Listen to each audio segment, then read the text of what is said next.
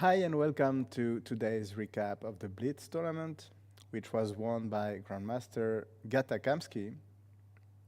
A very impressive result for many reasons, because let me remind you that Kamsky in the Rapid tournament only scored 1 point out of 7, so one may have thought that Kamsky was better at classical chess, or maybe too old for short time controls, or that he would not manage to come back psychologically after starting 1 out of 7.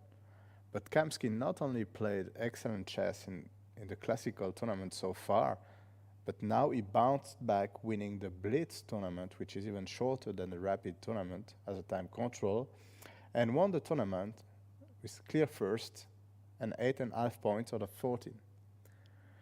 The second place, so let me actually show you the rankings. The second place was shared by Abdusatorov, Kamer, and Salem, all with 8 points, very decent results, +2. The leader of the tournament, Gukesh, scored 7.5, and Esipenko and Le Quang, who were respectively third and second, scored 7 points, so 50%. Only one player scored less than 50%. This is Arkady Nadic. He scored only 2 points out of 14, and I would say this is a very, very tough result for him, because you would never imagine how many winning or drawing positions he just lost on the last move, making an incredible blunder. He's probably quite upset right now. I mean, I don't know, or maybe he thinks it's Blitz, it's okay, everything is fine. But he could really have scored so many more points. But anyway, this is Blitz, and this is pretty unusual that 7 players out of 8 scored 50% or more, and that only one of them scored less than 50%. This day is actually a good one for Gukesh, although he only finished 5th, because his two main rivals in the general rankings were Le Quang and Esipenko, and he scored half a point more than them. So this is just increasing his lead. So let's have a look at the general rankings. Gukesh is still leading with 24 points. Le Quang is still second with 22 points. Esipenko is still third with 21.5 points. So Gukesh is still in a quite comfortable position. Let me remind that Gukesh is only 16-year-old, so that's an amazing achievement. The main difference between today's ranking and yesterday's ranking is that Salem is now very close to the leader after his great performance in the Blitz tournament, and he has 20.5 points. That really means that everything can go either way in just one game. I mean, we have 4 classical games left. Each victory brings 4 points to the winner, so basically any of these 4 could be the new leader tomorrow. Let's now have a look at the few games. So after a few recordings, I now remember that I have to change the scene before I start discussing the games. I'm very proud of myself that I finally did it. So, for example, this is round 1 between Le Quang and Nadic. So Le Quang, who is second in the general rankings, Nadic, who finished last in the Rapid, with also last in the general rankings. But again, this is a game that could have gone either way. Here White should have played King B7 with the same idea as in the game, to play King C6 and target the D6 pawn. And look what happened in the game. King B6 was played instead. Black played E4 because he thought pushing this E pawn is a priority, but after King C6, now with E3, unfortunately I can't play the moves myself.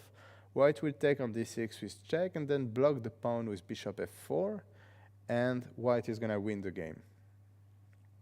So black tried to defend with bishop f4, but now the bishop comes back to defend, and the a pawn is just too fast. e1 queen takes, and a6, a7, and game over. But it may not have caught anyone's attention, but king b6 was a horrific blunder. King b7 was winning, because if king d7, then a4, a5, and whenever black takes on a5, you take with a bishop and you defend against the e-pawn. But after king b6, at black played king d7, then the e-pawn would have been completely unstoppable. And if a4, a5, black just takes it, and most probably can just queen his e-pawn, but can also take the bishop on c7. So after king d7, black would win a crucial tempo and the game. I mean, between king b7 and king b6, the evaluation goes from +10 to -10. This is just a terrible blunder which remained unpunished, but this is blitz. I mean, look, the players at 21 seconds, 14 seconds. Obviously, everything can happen. This is the beauty of blitz, but this can be, of course, very painful. I mean, in that case, this is, of course, very painful for Arkady, for example. In the second game, let's have a look at Gukesh Abdusattorov. So Gukesh, who anyway is in the lead, but was pretty safe in that position. I mean, already since a few moves. I mean, black was just trying to give a perpetual check because it clearly has compensation for the pawn, but white did not seem to be under a threat of losing, but suddenly he has to be careful, and with just 5 seconds on the clock, he played bishop to d8, and after queen e3 followed by knight g3, this is a mate in 2. This is not often that you see a 2700 player getting mated in 2 moves. But again, that is the beauty of blitz. And it is even more impressive that despite this game, Gukesh is anyway the very clear leader of the tournament so far. So let's have a look. Round 4. So that was a game against Gukesh. And again Nadic. So Nadic was playing with the white pieces against Gukesh. He decided to trade queens, and he has a rook and 2 pawns for 2 bishops. The position is not so clear here. The bishop escapes, and if black manages to consolidate everything as he did with the bishop on c4, pawn on a6, then black is no longer in any danger, I would say. But in that position, had black not unblocked the bishop a8 and had played the simple move rook b1 with the idea of playing rook b8, then the bishop on a8 would simply be lost. Rook b1 and game over, basically. So this is again a game that could have gone into Nadic's direction very easily. So I'm checking my phone at the same time because I made a list of these games which I wanted to show you. I mean, in the same, in the following game, round 5,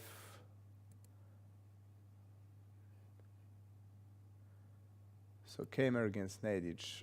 For once, it was Nadic who had a little bit of luck, because in that position, white was completely winning. All he had to do was to protect the c4 knight, but instead of going to c2, for example, he went to d1 and just blundered the piece in one move. And there is no queen d8 check, because the black queen just goes to g8, and suddenly it is black who is winning. So that's one game between Vincent Kamer and Arkady Nadic. That's a game that, contrarily to the previous one, should probably have gone not in Nadic's direction, but in the other one. But I would say that fortunately did not, because he would really not deserve to score 1 out of 14. That would be really painful. Okay, let me continue with my list. So in the same round, because I was not a commentator today, but I was, of course, following the tournament very closely. Of course, I'm showing as I said, I'm showing these blunders just to do something different as I did other days, showing brilliant games every day. Today I decided to do something different. I'm not trying to humiliate anyone, you know. I mean, I am a chess player myself, and I can tell you that this kind of blunders in Blitz I did hundreds. So everything is normal. So the game AC Penko against Le Kwang, so quite an important game between the second and the third players in the rankings. In that Rocken game, White was completely winning here. All he had to do was to bring the king to f4 or f3 and catch the c pawn with the king.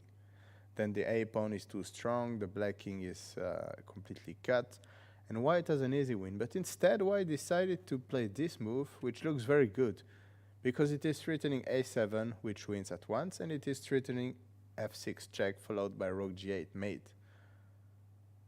And black did not react properly, he just played h6, and after takes and a7, of course, black can resign. But actually, after rook c8, all black had to do was to give a check on g4, give a couple of checks until the black king goes, let's say, to f4, or actually, if it goes to f4 is enough, and then rook a2. And there is no checkmate anymore, because f6, king g6, the king will escape to h5, and suddenly that would be a dead draw. Just check and rook a2 next.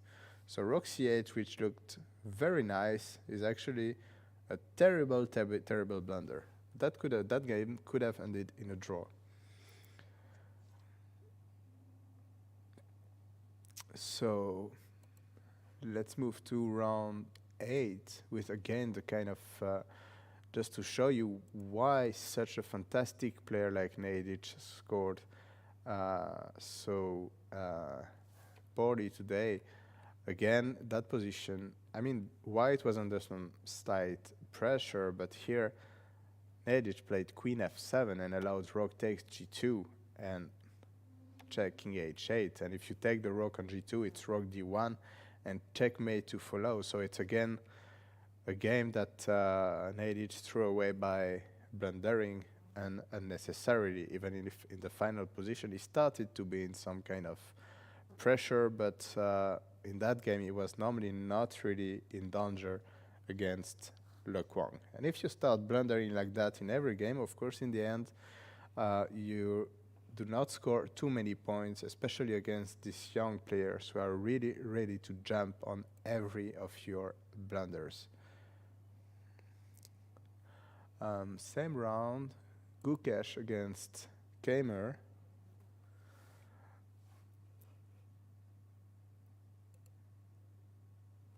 It's a game that was won by Gukesh as White.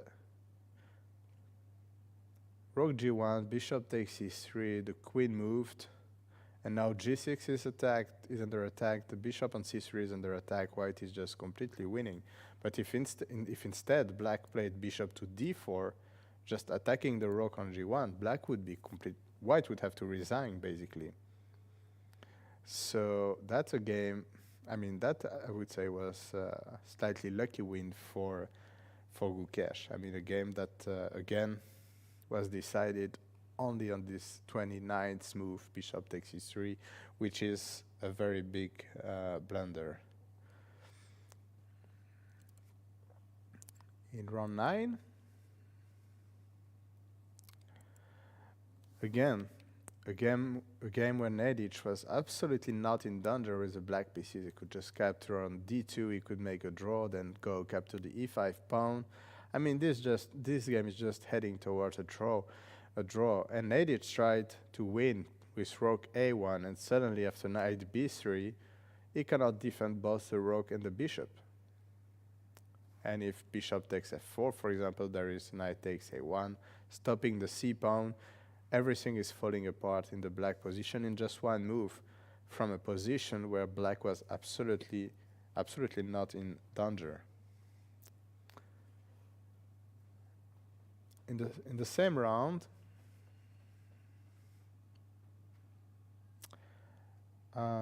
Salem Le Kwang White had played a fantastic game. I mean, here he has a completely winning position with bishop pair, a very weak black king. For example, if queen h5, it's just game over.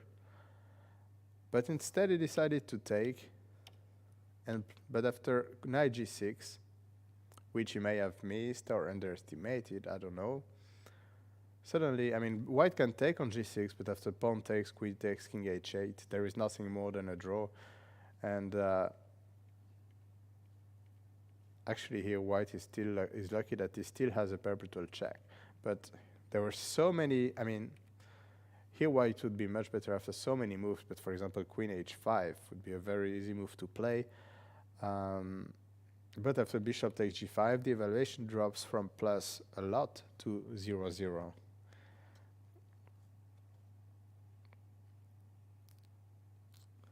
So we're in round 9, let's go to round 12. Another game by Arkady Nedic, where, I mean, look what happened when you're really in bad shape in a blitz tournament. This is a move that Nedic would play one game out of 1,000. I mean, in this position, white is more than fine. He's probably even slightly better. Nedic went to g6 with his knight, and actually after rook f6, the knight is trapped. White could have given a check on d8, but king h7, and it doesn't change anything. So I don't know what Nedic missed, but the knight is trapped on g6, and white can resign. In the same round,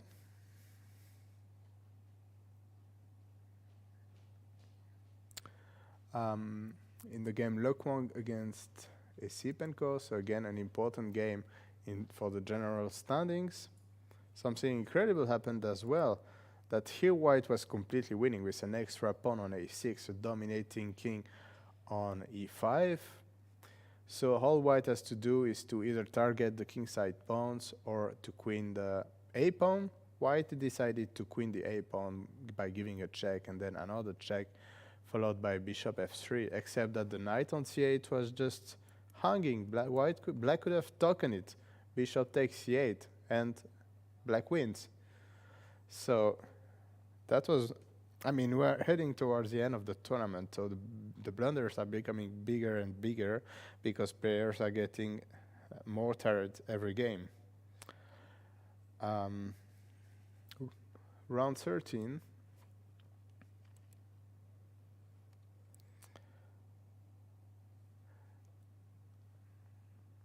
Kamsky against Nedic. I mean, look at this again. Nedic was completely fine here. I mean, white has an extra pawn, but black has a bishop pair. He is not fearing knight takes e6 because then it will be opposite colored bishops and it will be a dead draw. But Nedic decided to play here, and suddenly after bishop d5, he cannot defend both his rook and his bishop. Until the end, he probably missed that the bishop was hanging. Well, no, he played bishop f5.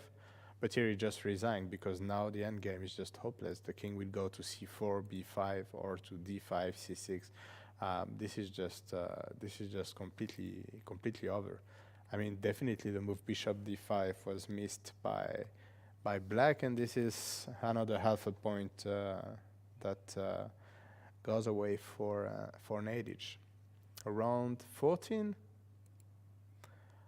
I mean, when it doesn't want to work, it doesn't want to work. I mean, here again, Nedic is doing completely fine. He just decided to capture on. I mean, here there is no queen a1 threat because white can just cover with queen c1. But after white took on f7, now queen a1 is just a background checkmate. I mean, such a strong player like Nedic should really be exhausted by his tournament.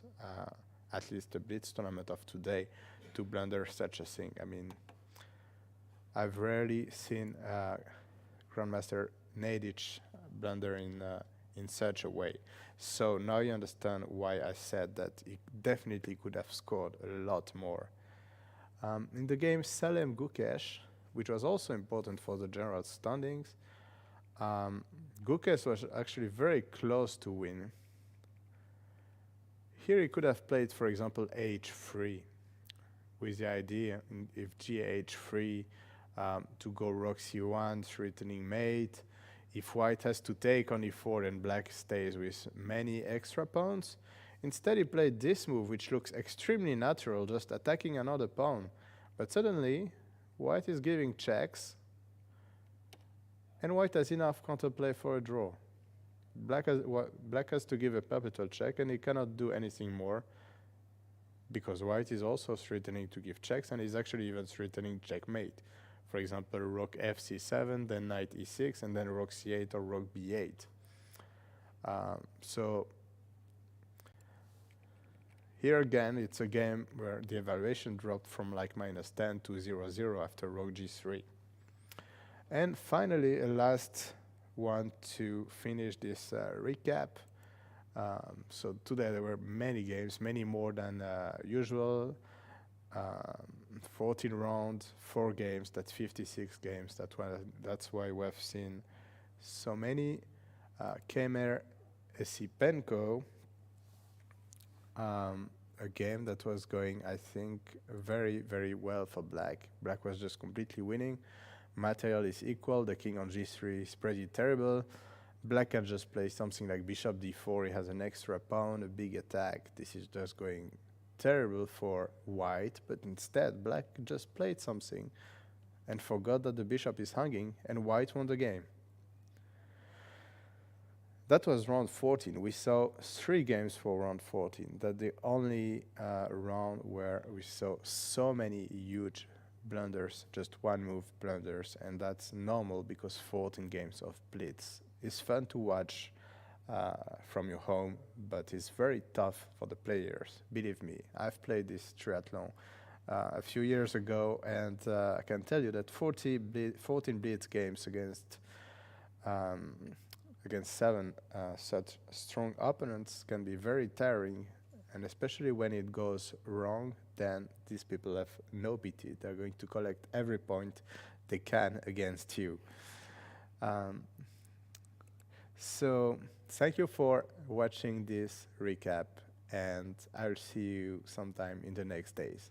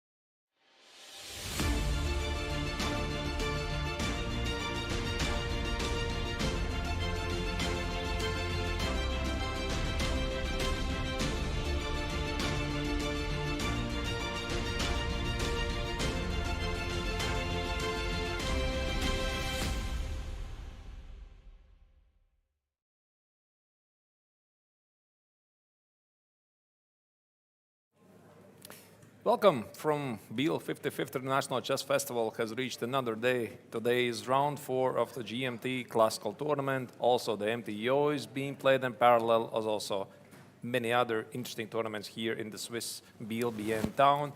Angelika Volkova, I'm Grandmaster Nations. We are going to be your hosts for today, round 4 of the GMT. Yes, welcome everyone. Today is round 4. Already 3 rounds of the classical part of the GMT has been played before the Blitz set, which we experienced 2 days ago. And maybe it's time for us to check the standings, what is going on now in the tournament, to refresh what happened in the previous rounds. Absolutely, and here you see that it's Damaraja Gukesh who is leading the overall rankings, the triathlon once again. 3 tournaments in total. Very quickly, we'll also explain you what is the scoring system in the so-called triathlon. Like Wang Liyem is in the 2nd place, trailing the leader by 2 points, and then Andrei Yasipenko is 20.5 points, but also Salem Saleh is not very far behind. So for today's, we have the pairings. Domirav Gukesh will play against Andrei Sipenko, Gata Kamsky against Arkady Naidic, and Underbek Abdusatorov against Saleh Salem. And we have also Lech Wang Liem against Vincent Keimer. So we have pairing of the leader actually, so probably we will start following the games with it, but we still have a little bit time for you to tell about actually what is it, Biel Chess Festival. Right, so the Biel Chess Festival isn't only the GMT, because you see there's the closed tournaments, Swiss Championships, open tournaments, there's the Grandmaster Triathlon. The Chess 960 tournament serves as a tiebreaker in case there's going to be the same score in the overall rankings. In parallel, we have the ladies' Exetos Quadriathlon, there's Swiss Championships, Rapid Blitz, again Rapid, Youth Championships Final, determining the Swiss champions, and also, of course, open tournaments like MTO, one of the strongest open tournaments in Europe and perhaps also in the world, featuring several 2700 level players. Yeah, and we have here the winners of the previous Grandmaster Triathlon and also MTO tournaments, and we can see that previous winners were, first of all, the current world champion Magnus Carlsen, the previous challenger Fabiano Caruana, also Maxime Vachier-Lagroix was winning the tournament, and from the last year we can see that Gata Kamsky was winning the tournament, and he's actually present here this year as well. So, and this is also our streaming schedule. So today is Tuesday, July 19, round 4 of the GMT, as you see, every single next day. Tomorrow, day after that, and on Friday, there's going to be rounds 5, 6, and 7. The start time is as usual, except the final round, 2 p.m. Central European summertime, but the final round is going to start at 10 a.m. in the morning. Yeah, and here we can see who is actually playing in the Grandmaster Triathlon 2022 edition. We have Andrei Sipenko, Grandmaster from Russia, Lech Wang Liem, Vietnamese Grandmaster, Saleh Salem also. He was winning actually the Master tournament from previous year. Gata Kamsky is the winner of the previous Grandmaster Triathlon edition. We have as well Vincent Keimer, the German Grandmaster. Everyone is looking at him now from Germany. Another Underbek Abdusatorov. He is actually the current rapid chess champion. And Arkady Naidic, who is representing Azerbaijan. And we have also Domirav Gukesh, who actually just reached the 2700, winning the previous game against Lech Wang Liem. And also, you explain more closely the tournament system of the GMTs, the 3 tournaments which count together for overall scoring system, 28 games, as you see. In classical tournament, we have 7 games. Sofia rule of 40 moves has been enforced, which means there cannot be a draw offer or accepting a draw before move 40, unless, of course, there is a threefold repetition, which is verified by arbiters. In the rapid tournament, which already is finished, they had 7 games. Blitz had 14 games. So all that is left for the GMT is the 4 classical games. And there is a special scoring system in the Grandmaster Triathlon. It's not just one event, one classical event, which is usually the case, but there are different events, and in the classical we have 4 points for the victory. In the rapid we had 2 points for the victory. In the blitz 1 point for the victory. And the most important that in classical part for the draw is giving only 1.5 points. So that makes player want to reach more, want to gain the win. This is also motivating really the players to fight for the victory because, of course, the margin is so huge that sometimes you're willing to take more risks and try to win the game. And this is the time control of the classical tournament, which is about to start in a minute or so. I believe already it should be starting. So there's 100 minutes for the first 40 moves, 50 minutes, next 20 moves, and if the players haven't had it yet enough, they have additional 15 minutes for the rest of the game, and of course, additional 30 seconds for every single made move. Yes, so that's making players spending more time on the game and for us to speculate more interesting ideas. So yeah, the round is about to start, so we're getting ready, and just to remind you one more time, we have Dumirayo Gukesh, who is leading the tournament, and one of the leaders is as well Andrei Sipenko. So that's one of the games we are going to follow. And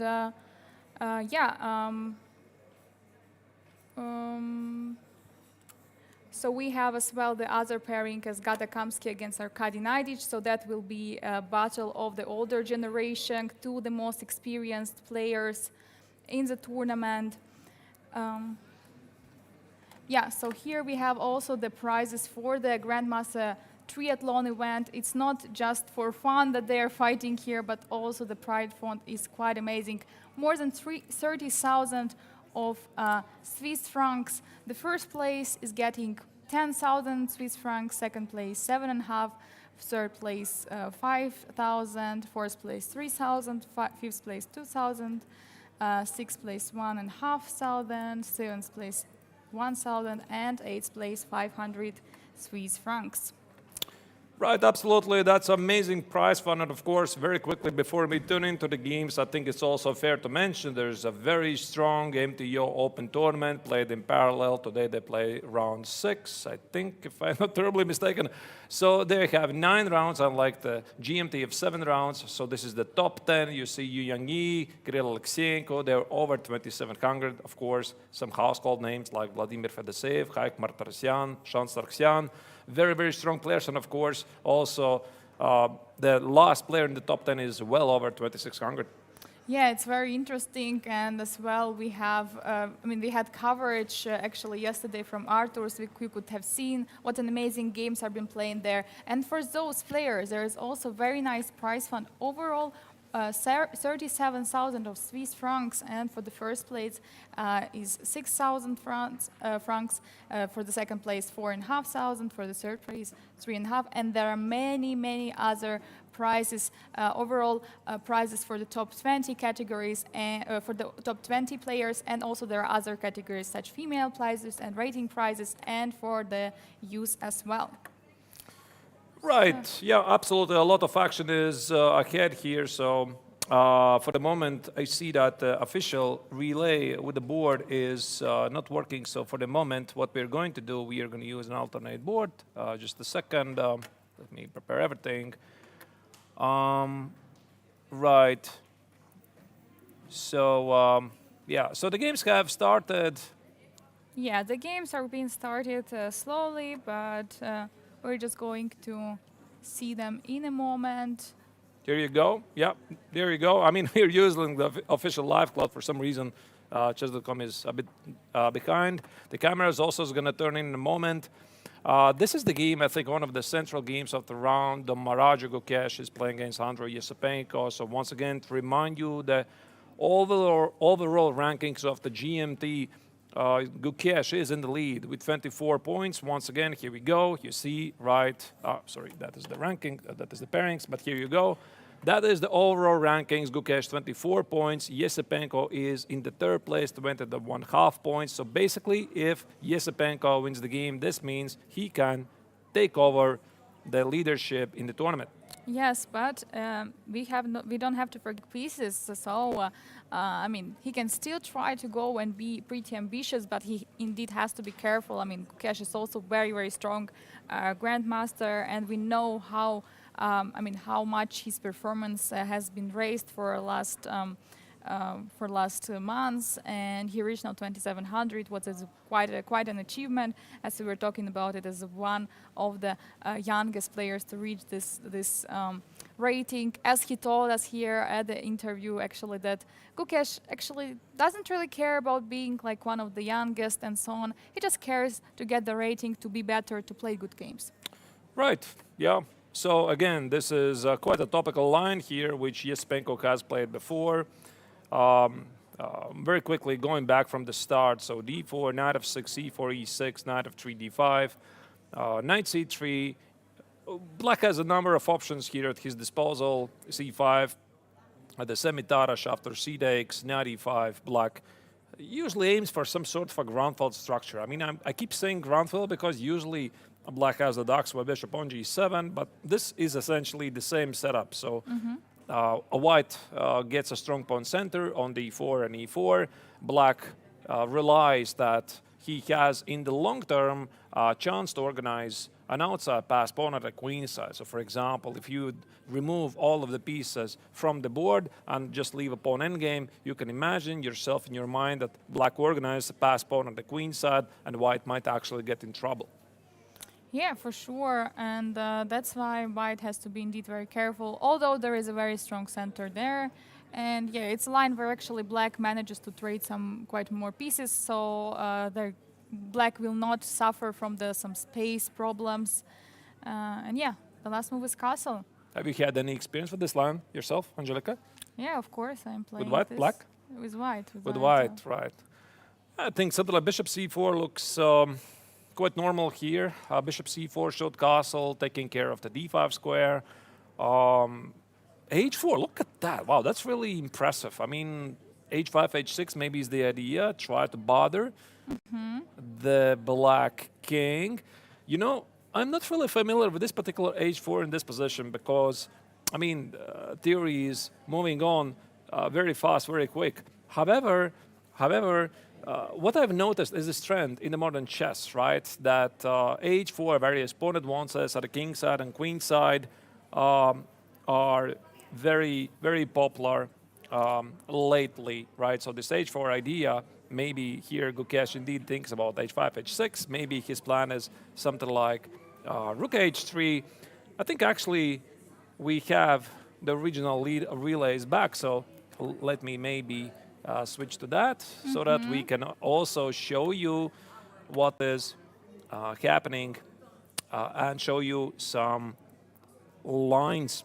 Yes, of course. So we have now back our original broadcast, and now you can see actually the position and also live position, so we can also make finally moves, draw some arrows, so that's really nice.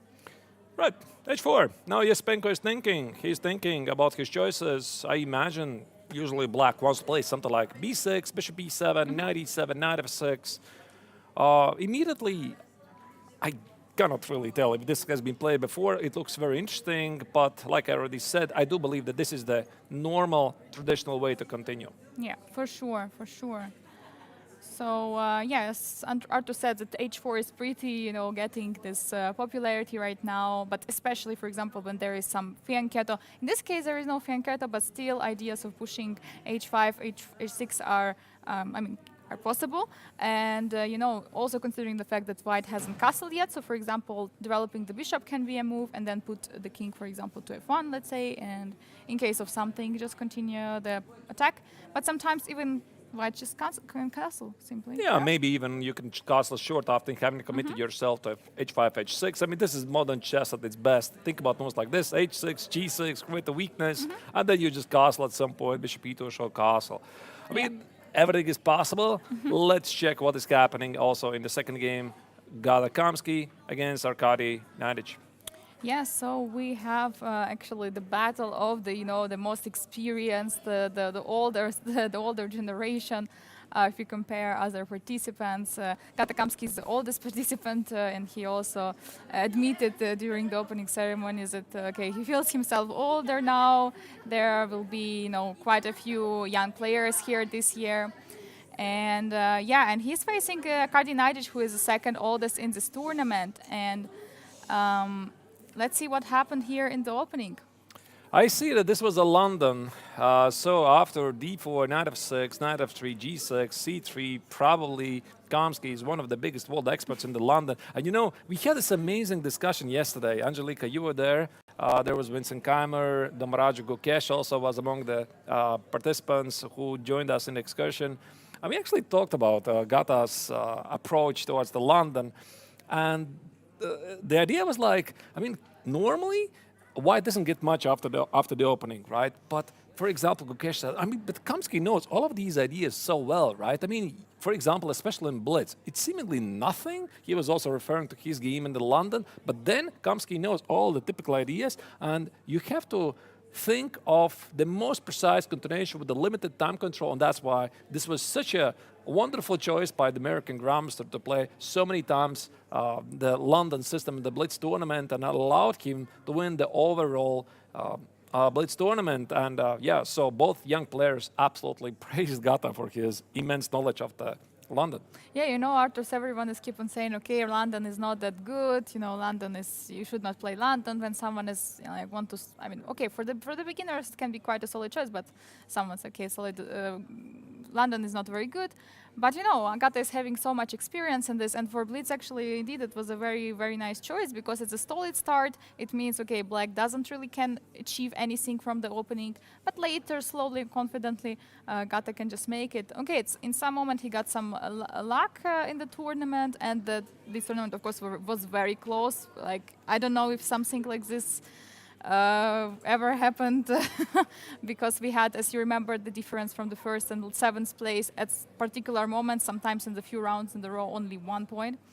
So yeah, but in the classical game, London can be also solid, can be also good. Absolutely. I think it's mainly thanks. I'm not really sure. Should we thank? Probably we should. The reigning world champion Magnus Carlsen, who brought it at the highest level, and he's pretty much, I think, okay, somebody please correct me if I'm wrong, but I think he was one of the first who started to seriously play it at the competitive level. And of course, everybody kept continuing it, and it's not so simple. I still remember my childhood years when the so-called London was considered, this is not really serious, right? You should be playing the mainstream theory. However, theory moves on, understanding of the position moves on, people understand things so much better now, and that's why also the London system and stuff like the Italian game, which, what was that, something like 10, 20 years ago? Now it's a thing.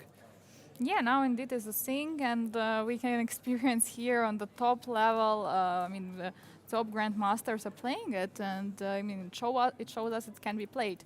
So what happened actually? Yeah, about this c3, early move c3. So once again, the London. What is the London, right? So London system, usually the idea is to play bishop f4. There can be discussion, should White include knight f3 or bishop f4, knight f3. There's some nuances. Let's not focus on them. However, here the point is c3. And the point of White playing c3 so early, it basically is directed against Black c5. For example, let's say Black plays something like here c5. Now you already need to understand what happens after d takes on c5, and White might be really ambitious and keep this pawn. So Black will have to work very hard to try to get it back. So that's why this early c3 is here played. Now Kamsky has ensured there is not going to be any c5, and he simply proceeds to play his setup. Yeah, and of course, if Black is not playing something like d5, he's just going for e4, immediately grabbing the center, because usually there are ideas to play first e3 and then push for e4, but why to keep it, calm if we can do it immediately? And yeah, he goes for it e4. And Nadic played it some sort of a King's Indian approach, right? It's perhaps a good approach, right? Because once you look at the Black setup, g6, bishop g7, short cast, knight c6, Black plays it like the King's Indian. His idea is to play e5. So bishop e2, knight e7, another typical maneuver for the King's Indian. So it's quite interesting. So black, instead of developing the light square bishop and say, listen, check, okay, I have finished my development. No, he is thinking for, he's going for more, and now after e5, he's challenging black center. I have a question actually. Was there at some moment some d5 earlier, like after knight c6, or knight b8 would be just played? So after knight c6? You mean d5? here, instead of in bishop e2? Actually, that's a very good question, Angelica. You know, the point of d5, at least my understanding is it's not always good. So after d5, I think it's this line, also some other lines in the Pirts of Imsev. I've seen this idea before that sometimes black plays knight c6, and he's like provoking you to play d5, right? So here, I mean, the knight cannot go to e5, right? So you would have to go back, knight b8. But the big point is, now black is going to play either c6 and e6. So you look at this position, and you ask yourself, is your setup ideal, right? So the bishop and e4, is it doing so great for this position? The knight on d2 already perhaps stands not so great to meet any breakthroughs in the center. So white ideally would want to play c4, knight c3. And I guess that's the reason. That's the reason why Kamsky didn't do this. And he allowed black to play e5. Yeah, I fully agree with you. Yeah, so e5 was allowed, but of course playing d5 earlier probably would have weakened more squares, so Gata didn't do it. And yeah, here removing the bishop is not really, I mean, it's possible to e3, but the pawn on d4 is hanging, so after bishop e3 there are some ideas of f5 already, so it's not very good. That's why take was actually forced in a way. And yeah. Now this is an interesting moment, right? So black takes on e5 at the pawn. So he claims his ambition for the center. Of course, you always need to account for a possibility that black can take with a piece. For example, knight e5 and not close the docks with bishop on g7.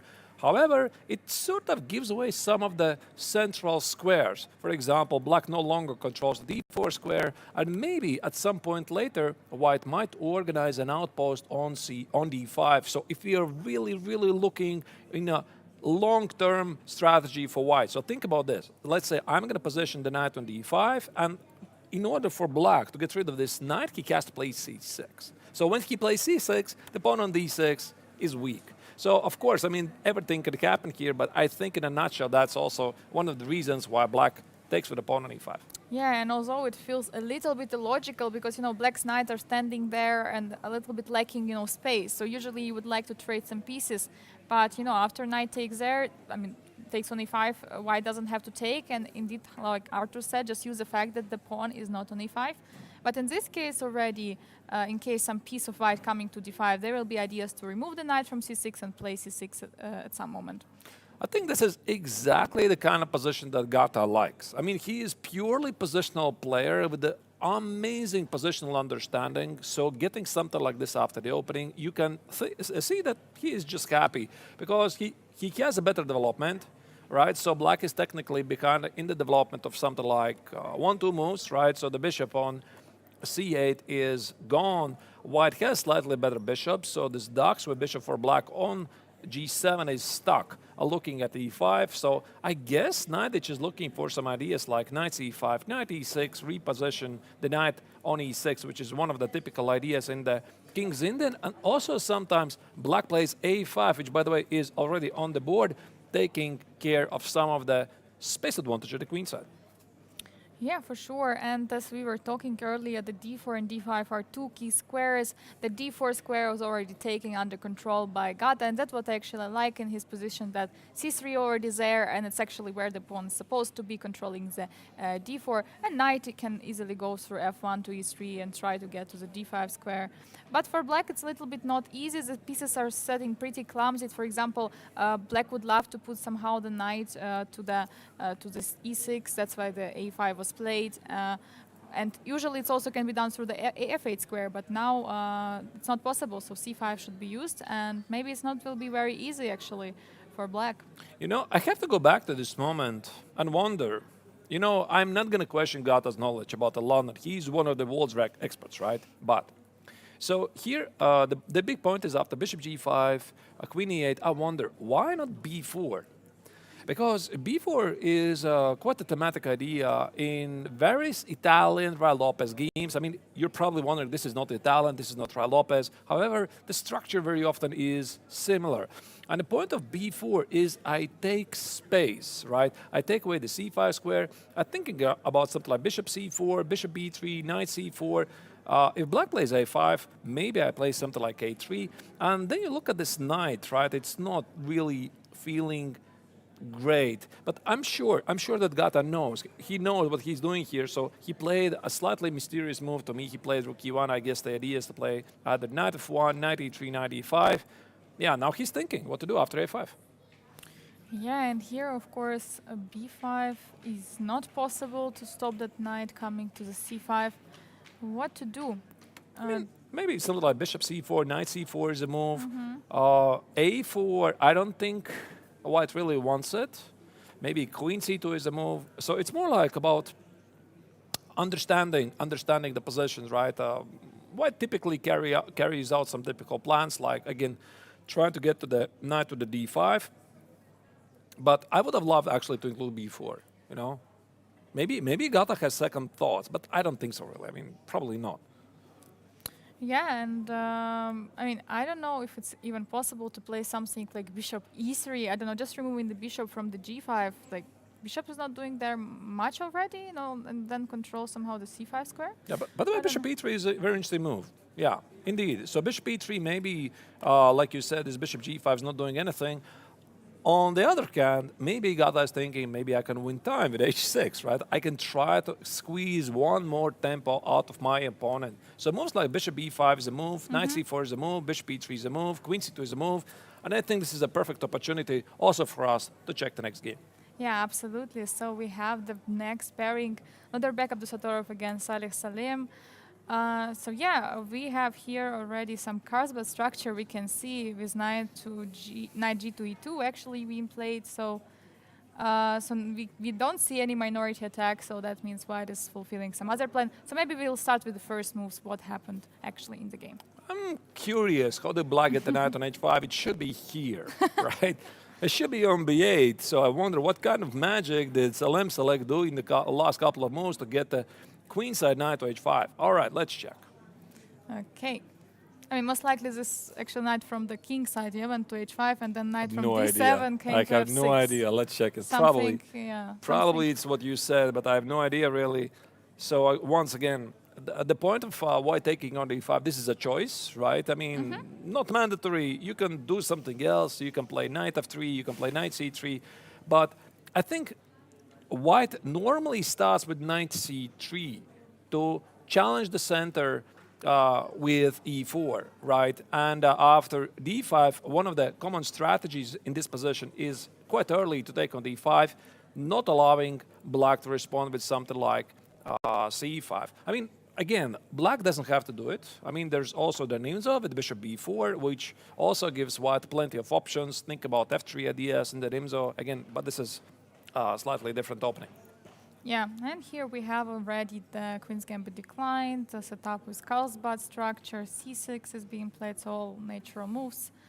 Yeah, and here black has different options to go for, and then I see here h6 actually was played.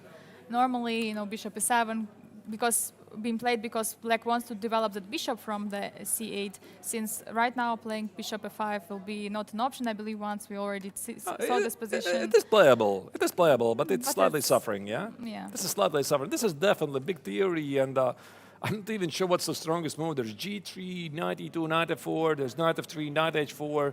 I think I've seen knight h3, knight f4, somehow white tries to play h4, h5. Black claims he's holding the position. Well, good for him. But this is not fun. And I think such a creative player as Salem Saleh is not going to do that. I mean, of course, he's going to seek something more interesting. And that's why h6 is played, but I don't think it's, again, a big deal. So this h6 or bishop e7 or bishop e7, h6, this very often just transposes to the same positions. Yeah, so h6, bishop h4, bishop e7, everything is normal, and bishop d3, immediately controlling the square f5 so that bishop cannot get developed normally. a castle. And here, yeah, white can go for knight f3, but knight g2 was played. It's just a different idea. Yeah, I think this is something you also know pretty well yourself, Yeah, right? You're more a d4 player, I'm more an e4 player, so at least to my understanding, the big point why knight f3 is played and white normally tries to do something here, or even sometimes castles long, knight e2 is more inviting to play f3, e4, and try to fight for the center. I mean, it doesn't immediately guarantee success, it's just a different approach. Yeah, exactly. So that's, I mean, still white can go for the minority attack, but of course after you play something like knight g2, it's already a little bit different. And also, you know, at some moves like bishop e6, you can always react with knight f4, so it's a more flexible move to play, or sometimes knight g3 controlling the f5 square also. So yeah, rook e8 was played. Should castle, already a big decision, right? I mean, that shows that white is not going to castle long. Recently, there have been developments, of course, in the opening theory. White really often loves to put the king on b1. Long castle, king b1, and literally trying to provoke black to do something at the queen side. b5, a5, b4, and when black does it, white at some point claims that, I mean, you have made weaknesses, right? Your attack is non-existent, and yeah, then he capitalizes on those created weaknesses. But of course, I mean, it's easier said than done. Yeah, absolutely. So yeah, everything looks normal. And now knight h5. So that's how the knight got to h5. And knight from the queen side actually substituted probably later with knight This f6. is interesting. You know, Angelique, I don't know this, because normally the idea, as far as I know, is knight e4, right? Knight e4 is the common idea, at least in these structures, but I think that's with the knight on f3. So here the point is, after knight e4, bishop e7, queen e7, if the white knight was on f3, then after the eventual capture, take it, the knight on f3 would be under attack. So white loses the tempo. Here, often, white takes on e4, for example, with the bishop, and then claims that he has the better control of the dark squares. This is one of the ideas, at least. And we can see already that their knight there was standing on e2 and not on f3, which would have been under attack. So yeah, knight h5, very interesting idea. Forces trade the bishops, because bishop g3 is something that you don't want to play, at least normally, because, for example, take it, and the more closely you look at the position, you start to realize you will want to open the position. When you open the position, the power of the bishop increases. So that's the idea, right? That's the idea. I mean, that's why also at the professional level, they pay really close attention to the power of the bishops. And yeah, that's why white took on e7. Yeah, so the trade of the bishop, everything looks normal. And here, yeah, there are, I mean, quite a few moves with the rook. There is rook a to b1, rook a to e1, rook f to b1, like many different rook moves, depending on what white actually wants. And okay, rook a to d1 was played, probably at some moment controlling this pawn on d4. Yeah, just preparing for some plan. That's deep. That's knight deep. c1, actually. I mean, rook d1, knight c1, that's really deep. I mean, his idea definitely, I think, is put the knight on c5, maybe prepare a3, b4. But, you know, it looks a bit strange. I mean, what do I understand, right? I question why not knight c1 right away? Why it was so important to play rook d1? So there's definitely some reason why often very good players, they're toying with the ordered moves, right? So rook d1, knight c1. If you really want to expand at the queen side with a3, b4, then the question is, what is your rook doing on d1, right? That's at least what I don't understand. So I can guess maybe his idea is to play knight b3 and not touch the queen side pawns and still go for f3, e4. Now that the knight on b3 protects the pawn on d4. Is there also some idea like playing like bishop e2 and knight, bringing knight to d3? But okay, again, the question, why do you need a rook there on d1? That's the a good question, by the way. I don't know. Yeah, bishop e2, knight e3 also is definitely a choice. For the Kaspa structures, I mean, this is a Kaspa structure. So what is a Kaspa structure? So pawns like this, from the white's perspective, also from the black's perspective, this is considered to be the Kaspa structure. And the common belief is that the best place for knight for both players is on d6 and d3. And why is this? Because if I put the knight on d6 or knight on d3, you start to see that this knight not only controls the center, it controls all of the potential weaknesses. So the knight on d6 protects the pawn on b7 because white normally tries to expand here. The knight on d3, I mean, just takes care of many squares. And maybe the next move is just might can be something like rook f2 e1, I don't know, and then prepare this f3 4 push. Yeah, but you know, Angelica, now I wanted rook e1, yeah? Rook e1, knight c1, then f3, e4. Yeah. That's why it's slightly mysterious to me, you know? But I'm sure that Abdusatorov has a very deep idea here, and it's just, you don't play it random. This is never random. They have ideas. They have ideas, and of course you see it on the clock, 1 hour and 34 minutes. Abdusatorov has prepared something here, and that's why Salem Saleh is thinking. But I would like to pay your attention also to this move, knight f6. And you're probably wondering, what is black going to do with this knight on h5?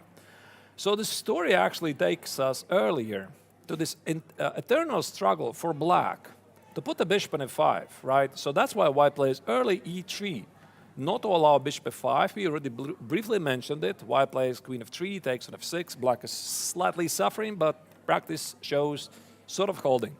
Now white takes care of the f5 square. So essentially, black is fighting to get the light square bishop out. So what he did, he traded the dark square bishops, put the knight on f6, and I think his idea is to play g6, knight g7, and now this knight on g7 allows black to carry out the idea of bishop f5. And in case you're wondering why Salem Saleh is thinking, because after g6, you need to understand how it feels together against white's intentions to play f3, e4. Yeah, but for now, f3, e4, of course, is not really possible. Still, there is one move to play to protect the pawn on e3, but anyway, this is, of course, an idea for white. And yeah, actually, queen d6 was played. So Saleh took some time. He played queen d6. So yeah, he has maybe some ideas in mind to play something like knight g4. Maybe queen d6 is just smart, you know? Yeah, sure, he's threatening with knight g4. But I think he's trying to toy with the ideas because, again, this g6, knight g7 is very direct idea, and he knows he probably should do that. But maybe he can provoke something from white in return during this time. So let's say white is concerned about knight g4. And he plays h3. Now I play g6. So if you're going to play f3, e4, you have weakened dark squares around your king. So are you really happy having included h3? That's what Abdusatorov needs to figure out. But there is also, I want to say there may be some idea to play f3, but white is simply not in time, actually, because the pawn on e3 is not protected. So that would be nice, actually, to have the rook d on e1, actually. Yeah, I mean, I don't understand, Angelica. There's definitely some deep idea that Abdusatorov has prepared. We got also a word from the chat that the main idea, indeed, is to play rook e1. I agree. It looks very logical. So the knight on c1, then the pawn on e3 is protected, the white pushes e4. I agree. But rook d1, this is slightly something else. All right. Yeah. I guess we're going to see, right? Yeah, we're going to see what the ideas of white with this mysterious rook a1 move. So let's go back, not back, but forward to the next game, Le Quang Liem against Vincent Keimer. We haven't checked this game yet. So let's see what happened here. And actually, in all games of the day, d4 is being played, right? No, this is the day of d4s, right? This is my day. Right. So, Okay. yeah, what happened here? Yeah. g3. All right. G3, wow. G3 is quite a common topic, at least yesterday when I was doing the coverage for the MTO round 5. I noticed that many leading players in the MTO, they really like the G3 system. And I'm not sure if that's a coincidence, really. But one of the ideas why G3 some players play is to skip Queen's Indian. You know, I don't know if there is some giant conspiracy that everybody in the MTO suddenly decided not to allow any Queen's Indian. But the big point is, of course, that after b6, bishop g2, black is not in time to play bishop b7, and d5 is not the way you're supposed to play this position. Yeah, for sure. And yeah, that's why, okay, bishop b4 is being played. Okay. And he plays b6 anyway, yeah. b6 is anyway played. Yeah, but of course in this move order it's all possible.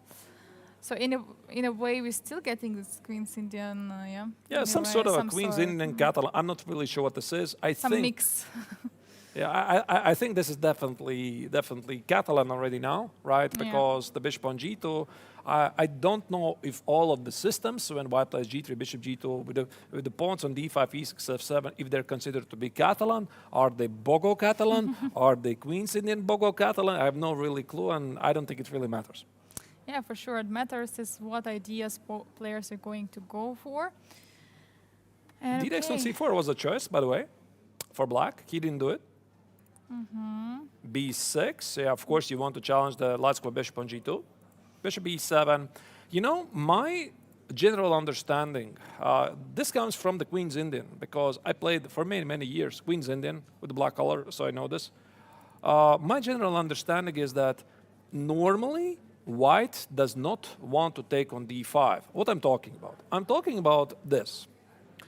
After c takes, e takes, if you are not going for these bishop g5 ideas, which we already saw in the game of Abdusatorov against Salem Saleh, this is something else. Then black plays c6, and he has a healthy pawn structure, right? So white doesn't do that. But to my understanding is as soon as black plays b6, this is an invitation for white to take on d5. So could it be right now? Could it be a couple of moves later? But the idea is that after c takes, now if you play e takes, so let's say I do something like a short castle, this is no longer the Kaspa. So you could play back b7. And in the long term, this pawn on c6 will be a weakness, right? So think about, I mean, playing whatever, bishop f5, knight e7, whatever. This pawn is a weakness, and white targets it. He plays whatever, knight b3, bishop f4, rook c1, you name it. There's so many moves. And fast forwarding, the big idea, so here if black at some point played c5, now white again has some choices, but one of them is taking on c5, which once again leaves black with two major choices. First, take with a piece and allow white establish an outpost on d4 and potential weakness on d5, or the second choice, take with a pawn, and essentially these might be hanging pawns. Yeah, and we can see that also knight on d2 is very flexible. It's not on f3. It cannot be attacked by the pawn with d4 easily. But something like knight b3 can be potentially played, you know, attacking one of the boss pawns. And yeah, those That's will the be idea. hanging pawns. Yeah, that's the idea in a nutshell. So again, so white needs to figure out, maybe black can take with a piece, like knight e5, bishop e7, and somehow push c5 and claim equality. So when you have a classical game at the Grandmaster level, I mean, at a really competitive level, even if you know theory, you're just sitting there and trying to figure out these nuances. And, you know, it's like mainly about feeling. How does it feel to you? How does it feel? Because this is some sort of a Catalan, you know the ideas, you know the theory, but of course every single time over the board you want to figure out again, I mean, is this really the way to go? That's what makes chess really exciting. Yeah, and let's see what was played. So there was a castle immediately, bishop b7, knight e5, immediately using the fact that now actually taking on c4 is not an option anymore. The bishop on b7 is in a way pinned by the bishop on g2, and yeah, I mean, white is getting some key squares in the center. Knight e5, you know, I'm a bit surprised, to be honest. I'm a bit surprised because I see already what happened after. I see that a5, a3, okay, c takes, and knight b1. To my understanding, again, the idea of knight e5 is played so the black can never take on c4 because there's a pin, but again, I question why not take on d5 right away, because not always white plays knight e5 in these positions. Either way, I mean, knight e5 looks normal. And if I was black, I would be, to be honest, I would be thinking about bishop e7, now that I can play c5, because if I play c5 immediately, white can try to trap the bishop. And, you know, this is perhaps risky. Sometimes there's sacrifice like this, b4, knight b3, the bishop on a5 is slightly trapped. Now you see this pin, you see this beautiful bishop, you get the utmost respect for white's position, and that's why black usually plays bishop e7, but a5 is slightly ambitious. Yeah, for sure, trying to keep the black squares under control on the queen side.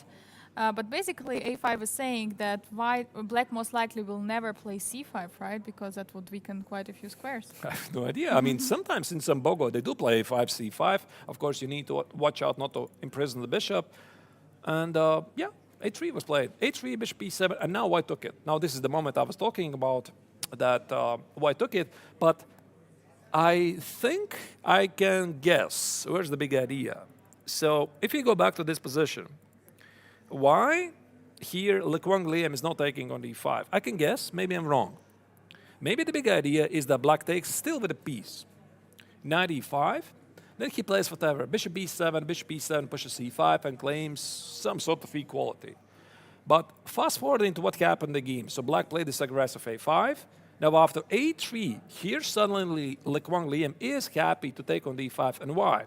Because after knight e5, if you now push c5, this might create you some weakness on b6. So now that black has committed himself to a5, maybe in some lines, knight c4, queen b3 could be problematic for black. And that's why he took with a pawn. Yeah, and now we have knight b1, very interesting ideas of saying that, okay, knight on d2 was basically just standing there in case black wants to take on d2 with a bishop, but now knight can freely go to the c3, more, much better square, of course, and yeah, afterwards already fulfilling the ideas. Sometimes we're pushing for f3, e4 in the center, like, I don't know what Maybe is just actually... something like this. Just to put the pieces Just play out. chess, and now black looking at this pawn on a5 and asking, why did I play this? Because now you pretty much, I'm not sure if you really want to play c5 because the weakness on b5 is considerable, the pawn on b6 might be weak. And this knight b1 is really modern stuff because I think in general how you want to play chess is, that's what I teach my students actually. You try not to chain the knights. So what does it mean, chain the knights? You chain them together. So it feels more secure, but at the same time they take away luft, right, for each other. They take away their potential from each other. And that's why knight f3 looks so nice, secure. You secure the central squares, you secure the knight on e5, the knight on e5 secures the knight on f3, etc. But they control less squares. So this knight b1 is like stepping back, but after knight c3, these knights, they're not chained, but they work together nicely. Yeah, and also when two knights are basically standing one near each other, they're basically waiting for each other to get removed from one square. So this knight from d2, for example, if it goes to f3, it, so to say, wants to come to e5, but it's waiting for the knight on e5 to be traded. So in case knight is traded, of course, it's very good that we have another knight immediately step in, but black doesn't have to take that. Black doesn't have to trade that knight. I'm also really impressed by Le Quang Liem's time management because you see he's 1 hour and 41 minutes on the clock. To remind you, the time control of the tournament is 100 minutes for first 40 moves. This means Le Quang Liem started 1 hour 40 on the clock. So move 11, that basically says he spent about 5 minutes making sure, 4 or 5 minutes making sure he's remembering all the right moves. That proves probably he's still within theory, while Vincent is not. Yeah, and Vincent is taking quite some time here. So I don't know, we can already return maybe and see what has happened so far in the other games, while Vincent is trying to figure out what to do here for black. Let's do that. Let's go back to one of the central games of the round, Dombaraju Gukesh against Andrei Yasipenko. H4 Yeah. Newcastle, yeah? This is fantastic stuff. Yeah, so let's return to when we stopped. There was an h4 played here, yeah. Interesting idea. So b6. B6, yeah, that's very conventional way to Yeah. continue for black. You want to get a bishop on the long diagonal. I mean, sometimes maybe bishop a6, Yeah.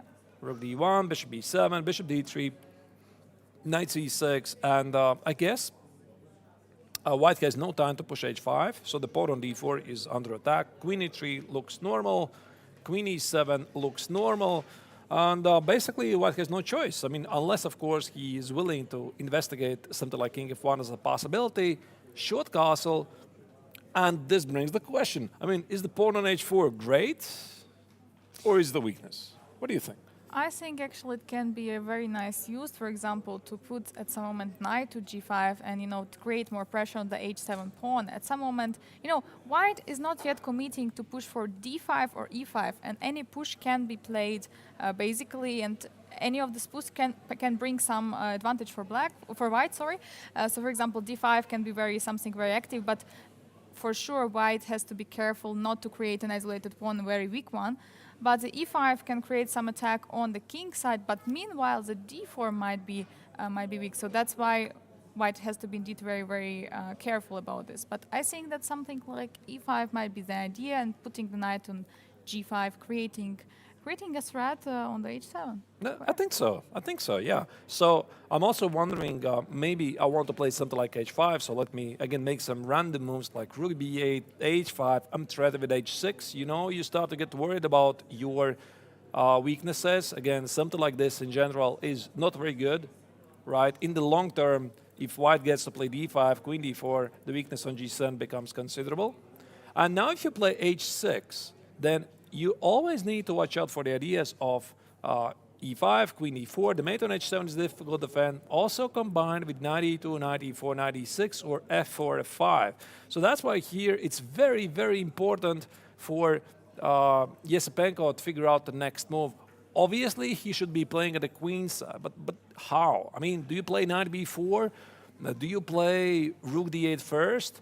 Where do you put the knight? Do you put it on b4? Do you put it on c4? Or maybe in some lines you're going for a counter-strike in the center? Yeah, that's for sure a question for black. And just I had comment in the chat, and I just also recalled myself, so that this idea of h4 and then bringing the rook to d1, it can be a waiting idea. If we just return back, and before black went for the bishop b7 actual idea, so before bishop b7. Ah, you mean here, Yeah, right? yeah. Before bishop b7. So basically this h4 was played, b6, and rook d1, and white is basically waiting for black to say if they want to put bishop on b7 or they want to trade bishops on a6. Because if we just imagine in case of not rook d1 but bishop d3 would have been played, then bishop a6, bishop takes a6, knight a6, and white lost one tempo. And in that way rook is on d1, so that idea of bishop coming to a6 loses the strengths. Yeah, rook d1 is a good waiting move, and the question is if black can also afford to do something so waiting like queen e7. You know, we could go great lengths here. You play waiting move, queen e7, you wait, I make another waiting move, I don't know, h5, black makes a waiting move, h6, I make another waiting move, rook h4. Of course, this can go to great lengths, but at some point you need to start to make those good moves. Yeah, and that's why after bishop b7, of course, white very happily played bishop d3. Of course, yeah, knight c6, so yeah. And that's why Yesipenko here has long thought. Right. So, yeah, let's do another recap. By the way, we also have shortly in the studio a special guest here with us. One of the sponsors of the tournament is going us here for a moment and talk with Angelika about what it is, why the women's quadriathlon here is a special tournament for Biel Chess Festival. But I think it's something like 10 minutes we're going to have her here in the studio. In the meantime, what we're going to do is we're going to recap. Once again, go a full round of all of the games, see what is happening there, then make a short break and be back with a guest. Yeah, okay, so we just basically established there are some ideas for white here. Black still has to decide what to do and how to deal with that, so let's go to the next game. So the next game is Gata Kamsky against Arkady Naidich. Not much has really changed, of course, now that the pace is becoming slower. After a5, Gata played bishop e5. You know, I saw a comment in the chat. I mean, this is what Gata often plays in his streams online, right? So bishop e5 probably is a very, very familiar idea for Gata, targeting some of the created weaknesses at the queen side. The bishop on b5 now it's difficult to get rid of because, unfortunately, for black, a5, a6 is illegal move. Last time I checked, the pawns don't go backward. Right, so b5 makes a very nice outpost for the bishop. So knight e8 here, I guess Naidich is thinking about aggressive ideas like pushing queens and pawns, put the knight on e6. And look at that, your a4. I think the idea is to stop this advancement of the pawns. Yeah, absolutely. And you know, you mentioned this idea of a4, but Gata is making it even stronger after playing bishop b5 because, I mean, now even though the c6, b5 is possible, but after a5, everything is being, like, in a way, stopped for black, and they cannot really improve on the queen side. Knight e6 is played, and now bishop h4. So Kamsky wants to keep his dark square bishop alive. So bishop h4 is one way to continue. I wonder why not bishop e3. That would be my logical choice. Is there some f5? Yeah, you need to evaluate that, definitely. Yeah, you need to understand what this is, because after f5, Do you take it? Don't you take it? Take it. Of course, black takes with the pawn. Otherwise, that's a weakness on e4. f4 is a main threat. Now knight c4, perhaps this bishop is trapped. And yeah, where do you put the knight, right? So it's not really so simple. Let's say knight b3. Difficult to tell, right? I mean, this pin, by the way, is quite unpleasant. So maybe it's nothing, really. Yeah, maybe it's F4. nothing, but it looks a little bit dangerous. Yeah, maybe e4. Yeah, e4 looks more natural, right? Knight e4, take it, c6, knight e5. I mean, there's so many dynamics, so that's why I guess it's more like a gut feeling or perhaps deeper understanding of the position. Gata decided to play bishop h4 and got f6 in return.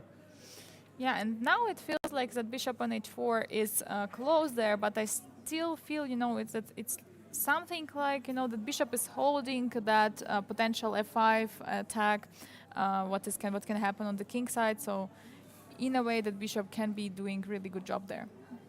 Yeah, f6 now. Black pretty much says, okay, listen, I understand my Daxua bishop is not doing anything, so I'm going to extra protect the pawn on e5, maybe bring out the bishop here on h6, also additional ideas like rook f7, maybe at some point knight f8 start to appear under the horizon. It's just a normal positional move because although black's position looks slightly cramped, I mean, the pieces are not positioned perfectly, white cannot easily break through. Yeah, for sure. So let's maybe move to the next game, Abdusatorov against Salem. What do we have here? Now knights are getting all crazy. First knight went to h5, the other knight substituted on f6. Now knight from f6 went to the g4, as we actually mentioned earlier, the idea of attack. Very quick question, Angelica. This knight is from which side? King side, queen side? No, don't think. This is queen side. Are you sure? Let's check it. You're right. You're right. I wasn't very sure because the knights are dancing here and there. Yeah, indeed, this knight is from the queen side. So we left it here. I think rook d1, knight c1. We felt that this rook d1 is a bit mysterious move. Queen d6, rook e1. Okay, look at that. Yeah, so that was my actually suggestion because you want to protect the pawn on e3, but now it's already different story. Now it's different story. Right. Still f3, g4, f3, e4 might be an idea. Knight g4. So he provokes a weakness. I mean, these guys are so good, right? I mean, he plays knight g4. It's not like Salem Saleh is looking for a checkmate here. Queen h2 is, of course, a very nice threat. But the big point is after g3, knight f6, he says, I'm going to provoke you some weaknesses, and then I'm going to exploit them. But just imagining if really rook a to e1 have been played instead of rook a to d1, it would be much easier for white. They would have played just immediately f3 instead of rook f to e1, and there would be never any knight g4 ideas. I just little bit don't understand why was it so necessary to allow black to go with this knight to g4. I can literally see Salem Saleh waving a red flag for Abdusatorov. Come and get me. Play h3, come and get me, let's do this. Yeah. So h3 is winning a piece. So Salem Saleh is provoking his opponent to sacrifice a piece. Do you do that? Don't you do that? Let's quickly check. So h3, the knight is trapped. This is not a blunder. I think so, at least. Sacrifice on e3. What do you do? Yeah, probably. Take it. Pawn, yeah. Queen g3. Queen g2. Queen g2 and rook e3. How do you value this position? Because black has 3 pawns for the piece, but also the 4th pawn on h3 is under attack. Maybe there is some knight or knight e2 is not working. Knight c2 e2. I'm sure. The idea is queen g2, king This g2, this also needs to be properly valid. Now it's 4 pawns, but white is very active here. So could be moves like rook e7 again. Very important to understand. Okay, maybe there's a 5th pawn. Maybe that's too much already. But I like this, and also, as a professional chess player, I know that at this level, a big part plays provocations. I mean, you just cannot sometimes outplay your opponent by playing a boring Italian game. I mean, only Magnus Carlsen can do that. So you need to create some hostilities. And if you are getting a very ambitious opponent like Abdusatorov, of course, Abdusatorov is very ambitious, very young player. He wants to beat his opponent. They have played against each other before. So entire sequence of knight g4, knight f6 is a huge provocation from Salek. Again, waving red flag. Come and get me. Come and get me. Let's do this. Let's have some fun. And what do you do? What do you do? Because also Abdusatorov understands this is a provocation. My opponent wants this. So instead of automatically rejecting, he's trying to figure out, should I do this? Maybe this is the way to go. Maybe this is my golden chance to win the game. But I'm just, curious, like, what if white simply does nothing about that knight on g4? It simply doesn't go anywhere. There are no sacrifices on f2 or h2. I think the idea is h5, h4. This pawn can move, but maybe h4 can be played, stopping that. But then the sacrifice can be calculated. Yeah, the sacrifice on e3 could be a move. Maybe you play even bishop f1. Yeah, sure, bishop f1 looks very logical, but let's think about a bit more deeply. So where's white's plan? So what do you do here? What do you do? Because you played rook d1, knight c1 with the idea to play knight b3, f3, e4. Now, can you do that now? So first he needs to evaluate the sacrifice of h3. What happens after that? Maybe come up with a very interesting concept. He needs to give very proper evaluation. If that doesn't work, what else? So if he is going for f3, how do you make it happen? Something like queen d2 questions to me if something like this can be tried out. Queen d2. There are some actual ideas of knight e4. I'm not so sure if it can happen. Knight Queen e4. d2 is definitely a big move. Yeah. Knight e4, like you said, absolutely. So this already is, the light squares are screaming for white at the king side. They're incredibly weak. So if you take with the knight, now you create some weaknesses. What is your queen doing on d2? Where is your plan again? And black is still gonna play here at the king side with h5, bishop f5. I look at this for 5 seconds, I already don't like it. Yeah, I don't like it for white either. And the thing is, you have to prepare this f3-4 in some way, but how do you exactly do it? That remains to be seen. That really remains to be seen. Either way, there's going to be a major choice here for Abdusatorov to make. You see, he knows this is a big, big moment for him. And I think what we're going to do here, we're going to leave Abdusatorov to think about his choices. We're going to make another check of the final game. Then we're going to go for a short break and have our guest here with us in the studio. Yeah, so we have the last game to check. Lech Wangleum against Vincent Keimer. Yeah, we have few moves which Just have one. been played. Just one. One, exactly, because knight e5 was played before. Just one, yeah. Knight e4. Knight c1, knight c3. Oh, wait, yeah. I'm sorry. No, you're right. Two you're right. moves. Knight Two moves. I b7. stand corrected. Yeah. Knight e7, knight c3, knight e4.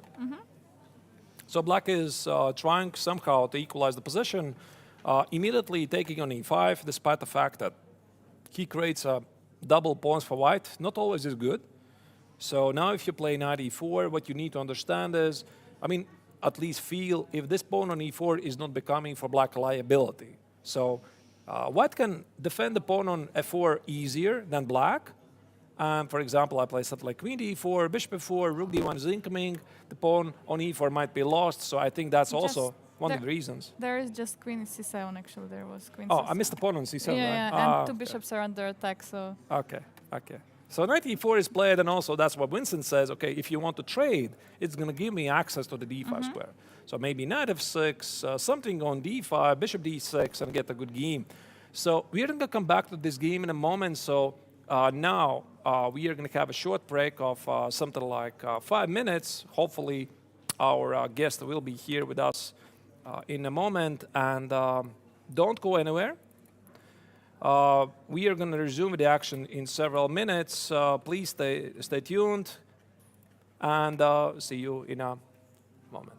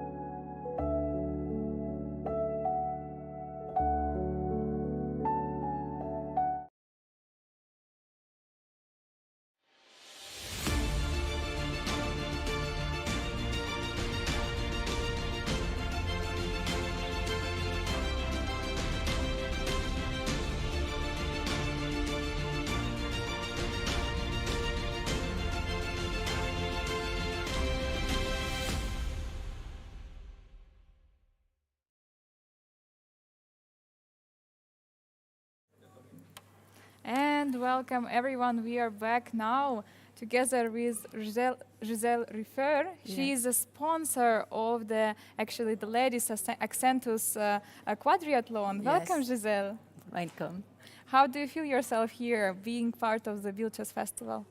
You see, I live in Bienne, in Macolin, and Bienne is one of the city for watches, and also the city for the chess festival.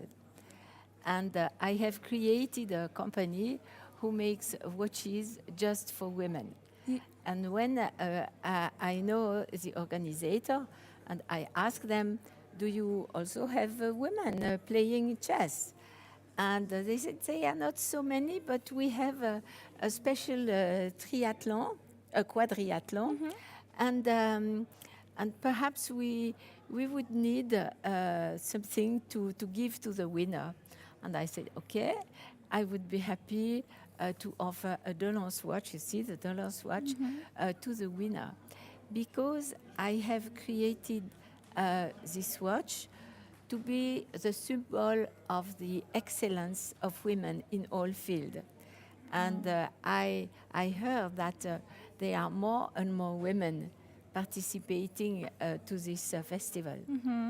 So Giselle, tell us more, maybe a little bit, why did you decide to, because it's very special, you know, there are many watch companies. Switzerland is very famous for the watches, and your actually is very special, right? Because it's just particular for women. Yeah. How did you come to it? How did you decide? I came to this idea. You see, from my childhood, I am very conscious of the fact that women, life is very often difficult for women. And you know that we are bright, we are intelligent, we are very good at school, we do a lot of things so well, but finally at the end, all the top positions are for men. And I was working in the watch industry, and I had some idea. I was a product manager, and I said that usually when you make a watch, you first make the man watch, the big man watch, and you make a smaller version for women. But a woman is not a smaller version of a man. You agree? Yes. We are something very special. And I said, women deserve a watch that express or symbolize time for women. Because as everybody knows that if you speak about time to men or to women, we have a completely different way of living time. And so I said, for women, time is longer and also shorter, because very often we do different things all together. It is relative, yes, for women. Yeah. For women. For example, if you ask a man, how much time do you need to do that? He will tell you almost exactly 10 minutes or 2 hours, or it is not always right, but they will say something. But if you ask a woman, she will answer, it depends. You agree? Yeah, of course. It depends what you want, how much I have to do, how many people, a lot of things, it depends. And that is something that for women is important. Time, and you see also, if you see the time for men, they have like a suitcase. You see, a very suitcase like this. And they put things inside. And when the suitcase is full, they cannot put something more inside. But women, they have big bags. Yeah, travel bag. Travel bags, and you put things, and when it is full, you can put over, you see, and I think the time for women is exactly that. We extend our time. So I was wanting to symbolize a watch that express this value of time for women. And I have spoken with many women, with young women, with older women, with very old women, about time. And now, if we already spent some time yesterday together, and we exchange things, I think, quite sincere, profound. And time for women is something like life. If we spend now perhaps 10 minutes, 20 minutes together, you offer me 20 minutes of your life. It is a piece of your life, and I give you a piece of my life. So for me, time is life. And time is also love. But when you say life, it is more complete. I think so. And so I decided to create a watch which symbolize life. But it is because all over the world, women care for life. We don't want to kill other people. We really would like to preserve the life of everybody. And that is in the center. And what is the symbol, a universal symbol of life, is the diamond shape. It is the symbol of the womb. It is the symbol of motherhood. And so I choose this shape in the center of our time, in the center of our life, is life. And there are two smalls also. Yeah, you have this spiral here, and the spiral means water, and water is associated with femininity. And here the stone is fire, associated with masculinity. And you have the infinity loops connecting north and south, water and fire, masculinity and femininity. So it is a symbol of harmony. That was something for me very important, because I can say I fight for the right for women. I am what we call a feminist. But you see, I love men. I have a husband, I have a son, I have grandson, I have friends.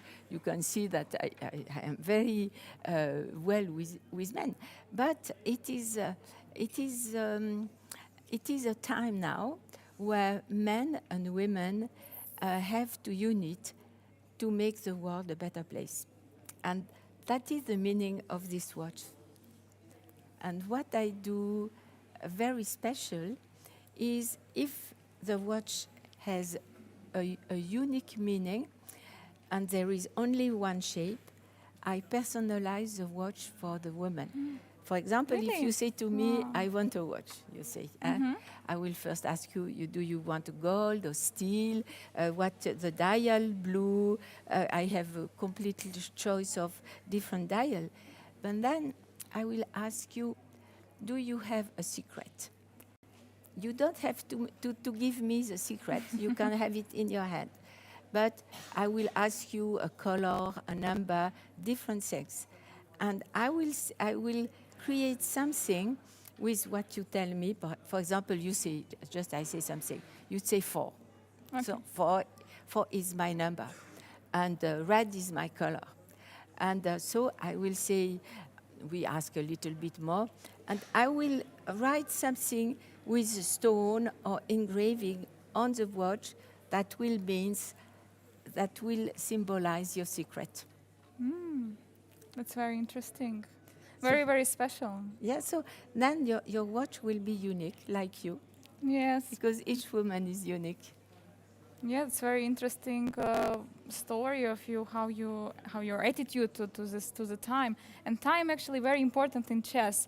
So you yourself don't really play chess. No. Which attitude do you have to chess? Like you like the game because it has a lot in common with watches actually, because it's also about time. Yeah. I regret that I cannot speak, that I cannot play chess, and to tell you, when I was asked to play the first step, yesterday I asked my husband. Does he know? He knows, because all the family can play chess, and I will not say I can play. And I said, I have to do something. Tell me what I have to do. And he said to me, but don't worry, everybody is doing the same. You just ask if she prefers the king or the queen, Yeah. and 1 or 2 steps or whatever, and you ask them and you do what they. But I will tell you something a little bit funny. I have a brother who is a little bit older than I am. And you see, I am an old lady a little bit. And in that time... Only a little bit. A little bit. Not in spirit, but... And my brother had some difficulties at school. And the teacher said to my parents, he should... perhaps it could be good for him to play chess. That would make him to be more attentive, and it would be good that he could learn to play chess. So my father decided to buy all the material, and after dinner, every day, they were sitting on the table, and I had to do the dishes. And one day I said, it's not fair. Enough. I want to play chess too. And then my brother said, no. That is my chess material, and go to the kitchen. And so I was so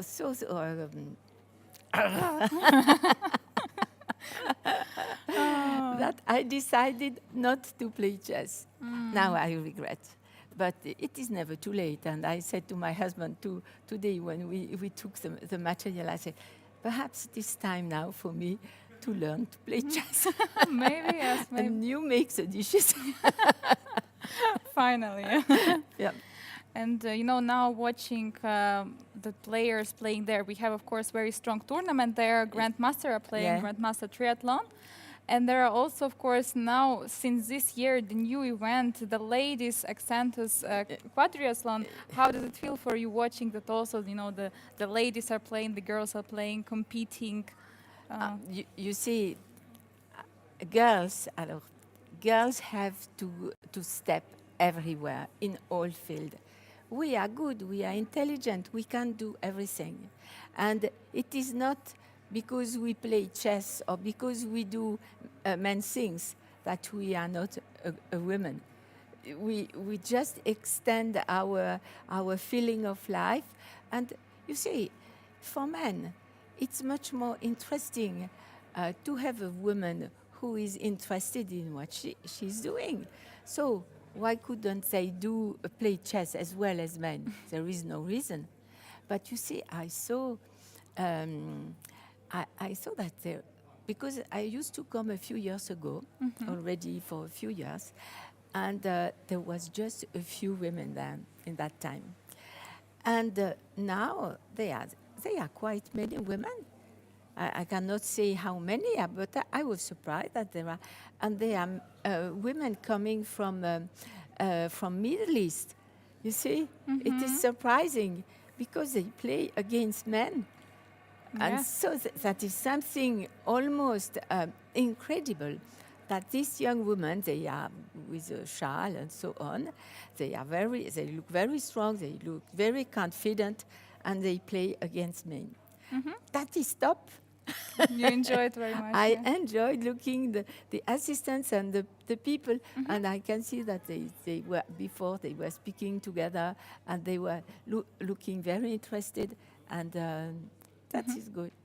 So, Giselle, you're giving the first prize, actually, your watches. So, will this watch also be special for that girl? I have chosen the one in steel, and I will let them choose the color of the dial, because I can propose a white dial or a blue dial, and they can choose between a leather strap or a steel strap. I will let them choose the watch that is corresponding to who she is. Thank you so much, Giselle, for being with us. It's a big honor to have you here, also supporting the women in chess, because we have the first time this closed event also for the girls. It's so exciting to see them playing and to have you here as our special guest. Thank you so much, Giselle. I hope that I will come back next year, and that there will be even more women, because it is just when we spread the word about something that things are changing. And it is also very good that you are also commenting, and everybody can see that you are beautiful, intelligent, everything, and you play chess. Yes, you see, and that's a women power. Women power. Thank you so much. That was Giselle with us here. She's the CEO of the Lons. It's a watch, basically production only for the women. Very special one. It was really a pleasure to have a conversation with you. And yeah. I forgot to tell you that I have my story. My story in French, German, English, Spanish, Italian. And I will bring you one of the books. You are there every day? Yes. Okay.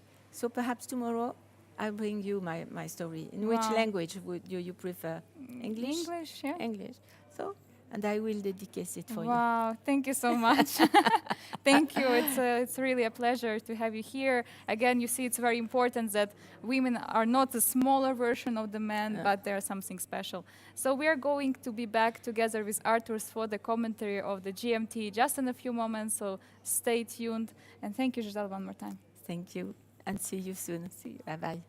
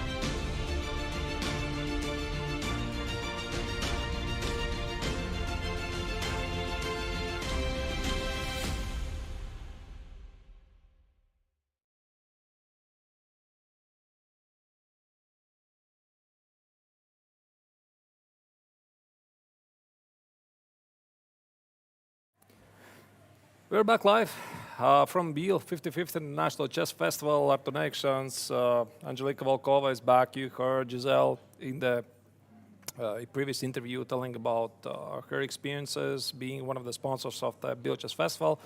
We're glad to have her here with us. And let's not also forget we have some games ongoing here. So let's jump in right into action. And perhaps we're going back with a game of Gukesh against Andrei Yespenko. Yes, for sure. We spent some time on the interview, so there have been some moves made. Let's immediately see what is happening. Okay, so the last move which was played was castle, right? We left at castle. Right. I think we left it about here, Yes. right? So, yeah. Short castle, rook d8, rook e1, rook e8, and I mean, look at the huge difference of the clock. I mean, white has literally spent 10 minutes on the clock, and the black is already down to 43. This means that for Yesipenko, it was difficult to come up with the right move. So h5, pretty quickly responded by Gukesh, and h6 responded by Yesipenko. You just saw it played on the board. Yeah, of course, black doesn't want to allow some h6 ideas, which can be really dangerous for the black's king. That's why h6 is being played. But let's not forget, it's also weakening some squares. And, you know, pushing pawn like f6 or f5 for black is now becoming almost impossible because of weakening the g6 squares. Once again, to remind you, if you just joined us, what is the Grandmaster Triathlon? So here we go again. So the Grandmaster Triathlon here in Biel is one of the main events, if not the main event. There's 15 tournaments in total, perhaps already more, maybe something has been added. In the GMT, they're playing out 3 tournaments, Classical, Rapid and Blitz. Rapid is finished, Blitz is finished. The Blitz was played previous Sunday, today is Tuesday. Classical tournament has resumed with round 4 out of 7. So today, 3 more games to go. And there you see, this is the scoring system of the tournament. Yes, because of the special event, there is a special scoring system. Now we are having classical event where the players getting 4 points for the victory and only 1.5 points for a draw. Of course, 0 point for a loss. We already had Blitz and Rapid tournament. In Rapid tournament, we had 2 points for a victory, 1 point for a draw, and 0 for a loss. And in Blitz, their scoring system is typical to usual chess: 1 point for a win and half a point for a draw. And of course, all that matters is the overall ranking. And in case the players will get the same score, it's the Chess 960 final ranking, which will serve as a tiebreaker. And here you see the time control of today's game: 100 minutes for the first 40 moves, 50 minutes for the next 20, and then, if it's necessary, after move 60, plus 50 minutes, and of course, extra 30 seconds per every made move. Yeah, and here we can see how amazing also the prize fund of the Grandmaster Triathlon is. So not only players are fighting for just in order to fight, but also for some money. Here we have more than 30,000 of Swiss francs as a prize fund, and for the first place there will be 10,000 Swiss francs. Also in the parallel, there's the MTO tournament with this amazing prize fund of 37,000 Swiss francs. And here's the top 10. Yu Yangyi, Kirill Alexyenko are over 2,700. And the top 10 players of the MTO, one of the strongest open tournaments in Europe, have rating over ELO 2,600. Yeah, absolutely amazing event. So not that actually weak if we compare to the Grandmaster Triathlon. So many top Grandmasters are playing. And yeah, we have also now probably we should remind you also the rankings, overall rankings of the Grandmaster Triathlon. And we have here Gukesh with a total 24 points. Actually, so far he hasn't won any Blitz or Rapid set, but as we can see, he's still leading, so it's not the most important to win the event, but it's the most important to be solid, and that's what he actually brought us some very solid result. In Rapid, he got 7 points, and Blitz 7.5. And in Classical, he's pushing, so that's actually the best time control for now, since he won 2 games and draw 1. But after him, Lek Wanglian with 22 points, Andrei Yesipenko with 21.5, Salih Salem also not so far with 20.5 points. And actually this pairing, this Gukesh against Andrei Yesipenko is very, very important now. If Andrei manages, he can even catch and be the first one in the leader. Yeah, and Gukesh is also the youngest player in the field. Again, he is only 16 years old, and a couple of days ago he became one of the youngest players in the history of chess to break the record of 2700 of Elo. So think about people like Magnus Carlsen and Alireza Firouzja being among them, and Gukesh is in that list. Yeah, absolutely. So yeah, again, H6 was played now, and now Gukesh is taking some time. As Artur said, the rating, not the rating, but the time difference is very impressive. So basically, Gukesh is playing according to his homework, what he has done, preparing for this game, having twice more time than Yesipenko. This is something special on this level. But of course, after 23 moves, there will be a new time control. Right. Now he has to choose. He has to make a major decision here. I mean, probably he's choosing between this attacking idea of e5, e5, for example. We briefly discussed it before. The idea is to play queen e4, try to checkmate, play knight e4, knight e4, knight e2, knight e4, knight e6. However, it of course weakens a lot of squares in the center. So I'm talking about the square in d5. Knight e5 could be a problem. Maybe there's some counterplay at the queen side. Knight e3, you don't want to give away this bishop, and that's why, of course, Gukesh he is thinking and trying to figure out what is the most precise move after h6. Another idea maybe is g4, g5. Yeah, absolutely. You don't really want to hurry with some move like the e5 because it's a clarifying move. It's basically showing black, okay, I want really to start attack on the king side. And okay, after e5, there can be some consequences. So it's the most important to prepare this move. For example, white can even start with something like bishop b1, you know, removing the bishop. So there are no knight coming to b4, and bishop is still working on the diagonal b1, h7. I love this move. I think bishop b1 we are going to definitely see on the board because it takes care of the knight b4 move, but Gukesh is just trying to figure it out what happens after bishop b1. So let's say he plays bishop b1 and Yesipenko responds with something counter-attacking in the center, something like queen b4. So you already need to come up with the next move. So it's not like you play bishop b1, oh, there's queen b4, right? What I'm going to do now? So he's thinking about the concept. He's trying to figure out, okay, I play bishop b1, you play queen b4, what's going to be my next move? So if queen b4 is a problem, maybe it makes sense to spend the time right now, which Gukesh is doing. Yeah, absolutely. And I mean, there are also many other different ideas. Again, he can go directly for something like g4 or e5, but it would be better to play some prophylactical move, something what can improve white. Yeah, I mean, bishop b1, one of those moves. I don't know actually what else can be. I think something like this definitely is a move. And somehow combine this with g4, g5. You know, again, I'm very good at giving ideas, but when again it comes to the calculation, I'll trust the players to do the part. So let's say I play g4, I try to play g5, queen g5, h6, maybe king h2, rook g1 at some point could be an idea. But now, again, you need to evaluate, for example, what happens after f6, because your g5 is not going anywhere, and the thing about the pawns is, well, they don't go back really, right? Yeah. So that's a weakness. Maybe in the long term you're going to regret it, and that's, of course, why Gukesh is thinking. Yeah, maybe, you know, before this g4 actually can be an idea to play first e5 and then g4, so that, for example, let's say one more, okay, yeah. So after bishop b1, queen b4, let's just one more time recall, and then, for example, now e5. And yeah, the idea is basically that now g4 can be played, but of course there are different ideas as well as queen e4, queen d3, since the knight is actually removed from the c6, attacking on the d4. So I believe that one of the counter ideas of black should be attack of this pawn on d4, maybe doubling the rooks on the d file at some moment. At some point, even something like bishop f3 could be idea. I mean, force white to take on f3 with the pawn, otherwise the pawn on d4 is lost, and then put the knight on f5. But one thing I noticed here, Angelica, is that queen d3 is actually not a mate threat. For example, again, I'm going to make some random move, bishop takes to f3, which makes perfect sense. Check, here, checkmate. No, it's not a checkmate. You play knight g8. Yeah. So even if you manage to create this threat, put the queen on along the diagonal, the so-called battery of the bishop and the queen, so this knight on e7 might as well take care of the attacking white's ideas. Yeah, for sure. For that, Gukesh is taking now time, and he considers many plans.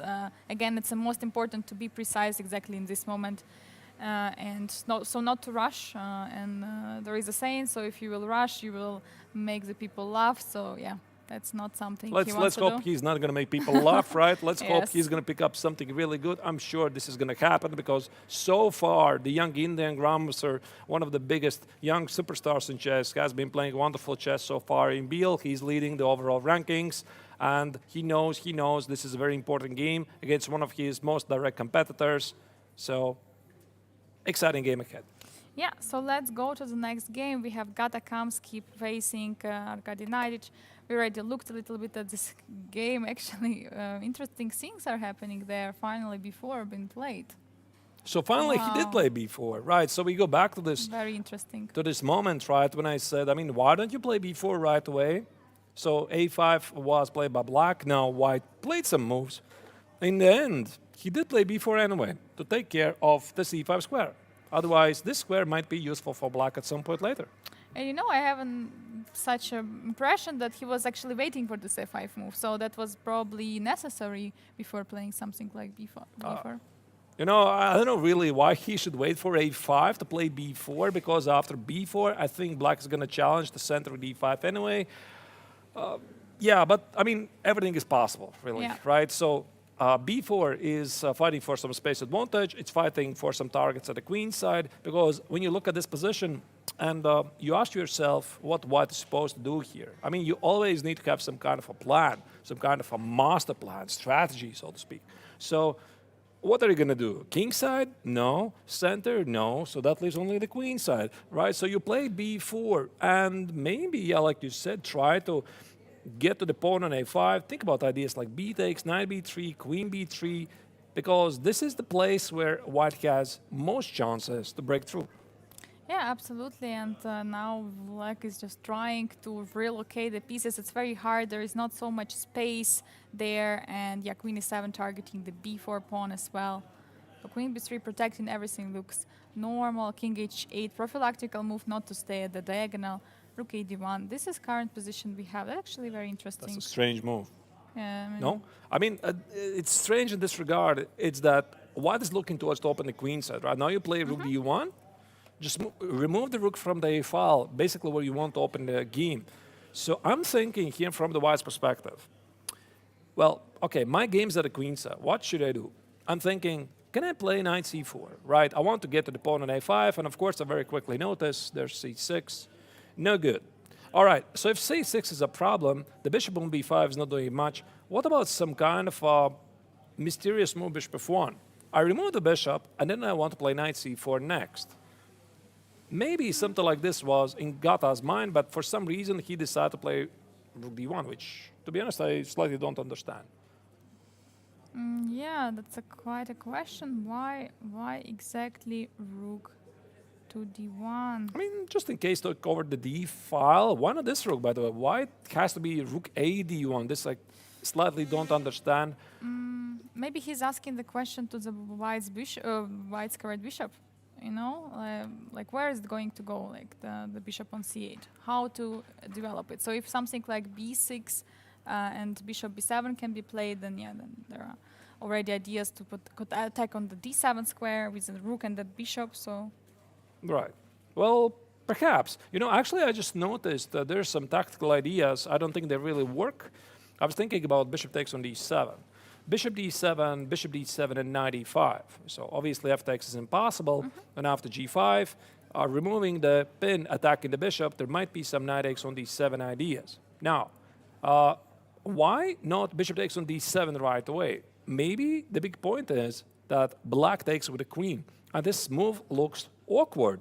But black escapes this pin. There's no more knight e5.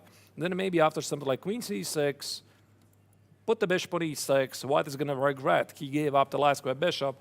So I'm guessing, really. So this rook d1 could be incredibly deep move, sort of preparing the idea of bishop d7, knight e5.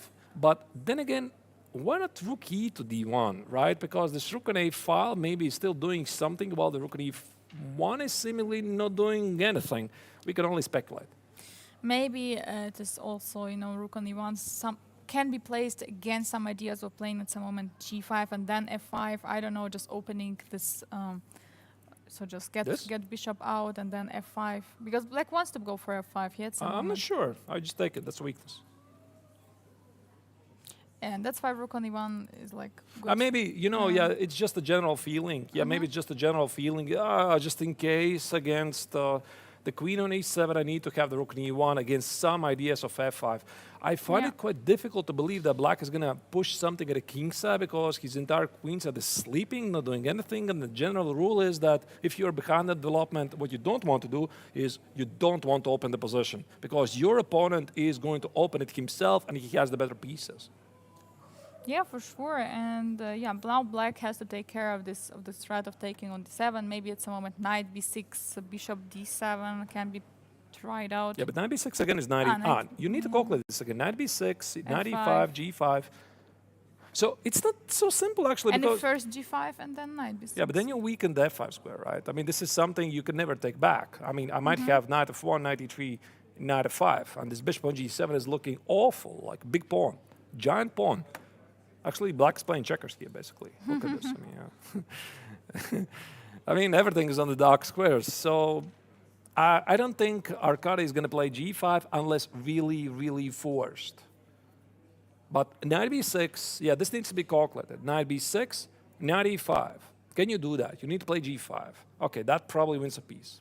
Then he needs to calculate, okay, if white doesn't play knight x on e5, maybe there's some kind of a other move. For example, he needs to calculate b takes on a5, rook a5, most like queen b4, attacking the queen on e7, attacking the rook here, takes, rook goes away, a5. What's my knight doing on b6, right? So again, he sees this, he needs to evaluate this. If not knight b6, then what? He plays c6, it weakens the d6 square. The bishop goes back, knight c4, knight e6. Risky. What else? Right? This is usually how Grandmaster is thinking. He's going through all of these ideas. Now he's landing on something and then trying to figure it out, try to calculate it as deeply as possible. Yeah, for sure. And again, it's very, very important because it will influence the next middle game here because we are at the basically transformal stage from opening to middle game. Very important to figure out which plan and for that which move should be played and be careful really with the pawns. As said, if something like c6, it will weaken many squares. Something like b6 as well, so like g5 also weakening, but yeah, something should for sure be played here by Najdich in order to, trying to show what he has, which plan he has here. Yeah, let's try to guess. Let's try to get a peek inside in Arkady's mind. So I see his pieces are not playing at the queen side. b6 doesn't solve the issues because bishop takes on d7, knight e5 still might be a problem. Right now that you have this rook at the d file. This g5, f5 looks incredibly committal move. So maybe it's knight b6. Once again, knight b6, the idea is somehow develop the pieces. Knight e5, g5 is good. Once again, let's go back to this position. Take, queen b4. You have to take, right? I think so. Yeah. I mean, you have to take. I don't think you want to sacrifice the exchange pretty much for nothing. Go here. I mean, even with the invisible eye, it's already naked eye, so to speak. It's already quite obvious that white is better. I mean, this bishop is not doing anything. That's a weakness potentially on c7. White has better pieces. No good. Okay, let's discard this. So no knight b6, b6, no. What about c6?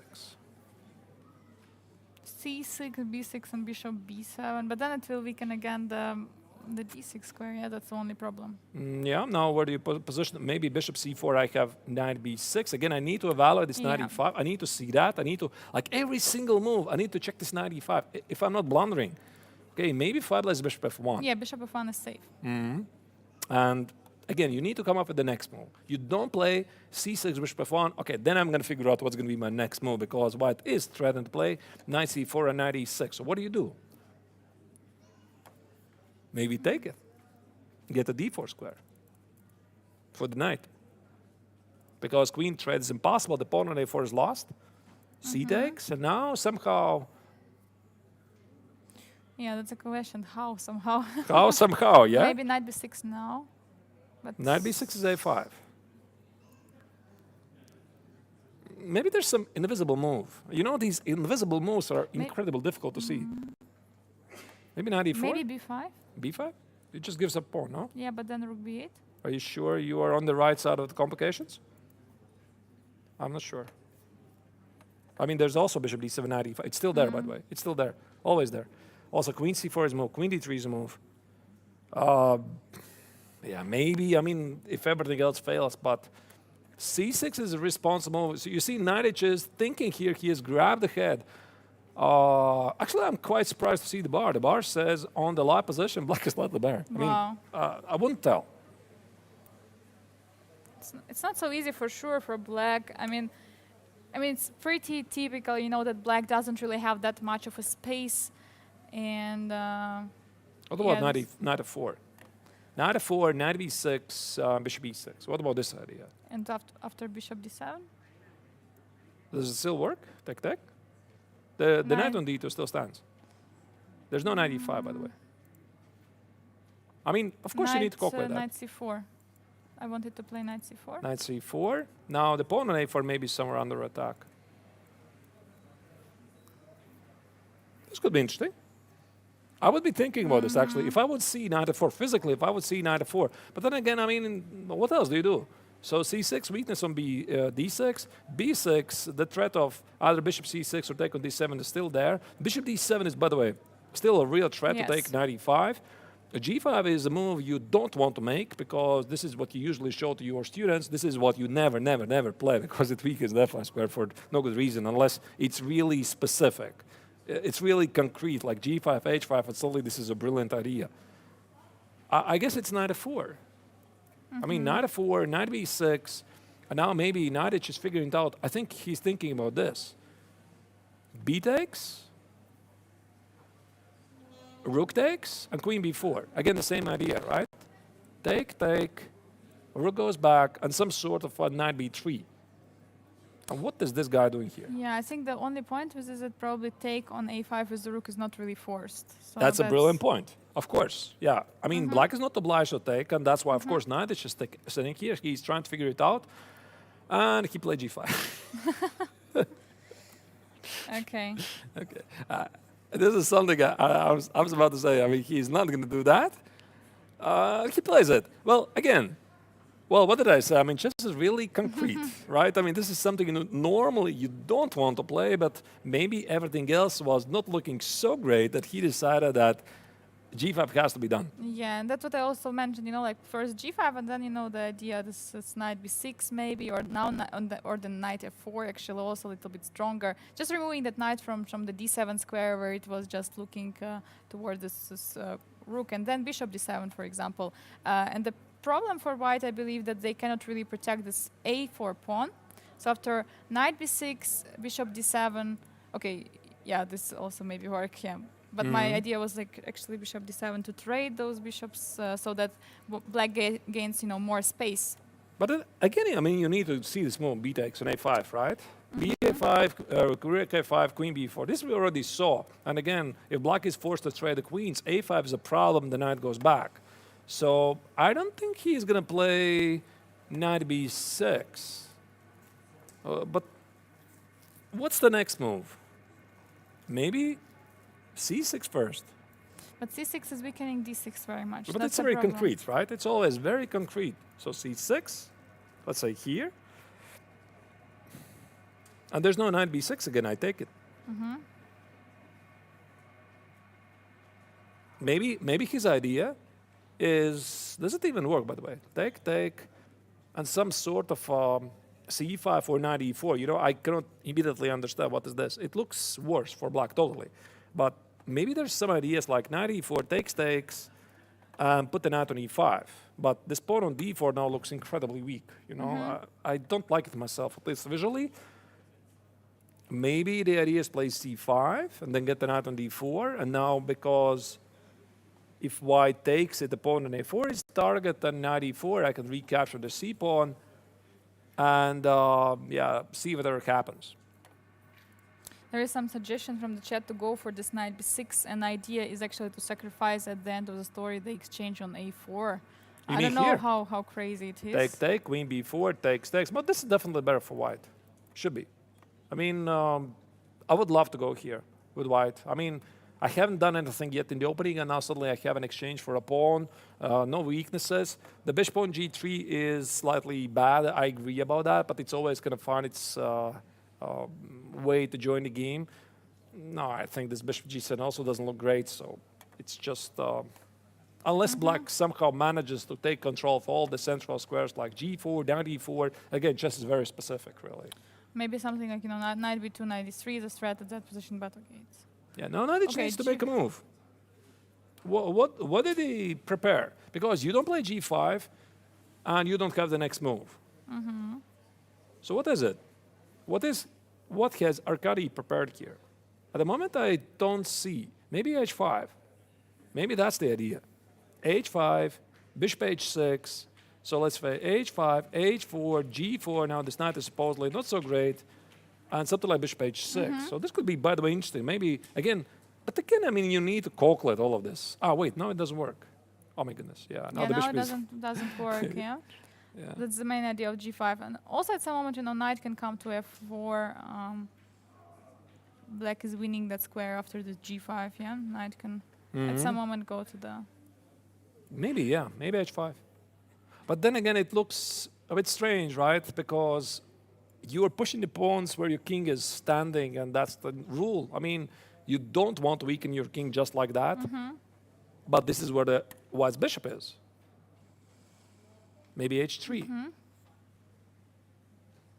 Yeah, maybe it's just h3. But yeah, the problem, I believe, here for white, that once the bishop is reaching this g3 square, I mean, it's already reached, it's not so easy to join it for for other part of the board, because first you need to remove the knight on f3 and play f3. That's the idea. Then bishop comes to f2.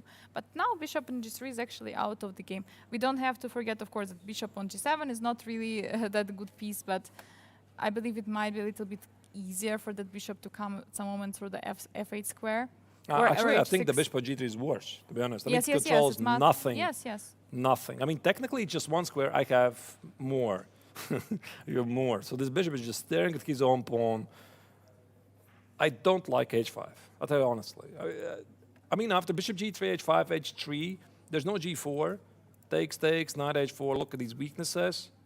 I mean, if you don't do that, if you play h4, bishop h2, maybe this is his idea, that he's going to claim that your bishop on h2 is so bad that my bishop on g7 is so better here, which it's not. And then he's going to do something at a king side. But, I mean, why even go all of this hassle and play h5 at all? Yeah, for sure. I'm surprised he's thinking. He is double-checking. He's double-checking whatever he had intended before it's too late. Because if you make the move, then it's too late. Yeah, because g5 was played, and of course bishop g3 is the only move on g5, so he knew what he's going for. There is only one move he's playing. It's not that he's surprised with his bishop g3. It's like for sure the move should have been played. And yeah. Maybe something like rook d8, knight f8, knight g6. Try to rearrange the pieces again. How it feels together with b takes on a5. How it feels together with some rearranging moves like... Yeah, I guess b takes on a5 would be my top choice. Rook d8, by the way, is on the board. I guessed it. Some rook d8. Generic move. So the idea, knight f8, knight e6, going for the f4 square. So I think Argady's mindset here is this. I mean, he wanted to play rook d8 because the knight on b6, that's the problem. If you play knight b6, for example, here, knight b6, b takes, queen b4, this we already discussed, that's a problem. And then after the trade, rook goes away, you play a5, the knight goes back. So you want to play rook d8 and give the knight another role, I guess, knight f8 and do something at the king side. But the problem of rook d8 is that you always need to watch out for this idea of knight e5. So maybe bishop d7, whatever happens here, knight e5, the more he looked at it, the less he liked it. So that's why he decided to play g5. He knows it's a move he cannot come back from, because it weakens some of the light squares. But now after bishop g3, he can play rook d8 and not worry about these tactical ideas on e5, and then continue with knight f8. Yeah. Now the question is for white, or for black rather, after knight f1, now knight f8, the thing is, that white can easily win the d file, because knight f1, knight f8, rook takes on d8, I mean, probably But what will take on Yeah, d8? maybe with the knight, actually, give the bishop on e6 and roll. And then, okay, rook d1 can be played. I mean, not necessarily immediately. Maybe I would just play knight e3. But after knight e3, something like bishop d7 can be played, and then the rooks are connected. So my idea was that basically we're trading one pair of rook and we're aiming for the d file. But this is worse, no, for black. I mean, visually at least. It feels worse. No, I mean, I'm not sure. I'm not really sure about all of this, but I think you're right that. Sorry, yeah, rook d8. H3 was already played. H3. Is it? Just a sec, let me refresh the board. Wow, that's a mysterious move. h3. So not knight f1, but h3. I believe h3 should have been played, for example, in case of something like h5. Why do you need to play h3 particularly here? Just in case, maybe. Maybe also the point is he keeps an option to play knight c4 later, and that's why Gata doesn't want to play himself knight f1. I don't think here g4 is a threat, really, Yes. right? It's not h4, and there's some weaknesses on f5. But h3 is like, in the style of some prophylactic masters like Anatoly Karpov. you just feel the right moment to make a move, which is perhaps not the most demanding, but it doesn't ruin your position. It makes it slightly better, and you have more chances to react to whatever your opponent is going to do. So I think this is what Gata's idea. The problem, I'm just thinking, he has to be a little bit really careful because in case black can create something very fast, then this, prophylactical move can be just, waste of time in a way. Because for now, this, as Arthur said, g4 is not a problem. G4 is not a real threat. h5 hasn't been played. If h5 has been played, of course, h3 is a move which we consider, but... I have another idea. What about this maneuver? Maybe what Kamsky is saying here, my knight on d2 is exactly where it wants to be. I'm not so sure, but I'm guessing. So maybe he's thinking that the knight on f3 is not doing anything. And the idea is, just in case to take care of the g4 square, but give another life for the knight on f3. Because when you look more closely at this position, which piece is not playing for white? The knight on d2 is doing something, the bishop on b5 is doing something, working, unemployed, right? So the knight on f3 is completely unemployed. It's not doing anything at all because there are no jumps. So I'm guessing that Gata is simply improving his pieces. Also, at the same time, it's a prophylactic move, taking care of some g4 ideas in the future, which he might need at some point later. And then he wants to play something like knight h2, knight f1, knight e3, and see what happens. Yeah, and maybe also after, knight h2, there can be, first knight h2, knight f1, there can be some ideas to play for f3, activate the bishop f2, to get bishop out from the g3 square. There's an interesting suggestion in the chat. Actually, I didn't think about that. I like it. Yeah, maybe also the idea is to protect against g4, takes, and knight e4. Let's say I'm going to make some null move like king h1, take it, g4, and knight e4. Also could be an idea. Either way, it could be all of these ideas combined. So h3, Gata felt that it's a normal move and also stops the knight e4 idea, stops just in case g4, and maybe he's going to improve the knight on f3, depending on what knight she's going to choose. Yeah, so I think it's time for us maybe to move forward to the next game. Abdusatorov against Salem. Knight b3 was played. We left it a few moves ago, but it feels like actually that not much has been changed. So g3 was, I believe, one of the last moves we looked at. Yeah, we left it here. Wow. After knight f6, Yeah, Salem we left Salek here. was provoking his opponent. Come on, let's do this. Let's play h3. So once again, in case you missed it, there was a possibility for white to win a piece. Knight e3. Now, I'm not sure with what do you take with the rook or the pawn. My gut feeling says it's the pawn. Queen g3 most likely. There also could be bishop h3. Again, cannot very quickly tell it. Queen g2, rook e3. And this position needed to be evaluated because black has 3 pawns for the piece, but also the pawn on h3 is weak and black has a healthy position. So that's why I guess Abdusatorov decided not to do it, at least not right away. Not to risk anything exactly. And he played Rook e2. rook e2, yeah, and Salem answered with queen d7. Queen d, wow, queen d, what? Queen d7?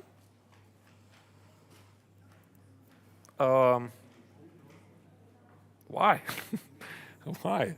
Why queen d? Just say I don't understand. So now h3, trapping the knight. I'm Knight at a loss. f2. Knight f2. I mean, h3. yeah, sure. Knight The idea is to sacrifice. This I get it, right? I mean, knight e3, whatever happens. Let's say rook e3, maybe take it, queen h3. Still, I don't believe in this position from black's perspective. But, yeah, but wait, what happens but I after like h3? more knight f2, actually. Ah, knight f2. Because then, for example, if rook takes, then there is also rook e3. So queen That h3 is- and then attack on queen h3 probably first. And we're attacking the d3 and e3. That is a brilliant point. I agree about that. However, the question is, if white doesn't do it, what's the queen doing on d7? Maybe the idea is some sacrifice on h2. Knight h2. Maybe that's the idea. Again, let's make some move a3. Knight h2, take, check, here, Knight here. g4. Wow. And now that's a mate. At least it looks like a mate. And f3, there could be a lot of things like queen g3. Yeah, I guess just queen g3, queen f3 attack is very strong. And what about rook e to d2? In case of... Here? No. I mean, you want to continue? Yes. I mean, what was it? a3, knight h2 takes, check, here. You don't believe in the mate. No, just to check. Rook e2. It totally should be a mate. Check, here, boom, boom. Where's the mate, by the way? I sacrificed so quickly the rook. I thought this is claustrophobic feeling for white, right? I mean, everything is blocking the white king to escape. And is there really no mate? Yeah, I agree with you. It feels like there should Check, take. Oh, wait, it's a win, yeah? King f1 wins the queen at least, and king e2 is a mate. be Right? If I didn't miss something very big very quickly, it looks incredibly risky, even if maybe there's something better. But either way, you know, I look at this move, queen d7. This is so far one of the strangest moves I've seen so far, because queen d7 is directly based with some tactical ideas. And imagine yourself if white does something, whatever. I mean, I don't know what. I'm just telling, does something. Then what is your queen doing on d7, right? I mean, what's it doing there? It's not doing anything. So I think that what Salem did here, he did it very concrete calculation. He made sure that basically to every single move, there's some tactical ideas. And that's why after this rook e to e1, queen d6, that was an offer, a draw. Let's repeat, right? Rook e2, queen d7, and no. So just a little bit interrupting you, we had actually one raid. Thank you so much, Ellen Linson, for raiding with 158 viewers. Thank you very much. So to everyone who just joined, one more time, let's remind we are doing now the commentary on the Biel Chess Festival Grandmaster Triathlon. So stay with us, check more games. And now we are watching Abstor against Alex Salem. H5 is played, which I had a feeling should have been played at some point.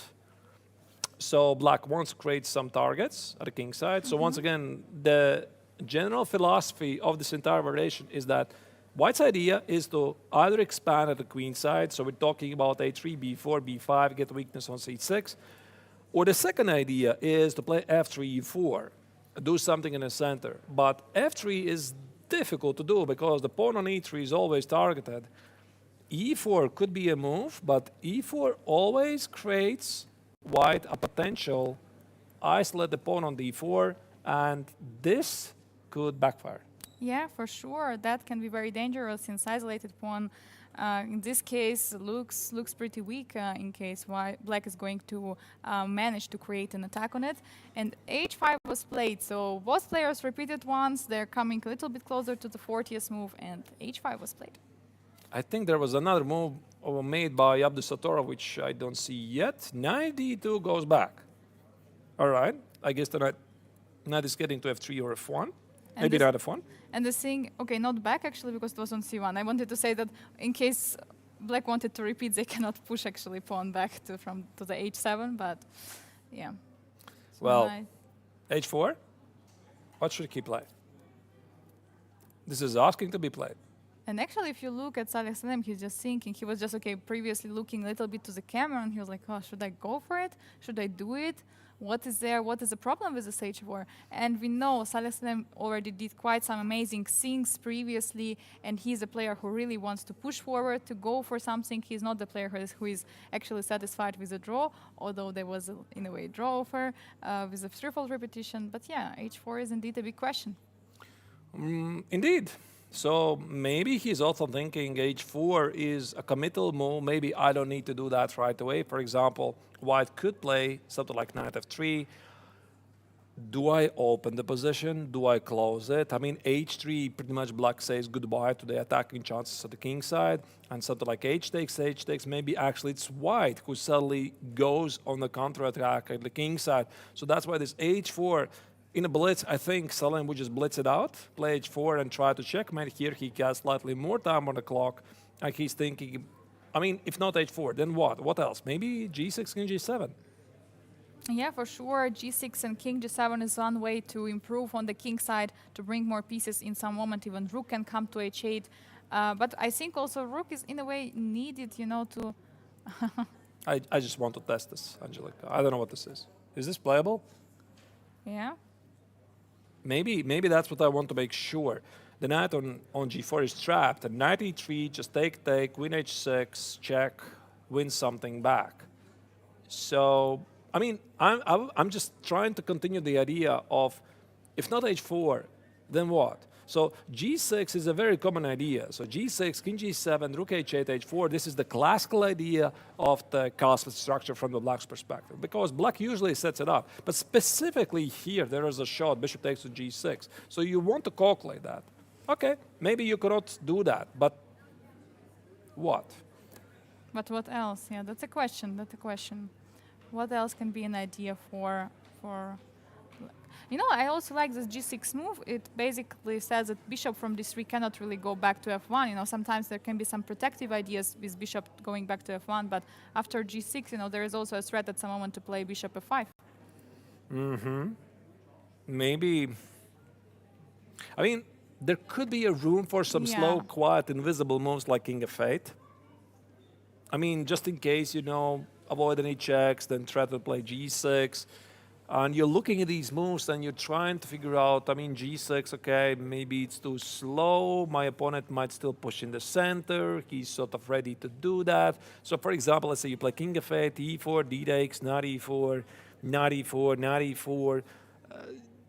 Does it feel all right for you to put the king on f8 against the check on c5? Very often it's all about the general feelings. I mean, how do you feel about the position? How does this move feel to you? You try to back up with some calculations, and I think it's very easy already to get to discard king f8. All right, maybe not king f8, but again, the question comes back, what? Yeah, something. Should be h4, right? Yeah, looks like h4. And I play knight f3. And now again, he already needs to do it right now. Before playing h4, he needs to do it right now. What is he going to do? Maybe there's, again, the sacrifice on g3. Can I do it? Take, and take it. Probably not. Doesn't work, yeah? Okay, no sacrifice. Then what? Maybe g6? Because now this sacrifice also needs to be calculated. Bishop g6, f takes, queen g6, king f8. If white is not winning in one move, something like knight g5, then black is doing all right. If white cannot sacrifice, then I guess Salem can go here. So king g2, king g7, the position feels normal. But then again, you're just going to play g6 and hope it's going to be all right. I mean, you have to calculate that. Yeah, for sure. And you know, I have some crazy idea. I don't know if it can work. So knight f3, h4, knight f3. And if we just remove the knight to from f6, but that's a question I don't know actually where. So my idea is after knight goes to the h4, we want to play g5 and queen h6. So to bring the queen all the way to the h file. I guess h takes for that is necessary. Maybe there's some ideas like knight f2, no? By the way, can I do that? Queen f2, knight Queen f2, g4. knight g4. Yeah. Maybe this is what he's looking at. Now queen has to somehow also protect on the g2, on the g3. I mean, But there is knight e3. Yeah, but knight e3, is that even a threat? Because that's a main Yeah, threat on actually, e8, yes. right? Again, you have to calculate that. So And there are so many queen f2 go back. moves. Yeah, I think black is busted. He cannot do that. So what else, right? Knight f2, queen f2, knight g4. Doesn't work, right? Yeah. I don't believe it myself. I just did it for fun. I like to sacrifice pieces of other opponents. This is also what Vichy announced a couple of days ago. Said here in the studio. It looks so much fun. You want to test it, but when it comes for you to play it yourself, for some reason you don't do it. Yeah, for some reason. Right. Okay. What else? Yeah, but then I don't want to do this because white is going to play king g2, rook h1. Okay, I guess I need to calculate this precisely. I mean, I cannot guess.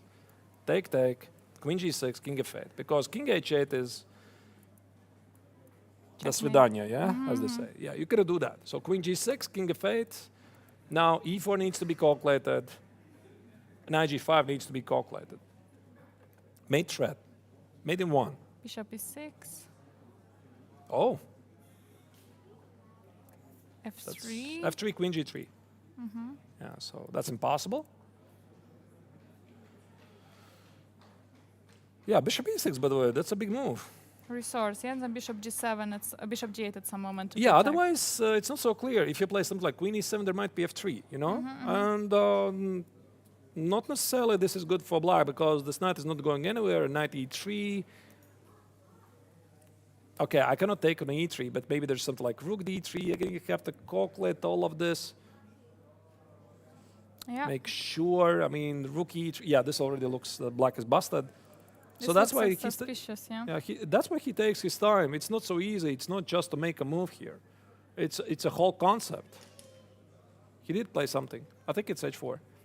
So he Went. calculated. I think he played just now h4. Went for h4. Okay. Yeah. What about knight f3? What about knight f3? Maybe he's going to play h3. I mean, h3 is also a move. Try to play it positional. Because, you know, in the long term, this pawn on h3 is so annoying for white. Any endgame is so annoying. I like h3, to be honest. It's keeping tension on the board. Because h takes, I have a feeling if somebody is going to take over the h file, it's white. I have a question about this h takes on g3, h takes. What about knight h5? So you still want to go for it, yeah? Something, yeah. Yeah, okay. Actually, knight h5 is a move. And the big point is king g2, there's some sacrifices, yeah? Yeah, knight e3. Or maybe rook e3 even. Wow, rook e3. Rook takes, knight takes, pawn takes. That looks good. By the way, yeah, knight h5, what about that? How to protect? How to protect against the shots, yeah? So knight g3, Knight e2, but knight e2. But knight e2. knight e2, you're already like taunting me literally. I mean, Really? something is going to happen here. I mean, I don't know what, but something is happening there. I mean, Looks should very be- dangerous. looks extremely dangerous. King g2, bishop g4, rook e8, 2 pawns for the piece, big attack.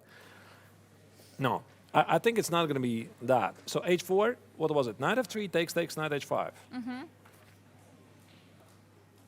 Some ideas. Okay, and what if I do a counter strike in the center? Because this is what I was taught, how to treat chess. If you're attacking at the queen side or king side, I'm supposed to do a counter strike in the center. That's in the best traditions of how you're supposed to play chess. What about e4? Yeah, so the problem with e4 for black is that after knight g3 there is e5, intermediate. I can even take, by the way. Now that Yeah, the that pawn is on e3 queen, is not yeah. under attack, yeah? Yeah, but you're right. You're right. Yeah, maybe just e5. Maybe that's even stronger. For security and then Then take. Yeah, then take. So there's no sacrifice. Knight f2 is queen f2. And I want to play e5, I guess. Maybe at some point even take on the e5. Yeah, by the way. So I guess black takes it. Knight e4. And there's no attack. Queen h6 and there is nothing. Ah, wait, queen h6 still. I didn't see this move. But the pawn, the square on h2 is Yes, protected. for now it's protected, so Knight f6 is not winning the rook because black takes with the knight. It's protected. Could be, by the way. This could be still... Something interesting. Still, you know, black didn't sacrifice anything, so they didn't commit to anything, but opens the h file. You know, Angelica, I look at this. Maybe knight h5, it's incredibly weird move, but it comes with a direct idea to sacrifice.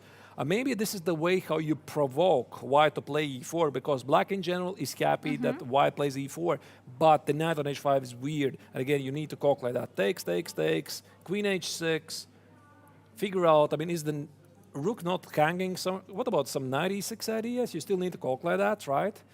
Knight e6, take, queen d6, loses, do the rook e8 check. So bishop has to go, but... Where, right? Where do you go? So, I mean, maybe he calculates so deep already, like... Bishop e6, But there's some counterattacks on f7, rook e7 ideas are there, maybe bishop e6. Yeah, bishop e6, and in the end, you brought the question, I mean, is there even a mate threat for me? Because I put the knight on h5 with the idea to sacrifice on g3, but h2 is protected. So you're having a lot of these ideas in your mind when you're sitting with black, and that's why Salem Saleh here is thinking before taking on h3. This is crossroads for him. He can still play h3, and I think he's going to play h3. Actually, the e4 was played instead of knight f3. The e4 was played right away. We assumed that we assumed that White's going to play knight f3. We didn't see e4 at all. Wow. Which makes sense. Exactly as Arthur said before. Attack on the flank, attack on the king side is responded with the attack in the center. Most likely, you know, it's not the most perfect way of pushing e4 as White would have ever imagined. Of course, something like f3, e4 would be better. But in this particular case, if you even can make something happen in the center, you go for it. You push e4. And now it's a question to Saleh, what to do actually here. What to do. Okay, my first idea. I want to take, okay, I need to calculate e5. Wait, e5 just dropped something, right? Okay, can I do that? Take, and now I want to get the queen on h6. So I'm thinking, can I take knight e4, and of course I can still snatch the knight back on e4, but maybe queen h6 is an idea. And now I just saw f3, and perhaps take on e4. And then after knight f takes on g4, black resigns. Maybe. I mean, because I take on e8, the rook is gone. So we could do that. All right. Maybe h takes, take, queen h6. And then knight is not in the correct place. Knight is not on, it should be like on f3 protecting, but knight is on e4. Yeah, but what about this move? Now look at this. And now knight f6 is not possible because of knight f6. Right. So this knight is trapped. So queen h6 is perhaps not so great. Knight e3. Knight e3. Probably. Wait. What is about knight f6 and queen d2? I'm just thinking what's the right order of the moves. Queen d2, knight e1, knight f6. Is that the mate? It's just winning. Yeah, beautiful. I mean, g takes. First take the rook, give a check on g8, queen h6, beautiful game, right? GG. GG, as they say. GG. So e4, once again, okay, maybe this is not mandatory, but I guess if I play h4, I probably want to take it. Take it, knight e4, knight e4, knight e4.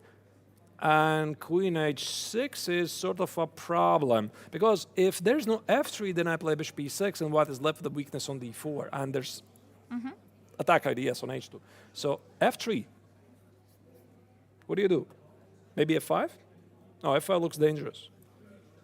5 looks very dangerous. But what else to do? That's a question. So again, knight e3, queen d2 looks already pretty clean, right? Knight goes away, knight f6. Unless black that's a little bit crazy. takes. But it's very concrete again, right? Takes. Take. Oh, maybe this is how the game could continue, by the way. It's equal. I mean, definitely black is not worse. I mean, bishop g4. Or bishop e6 may be better. You know, attacking the pawn on a2. Yeah. And no, you know, black controlling the d5 also. Yeah, black is doing all right. So just a second. Once again, take. You have to take, right? Yes. You have to. I mean, you have to. I mean, take. Why do I have to take with black? Otherwise, white is going to play e5. We take it. White is not going to take with the bishop. This is having no threats at all. Knight e4 to open the rook. You want to take, I guess. I mean, you don't have to, but I guess you want to. Knight e4 comes to the tempo. Makes perfect sense. And here, black has some choices like queen d8, protect the rook on protect the rook on e8, or queen h6. Queen h6 I like because it's more in the spirit of Salem Saleh. It's how he plays. And yeah, now comes this big move, f3. Knight a3. So what was it? Queen e2, queen c1. d2. I have no idea what's better. Maybe there's more moves. Maybe there's not only queen d2, because queen d2 there's rook e4, knight e1. Maybe you need to check all the physical moves for white queen. Yeah, because there is, as we talked also, there is some knight f6, for example. Yeah, Knight f6 like and queen c5, right? But that comes with no threat. I mean, okay, I can assume this is not good. I mean, I Yeah, have to this calculate is- that very quickly, right? I mean, g takes, check here, mate. Checkmate, Yeah, yeah. this I see. That's a mate. So, but I am not obliged to take it. Maybe, wait. Maybe, but queen f2 is still rook e4. At least it keeps the queen on the board. But why not to take, not to take, sorry, knight f3, knight f6 first, and then queen d2? Instead of, But yeah, it here. just, the knight on e3 is protected. No? Oh, queen It's d- protected. 2 times. No, I mean, this is, I think the entire idea is to attack the knight on e3 while Yeah. it's guarded, I mean, shielded by the white knight on e4. So this could as well be happening. You see, Salem Saleh is staring at the ceilings. He's staring at the ladies' quadriathlon far away on the other side of the hall. But of course, he is not thinking about the ladies here. He's thinking about the line. He's trying to calculate. And sometimes it's such a great idea to take off your mind and take the eyes somewhere else. I mean, you're looking somewhere else. You're looking at the ceiling like Beth Harmon did in the Queen's Gambit. You're trying to just calculate because this is such a big moment. This is why you are training in calculation. I think Salem Saleh is a very good calculator. Yeah, absolutely. We had some amazing games from him, and also in the rapid, also in the classical. Yeah, so maybe we will let Saleh Salem think at this position. Yeah, big decision. Yeah, but by the way, once again, we didn't even calculate at all. yes, Also, let's queen look. d8. You know, this could be as well just good. But then again, there's knight e6, right? Again, this shot comes in, and maybe after queen h6, there's no knight e2 because that's a mate. Now, queen d8, knight e6 could be a problem. And you obviously cannot take it. That's a problem. If the bishop goes away, knight b7 is a problem. And maybe he's already evaluating this position. He's thinking about sacrifice the pawn on b7. He's calculating bishop e6. And his calculation could take as far as something like rook e6, or maybe first even give a check here. King h8, rook e6, knight f7 is a mate. And then after king f8, maybe he's already calculating as far as this. You know, queen g6, queen g4, and okay, but queen d6 just wins the game, I guess. Yeah, actually, yes. Doesn't work, but I think this is what is in Salem's mind, right? It's not just one basic move. It's a very, very deep calculation. Yeah, for sure. And yeah, after immediate e4, so we can see actually now again he's like thinking, he's taking his head on one side, another side. He's looking, he's calculating, he's not sure because of course all the lines are very, very complicated, and in most of the cases, players are going for some more practical approach. Can it happen here? I have no idea. Maybe. Let's move on. Let's check Vincent's game with black against Wang Liam, and of course we also have to go back to Gukesh's game. I know it's the leader game, but there's so much action happening every single game. Nothing boring is happening, so we just have to choose something from time to time. Yes, for now we're going to look what happens in Wang Liam against Vincent Keimer, because actually here quite some moves have been played, and afterwards we'll go to the Gukesh game, so don't worry. Don't worry, guys. Knight c3, knight e4, that's where we approximately left, and knight e4. You took Actually, it? it happened. Yeah, it happened. It What I was trying to guess. I mean, very quickly, what is this arise in position? Queen d5. I think I proposed queen d4. Rook d1, look at that. So white decided not to protect the pawn. Queen c7, I guess, is risky due to some bishop c5. This queen might be trapped, right? Yes. I mean, at least visually looking, it looks dangerous. The pawn on e5 is probably also going to fall. So Just in your queen d4 it worked because it was attacking the right. bishop on I was b7. suggesting queen Yes. d4, right? And then So you that said, was- there's queen c7 attacking Yes. the bishops. Yeah, and the queen on d5, But you queen on see. d5 is very nice, yeah? Yeah, it's a good move. I mean, preparing this idea of bishop c5, indirectly defending the bishop on b7, rook d1, and here like Wang Liam decided to sacrifice a pawn. Give him some time, queen e6, and now queen c7. And what he's claiming here is that he's better because, I mean, Because of development, because of the pieces activity. because yeah? of his queen on c7, you know. Yeah. Looks quite equalish, to be honest. So, bishop a6, queen d7 was played. Why not rook d7? Rook d7. Maybe bishop f6. And something like rook d6, I remove the queen, I don't know where.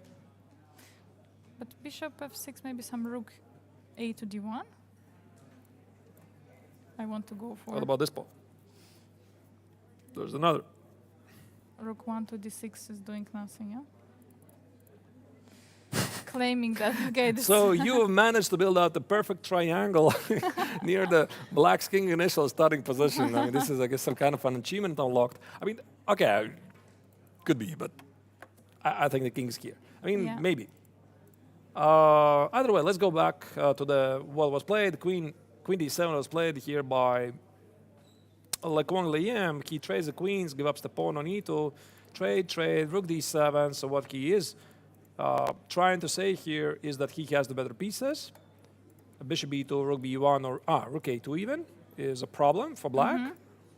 And that's why rook d8 is played. And the position is totally equal, I think. I mean, this Yeah. pawn on e6 doesn't really matter at all. I mean, it still can be used in some way as a weakness or like pawn on b6. But you know, b2 pawn has to be also very careful because of the spin with the bishop. And for example, if now rook moves somewhere, I mean, also there are some questions about the d file. You know, was it even good that rook was there on d7? So rook b8 attacking the pawn. Yeah, There but- is bishop d4 even, you know. Yeah, bishop d4 is a move. There's also bishop b2. Now might be bishop d2. This is also what I need to calculate, right? Yes. Here, check, here, here. And now just go away, right? The bishop is gone with the check. Yeah, bishop d4 and just yeah. protecting. Or even bishop e5. Yeah, bishop d4 is just good. e5 is next. White is toast. So I guess rook d1 is not very good, and bishop c6 is played. Yeah, bishop c6 supporting the rook over there since rook a to d1 is not really possible. Now, of course, again, bishop takes on b2 is not really working, as previously Arthur said, rook a2. So, yeah, black has to think about something. Should Vincent trade the rooks on d7 or not? I assume it's not working. I mean, unless black has nothing immediately, like some direct shot, but there still needs to be calculated. But yeah, it looks like it's not possible. Yeah, so what about trade of the rooks? And That's a pawn.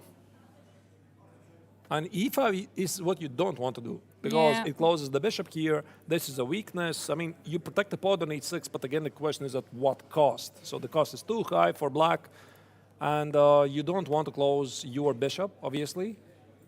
So after bishop c6, what about something like bishop c4, preparing take on the d7? But then rook a to d1. and then I could just take it and snatch the pawn on b2. That could be a possibility. I mean, you have the rook on the 7th rank, it doesn't do anything there. I mean, there's just no mate, no nothing, and I'll just collect the pawn on b2 for free. Thank you. Really appreciate it. But, yeah, I like it actually what you said. This bishop c4, just in case remove the bishop. Protect the pawn on e6, so we actually want to take the rook, but a bit later, so we have already all protected, and then rook d8, for example, bringing the rook to the d file. Could be also rook d7, king f7. Wait, there's bishop e6 and Yeah. rook e1. And you know what I like also about this bishop c4, that there is a threat already to take on b2, because now there are the bishops are not pinned on the second rank.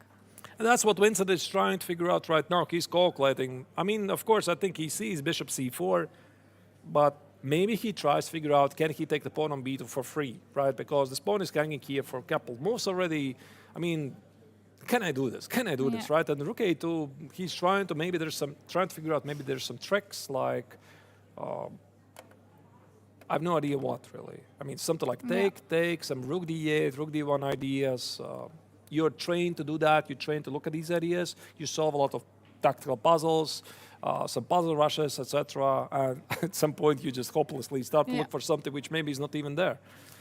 I'm really sorry, but I think we might want to check this, and we might want to go back to the game of the Sotorov against Saleh Salem, because Saleh Salem has just played something really special, knight f2. Whoa, knight f2 is on the board. Oh my god.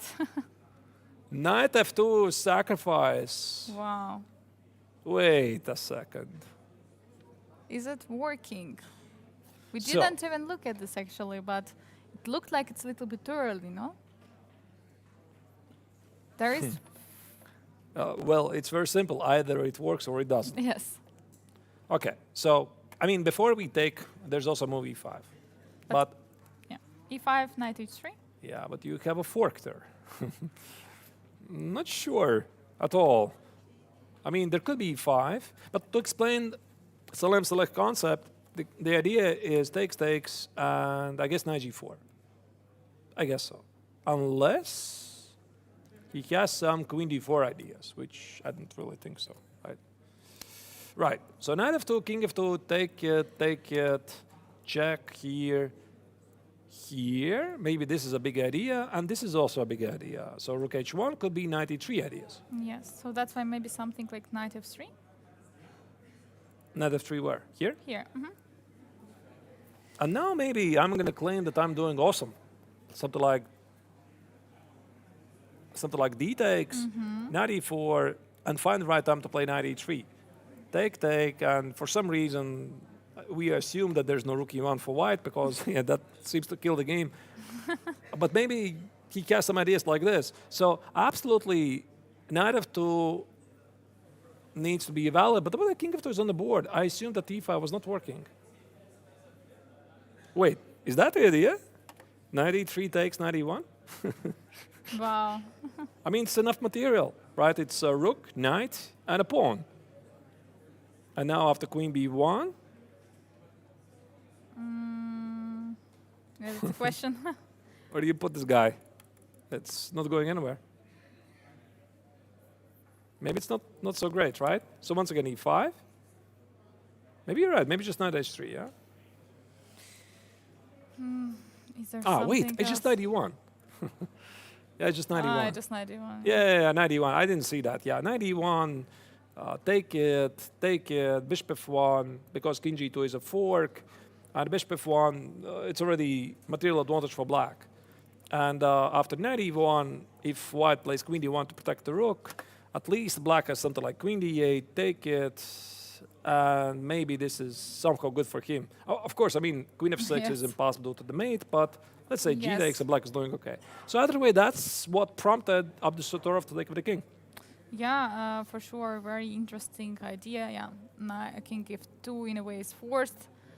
And now we have to find what actually Saleh Salem is going for here. So, is it h takes or is it knight g4? Definitely something with knight g4 is there. I don't think Salem Saleh is going to go after the pawn on d4. So let's try to give a check. Yeah, this could be better interesting because now I sometimes could have some ideas like h3, sometimes. Like, think about like check, here, take. What about this one? Queen d4 might be an idea with a pawn on h3, right? Again, you want to look at all of this. Knight e4, queen d4. Yeah. I Probably mean, not, yeah. Okay. Probably not. Yeah, too many threats. Right. But you know, really, now that the king is open there can be some ideas for the queen to take on d4. Earlier we somehow never managed to make it work, but now... There's suggestion in the chat. Yeah, thank you, dear viewers, for giving us ideas. Knight g4, queen f6. Yeah, it looks interesting. Totally. So knight f3. Knight f3 and h3. And you lose the knight. Yeah. I guess so. Yeah. That already should be a beautiful mate or Yes, something. yes. Right. Once again, so king f2, knight g4. I don't think white king is going to go here, right? Yes. Not here, definitely. There's queen f6, so it's a choice between king g2, king g1. So let's say king g2, queen f6. What happens? Knight f1, protecting on f2.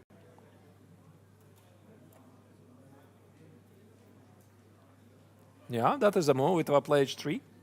Oh, now h3 works. Look at that. Actually, h3, yes. you cannot take it due to some major threats. King h1 is going to be at least a check, which gives about material balance on the board.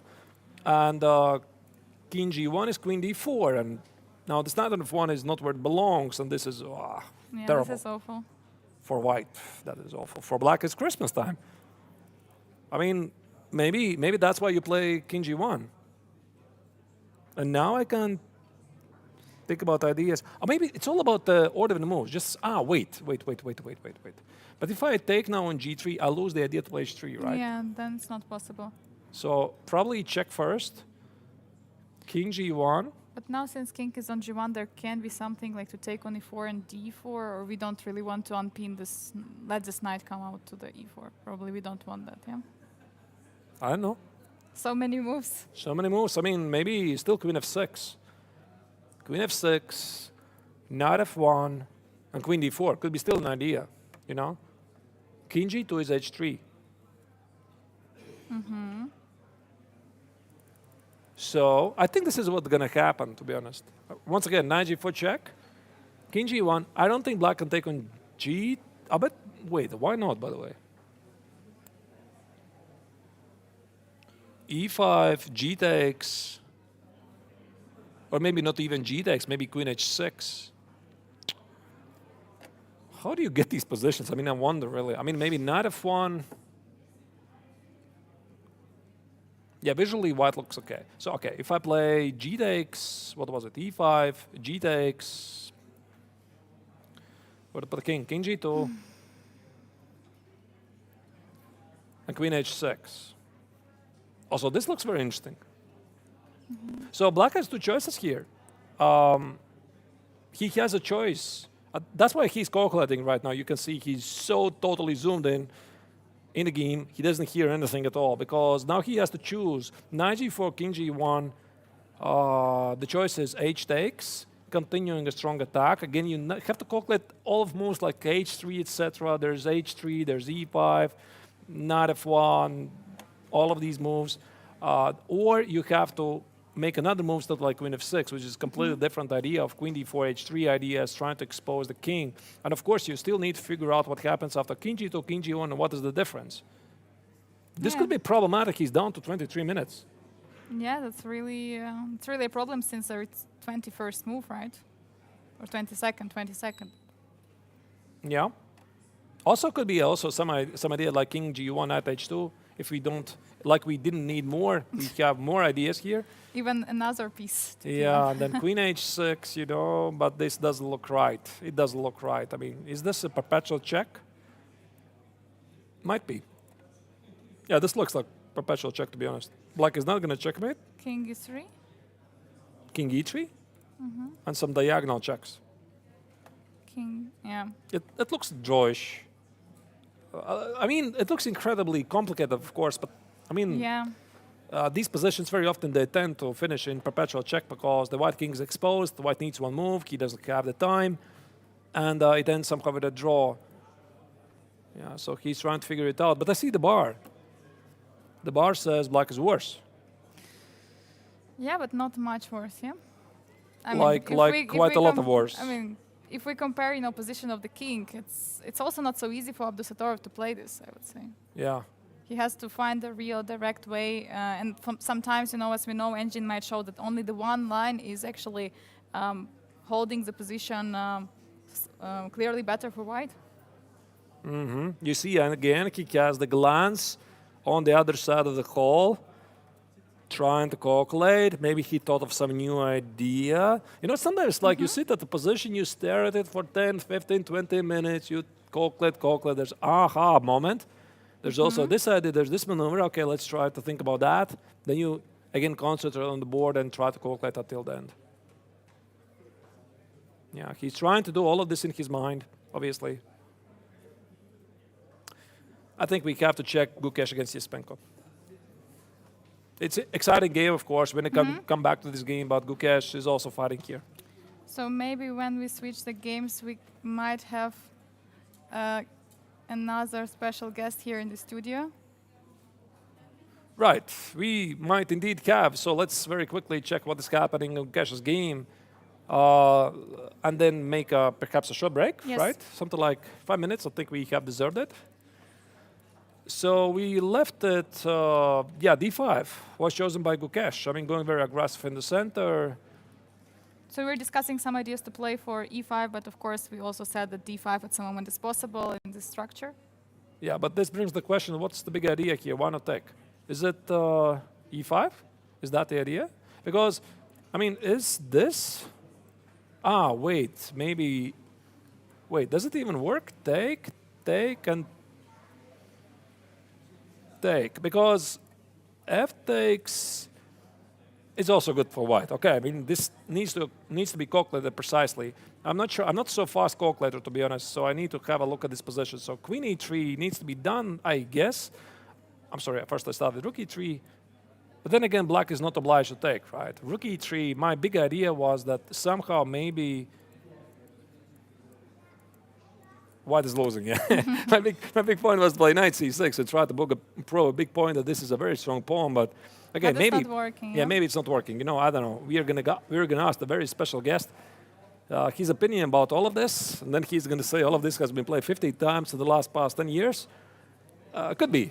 Also, alternative idea that after take it, sometimes white plays e5, establishes pawn majority at the king side, queen f4, knight h4, knight f5 ideas become interesting. Yeah. And that's why here black decided not to do that, either because of this reason or other reasons. And he played e5, which should be sort of an achievement for Gukesh because he has an outside pass pawn on d5, but the bishop on b1 is a bit sad piece because it's looking the bishop at the pawn on e4, and essentially nothing much changed. So Gukesh improved his bishop, and he's definitely better. Yeah, he's definitely better here. I mean, it feels like it. This pawn on d5 is so strong. Knight c4, d6 ideas are appearing on the board. Also, the kind evil bar agrees with us and says white has an advantage.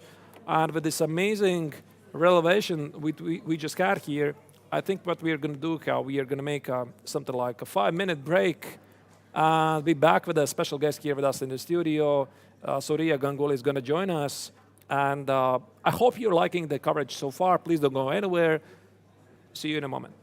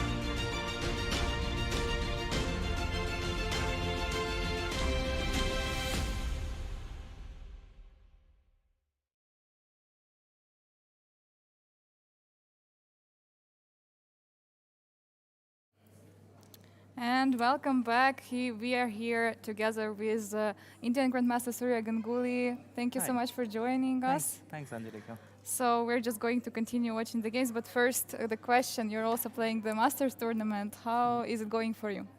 Well, good. Today I had an easy draw. I was black, so I didn't mind that. And almost until the dead drawn position, it was part of preparation. So literally, I didn't have to make any moves today So on my own. Nothing special. Nothing special, but Okay. it's satisfying still. You know. Okay, so let's go then immediately because we have some action here on the boards. So I don't know which one we want to start with. Your choice. Yeah, so Which one? let's look here. Probably the bishop c8 was the last move, all right? Played knight d2. Yeah, knight d2 actually was the last move played. I mean, yeah? this one looks like semi-tarash, which has gone wrong. For Yesipenko. For black, yeah, for Esipenko, because, I mean, white got pawn on d5, knight c4 is happening, and it's not a very pleasant thing, you know, when you have to check all the time what is happening for knight c4 and d6. It's not exactly ideal. But bishop c8 is actually quite good. His control, the bishop did not have any future on b7, so it comes to a different diagonal. And I believe after knight c4, he just wanted something like queen f6. But what is surprising, even after rook e3, that's happened in the game. Even here, Queen f6 queen was f6. played. Yeah, because queen on f6 is not that bad. There are many squares available. Yeah, there is g5, h4. So now I'm actually not even. There is something like bishop g4. Is it Yeah. possible? Or Yeah. it's not really? No, it's possible. Why not? Actually, now I'm not even sure if white is doing that good. Not sure about this rook e3 move somehow. There are so many things to be checked. Yeah, like. It's interesting. Why not knight c4? That queen f6, as you said, yeah. Probably. I had What a is the very idea of this knight rook e3? I thought, okay, you want to keep rook f3 option in case of, you know, the queen runs on f6, but it turns out queen has got too many good squares there. There is f6, there is g5, there is h4. So, you know, you cannot harass this queen enough. So instead of rook e3, I have just one very wild idea. Okay, this is not my game and we are analyzing, that's why I will suggest. Can we try f4 once? Oh, okay, queen h4 is already played, bishop e2. But So, before that, yeah, so one here, move back. yeah. So And one move here, back. Is this a legal move, f4? Or since I I had mean, it's a legal move according to chess rules, but wow. at least some idea, yeah? Like, okay, if you take, then I play knight c4. Maybe machines will laugh.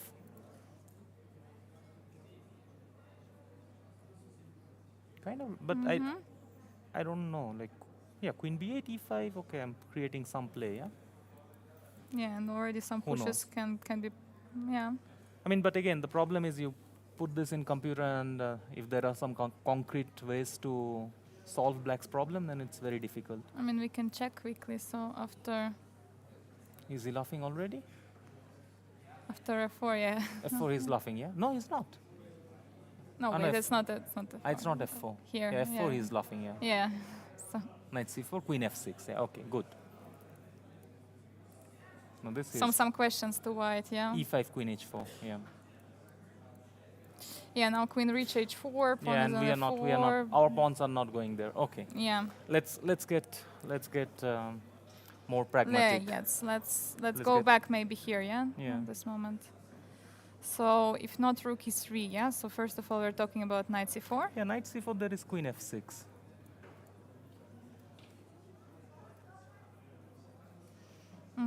That now I understand. Like when you turn on the computer, I saw he was suggesting a4. Not here. One move before. So this looks very smart. a4. Okay, you want to play a5 at some point. So then the b6 pawn will be weak. And if black plays a5, then also b6 pawn is weak. So this is actually quite a smart idea to So just I- go a4, a5. Rook Because- b1, yeah. Rook b1. Yeah. Or direct a5 even. The thing is, black really needs this chain. Yeah, pawn on a7 protecting b6 and then protecting c5. So once you target there, actually looks quite nice. Yeah, very interesting. Yeah, because it's the only basically place where black is basically solid. Yeah, Yeah. and also potentially for the end game, it's important to have those pawns to create some passer. Absolutely. No, A4 is And this very knight nice is idea. very okay. So rook e3 was played anyway. So Queen F6 and bishop E2, Queen Queen F6, H4. Yeah? bishop E2, and Queen H4 immediately. Wow. Yeah. Okay. Often in semi-Tarrasch, black would like white to play G3 because then you are always losing this rook G3 option. So once G3 is played, then the queen goes back and is very happy. So G3 is not something what we want to do as white. But then also there are moves like bishop G4 coming.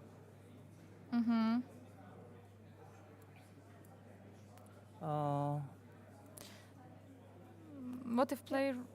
There is also the pawn hanging on E4. Yeah, exactly. It's not trivial somehow because knight C4 is knight into E4. Yeah. So let's say we do G3 anyways. Where do we put the queen? G5 maybe? Yeah, just back. Yeah, because still bishop G4 is Yeah, threatened. still is a threat, and yeah, even though E4 is not under attack, but already there is no rook G3. Yeah, I think black created enough counterplay already here. Oh, and Gukesh played some move actually. Let's maybe refresh to see. G3 actually he G3, yeah, played. yeah. Okay, G3. No, it was difficult to find any other move, but still queen G5. Yeah, Queen G5. And what to do? Actually, these are very strategically very interesting positions because white should also be careful, you know, not to push too hard.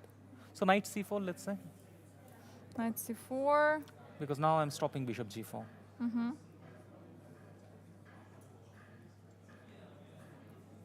So already D6 can happen at some moment, yeah? Yeah. But wait, apparently I'm not stopping bishop G4. What am I saying? Still bishop G4, no?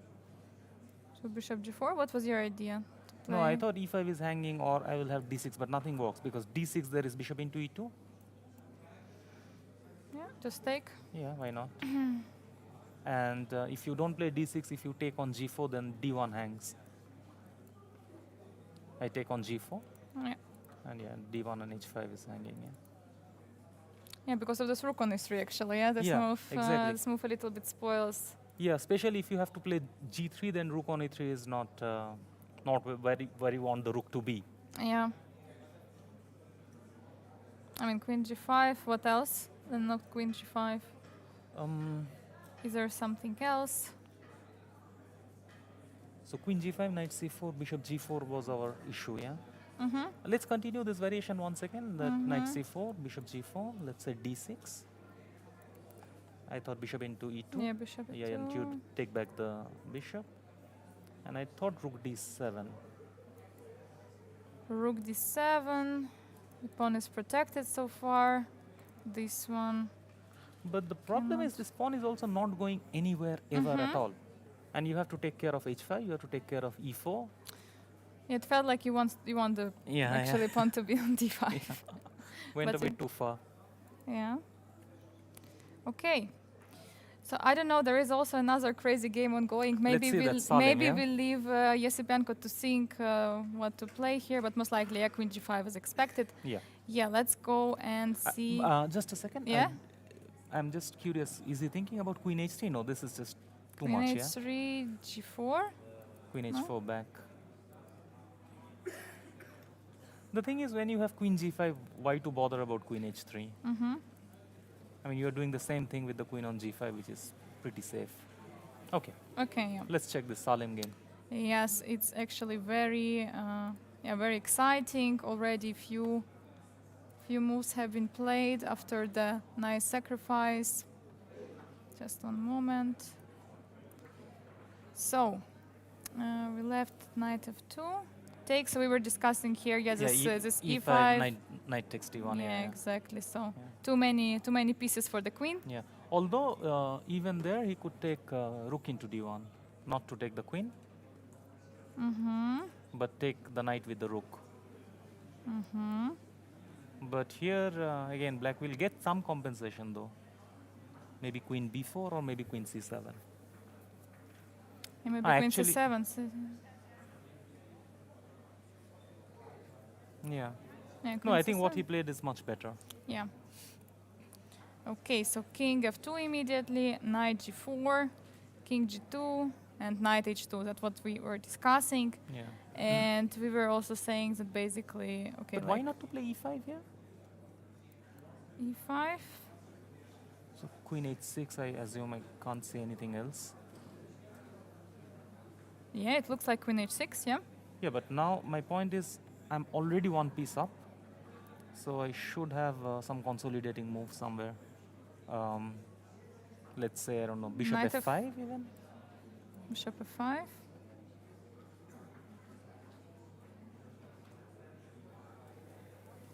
What to do for black? Not so many pieces, yeah, around the king. h3 Yeah, is not working, yeah. Queen g5. But I thought I'll take on c8 because queen g3, king h1 just. King just hiding behind this knight, yeah? Yeah. And no checks. No checks, yeah. And I'll put my queen on f5 next. So every time, h3. rook g1. And just too many pieces, yeah? Yeah. Nothing is going to go wrong at this point. Okay. Okay, let's catch up with the game just to... Yes, let's see. Okay, so knight takes on h2, and actually knight Played f1 knight was f1. played. Yeah, probably e5 could have been also played because it was also played in a couple of moves. So knight f1 He takes? takes, and here e5. Yeah, So because you want to- intermediate, yeah? Yeah, you want to protect this g3. So queen e6 was played because he wants to come to h3. Is there something like queen h6 or... No, probably it's not working, yeah? Yeah, I'll just take on f1 with bishop and put the king on g1. And everything is solid, yeah? Like all the squares are controlled. So queen is 6, yeah? Yeah, you want to get queen h3. At least I can take with the bishop, if nothing works. Just take with the bishop, so queen h3 check, king g1, and queen g2. And everything is protected. Everything is and, protected. Okay, black has 3 pawns, but I believe this position is much better for white. Now, this we have in hand. Let's see if we have something different. Yeah, let's see. So queen so is queen 6. e6. What else can we do? Hi. So Basically, I can get the same with rook Can f1 we- also. I was rook f1. And queen g2. And okay, taking with the pawn. This could Is be very not- dangerous for black, I think. Actually, rook f1 was played. Yeah, Rook f1 was played, and queen h3 immediately. for sure king g1 will happen. King g1. And he will take with the queen, I believe. Because, okay, if he takes with the pawn, I think black's king will be in more danger. I mean, worst case, I have queen g2. Absolute worst case. Yes, yes. So you want to take with the queen. Yeah, So he will take queen takes g3, yeah.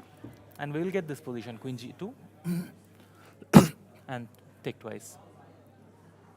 Queen takes g2, Yeah, and then such an endgame with 3 pawns, but but very bad position for black. Because the c8 bishop, yeah, try to find a good square for it. There are just none.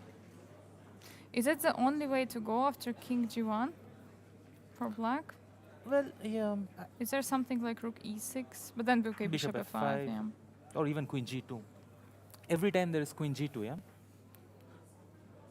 Black's main problem is black has only one active piece. Yeah, And look at white's you cannot pieces. checkmate with Yeah. one piece. And look at white's pieces, yeah? Yeah. Every single piece is so nicely placed. Everything is protected. Yeah. No, this went... This went wrong, yeah, and look at went the wrong. time, 10 minutes. yeah. I don't even know how bad it is, but, you know, practically it's suffering. It's really suffering at this point. So he's looking probably now which ideas he has else, because he sees, yeah, after queen g3, this is just Yeah. not enough for a piece. Yeah. At any moment, I can just even change the bishop if I want to, and then start collecting the pawns. That's also Yes. possible. Yeah. Then you put your king on h3, and then just take this And h4 just- pawn. Yeah, the problem is, this e5 pawn is very strong. It's just Yes. holding everything, and basically the pawn minority is holding this majority, they also, okay, at some moment can be some pushes, but Impressive. it's not, yeah? No, I'm impressed the way you explained with this minority majority. Good. Okay, so king g1. Yeah, so probably, No, here black is going downhill. yeah, so nothing else, yes, on queen g3. No, nothing comes to mind because anyway queen g2 is happening. Okay, bishop g4, is it a move? Just to make a move, basically. Just to try something, yeah, bishop Yeah. g4. Rook, I mean, rook can go to d2, but then, okay, it's not so... Maybe just rook to e1? Just rook e1. And then queen g2 at any Ah, moment. but rook e1, now you can take on g3. But even this, still queen g2 I have. No, I meant you can With the take with the queen, yeah. queen because d3 is hanging. But then, okay, still, Because takes, because at the end I have rook f6. We'll play rook e6, I have rook f6. Yeah, so takes. Rook e6 and I have rook f6. Yeah, big struggles for Saleh Salem. And the problem here is it's not just one line. Like it's not even forced, yeah? Yeah. Anything is possible. So yeah. No, here Yeah, so it looks very, very upsetting for Saleh Salem. So maybe we can go to the game Gata against Arkady Naidic. Sure. So we haven't checked it for quite some time. 1 second. Okay, so we left. Actually, a rook d8 was played. We were actually here at this moment, impressed. He played this g5 idea. First, we thought, okay, maybe it's not really. I mean, it's not something what you normally want to do. But yeah, he went for g5 and rook d8. Because he had to deal with this knight into e5 threats Yes, yeah? yes, every so time. Yeah, so h3 was played, and okay, bishop f8. So I believe we left at h3. So basically, h3 in some way also prophylactical move from this take g4 knight d4. So there is Fair no. enough. And okay, bishop f8 was played. I believe this we already haven't seen. So So attacking some on b4. pressure. Rook b1, protecting, everything is logical, yeah. Yeah, knight b8 is also quite interesting. Knight b8, yeah. Yeah. I mean, okay, you open up your rook because this knight on d7 is not doing anything anyways, yeah? Yeah. Knight cannot really go, I mean, it can try to go on b6, but there is not a future The only there. thing I feel knight b8 could be, I mean, I wouldn't mind playing knight b8, but provided that white cannot play knight c4. Like knight c4, c6. So I don't know if this was planned or not because after knight b4, if white is able to play knight c4, I'm not very happy about it. c6, there is knight b6. Yeah, and that was actually one of the things which we were discussing, that knight c4 is not possible because of the Exactly, c6. And exactly, now it's so- actually basically white is free to go. So I don't know whether this was part of plan or he simply ignored this knight c4, knight b6 idea. So let's see what happens after knight. Wait a second. Now That's the knight game. b8. And knight c4 Ah, was actually, played. yeah. Knight c4 was played. And And takes. it Okay. takes. Yeah, he'll take with the pawn. Yeah. And knight c6. Wow. Even more pressure on the b4 pawn. Is So it? we will take, yeah, of course. Yeah, it's not possible to protect. So bishop takes, pawn takes. Okay, now it's a question. How? These pawns, is it like, are they weak, or there can be some moment like some c5? Yeah. Yeah, c5. Okay, but c5 I'll play b5. And then you want to play knight d4, yeah? But queen c2 was played here. What was the idea? Queen c2. This is what I'm trying to understand also. Like, So maybe putting the queen somehow on this file with the pawns. Yeah. yeah, okay, queen on c2 is better placed at a generic level. But I was trying to see if there are some other ways. Like, why didn't he play knight e3, for example? Maybe knight d4, he did not like that. No, There is some rook b8 also, no? there is some rook b8 also, yeah. No, rook b8, I have knight f5 though. But I'm not sure if what my knight... yeah, it's interesting, knight e3 is possible. Rook b8, knight f5, yeah. It's kind of hoping if you take on b4, then I have some queen c2. Not here, like after rook b8, knight Yeah, f5. yeah. Yeah. You cannot take on b4 because I have some queen c2. Here I have knight e7. Ah, yeah, yeah, sorry. But after Yeah. you take with the queen, maybe Yes, queen queen c2 or queen c2. a2, yeah.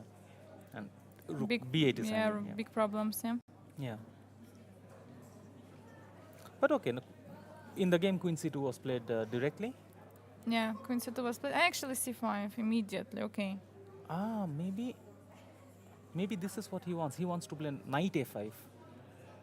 So go back one more move. Mm-hmm. If you play knight a5 here, maybe there is queen takes b4. Mm. That's the point. And up a pawn. Yeah. So And that's black why, is up a pawn, yeah? yeah. Maybe that's why queen c2. It gives a threat of. I was trying to understand what is the purpose. Yeah. What is it? What is it threatening? So it is threatening knight a5 now. So that's why c5. That's why c5. Yeah. And now knight e3. Okay. Very interesting because now if he takes, where does he want to go? He wants to go to. He's threatening knight d5 and knight into f6. One more time, knight. So let's say Knight c f4, into b4. You play knight d5, queen f7, and knight into f6. Take on f6. Just take on this. Ah, yeah. Wow. Okay. Wow. Okay, very nice. So Knight e3. what is white doing? And what is black doing? That's the c6. c6 is Knight a move that I f5, would yeah? not like to play. I mean, ideally, I would like to make knight d4, knight f4, such knight d4 walk. Let's say. Knight I mean, this will be my first. e4. You will have to take. You don't want to Yeah, allow knight because f3. yeah. Yeah. Now, okay. Let's take with the pawn. Knight d5. And now it's a Maybe question, in big yeah. trouble. And what Yeah. if we take with the e pawn? Then Also also, knight- yeah, also big knight trouble d5, yeah. with the bishop. Yeah. So what is black doing then? Yeah, that's actually a good question. So knight e3.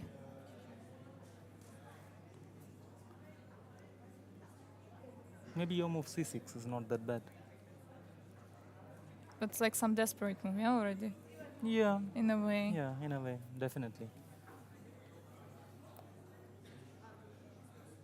But okay, again, like some knight f5. So not only knight e5 is a problem, but also knight. But knight f5, at least I'm not losing any material. I can move the queen to f7 and everything is fine. Knight d5 is actually, I'm just losing material immediately.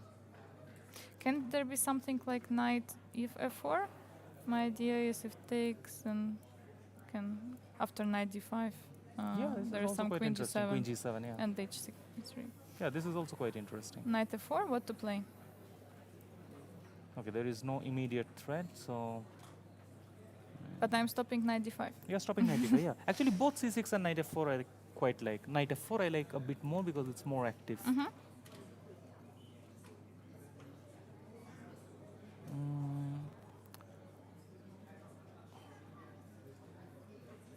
Okay, let's say I take, just to continue this variation, if I take on f4, you take with the g pawn. Knight d5, you said queen g7. Yeah, maybe. I'm not so Yeah, why sure, not? but But why not? Yeah, you're trying friendly. something. So Okay, king king h2. h2, let's say. What do you want, c6 or the c6? I have knight b6. You can probably. There is a question. I don't know what I want here. Yeah. So c6, knight b6. What is the threat first of all from white? There are many moves actually. You can play f5 also. If you really want to, you know, Wow, f5 spice actually. it Yeah. up. But I don't know after f5 what am I threatening. That's my problem. If I take, then there is queen takes. Yeah, So if not sure what I'm takes, threatening. take, queen takes. Maybe bishop b7. Yeah, possible. Also, why not to take on b4? No, don't. Let's not play f5. Just take on b4. What is black's problem? Instead of f5. Yeah. Yeah. Okay. This Queen looks nice. c7. Then I take everything and take on a4 also. Okay. Makes sense. Yeah.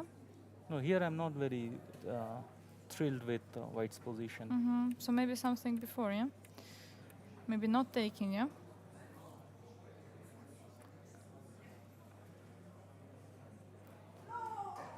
Do we have some new moves? No, yeah? Knight No, is 3. 93 and he's still So thinking. knight f4. Take on, so if I take on c5, but you just take back, no? I guess so, yeah? Takes... Why not? Yeah, why not to Why take, not, yeah? Also some issues with the a4, yeah? So, Yeah. Oh, it was also possible to include knight d3 and then take with the queen. Yeah, there are too many options. You could also play knight d3 here and then take, yeah? and then take. But rook d1... Rook d3, queen takes c5. And Then there you is no take on problem, c2. yeah? No, no. Because your knight on d3 is also very solid because bishop will come to a6. Ah, okay, that's why, because I was thinking what happens here, Yeah, but there is bishop bishop a6 a6. immediately protecting, yeah? Very nice. Okay. But maybe queen c5 just to be safe. Why not? Yeah. Rook c1. Rook c1 But is rook possible. c1... Yeah, rook c1, But if like a take, take, there is also take on e4, yeah? Yeah. I take on e4. No, there is rook b8. Ah, yeah. Have to be very careful. Knight e6 in between doesn't help much. I believe some was played.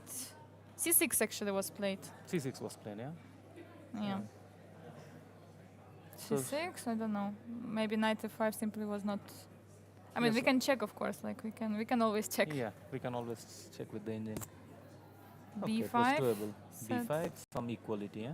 Yeah. And the move which he played? Okay, also similar evaluation. Yeah. Yeah.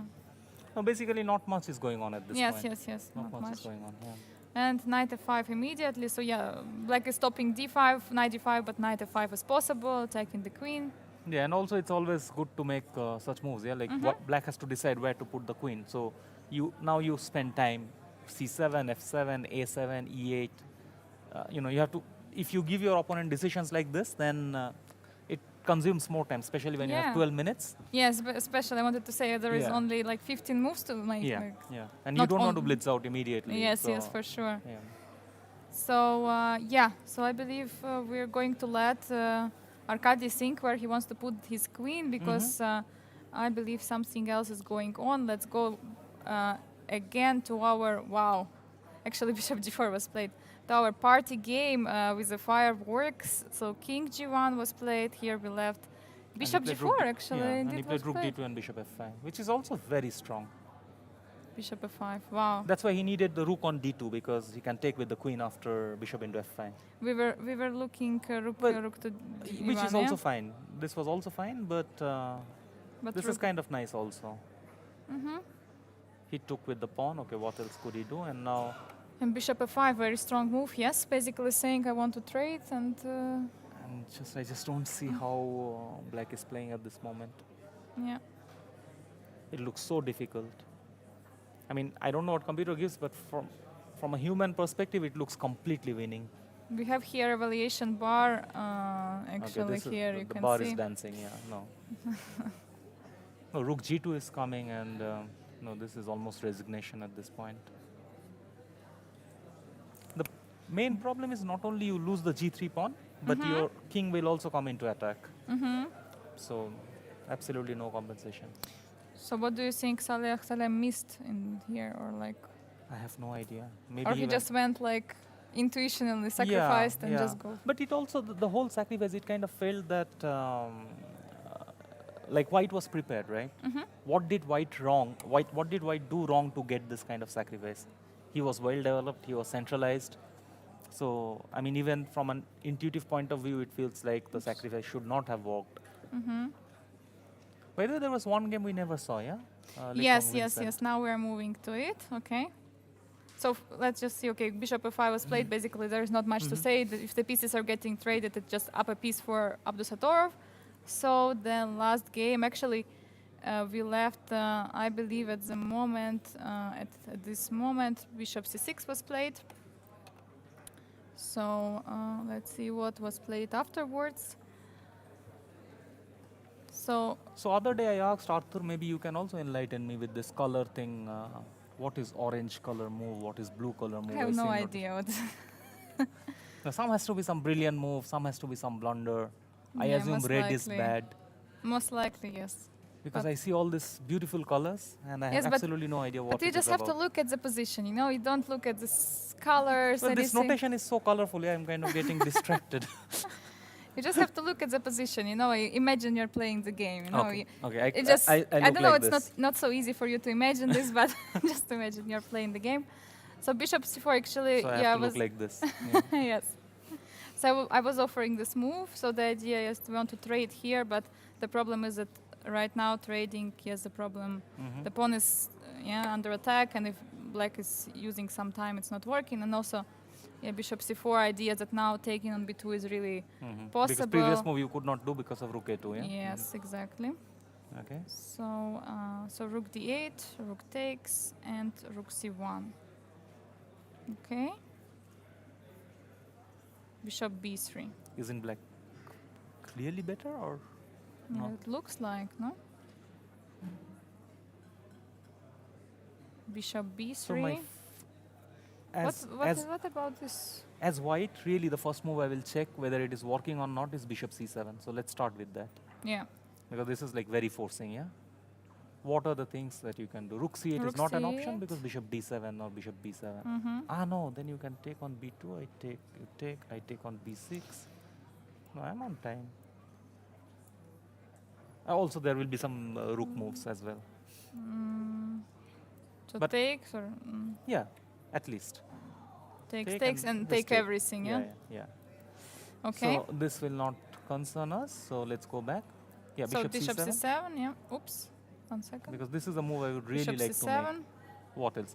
If you take immediately on b2, it's the same story. I take on d8, I take on b6. All the pawns are getting eliminated. What? What am I missing? Okay, rook d2 is a move that I would like to see. Mm-hmm. But I'm not scared here. I If take on here, I takes, take. a4. Could be annoying. b2, But a3. yeah, b2, a3, and I am not on time. I need my bishop on c5, but you will also have rook c2. Yeah, this is annoying. Is there something like bishop e8, No. rook c8? Oh, Or it's not working? no. It just that it never occurred to me. Yeah. Interesting. If king f8, rook c8, and then c8. bishop c5. Yeah. Okay, so many things we don't No, this even is very see. interesting. Bishop e8. What's your rating again? Around 3,000. No, I'm not very wait, do I strong. have bishop c2? Ah, no, I don't. Bishop Uh, e3 and bishop b5 back. bishop c2, bishop Bishop- e3, Yeah, and bishop b5. and And bye-bye. and GG. Okay. So why bishop c7 was not played? Let's try Yeah, to figure let's out. try to understand. Bishop c7. Take. So we can eliminate rook d1. Yes. We can definitely eliminate bishop. Okay, let's just Rook make. c7, rook c8 also, yeah? Yeah, let's make this bishop b2 move one more time just to see if we are not Mhm. missing. Okay, it takes. You take. And maybe here if I? Bishop c5. Yeah, bishop c5 just protect. So not okay. So, yeah, these and two- so it has to be rook takes. d2. Yeah. It really has to be rook d2 1 second. because we also Oops. saw rook c8 Bishop c7, rook d2. and we take on b6. Maybe apart from a4. What happens if you actually take on b2 first?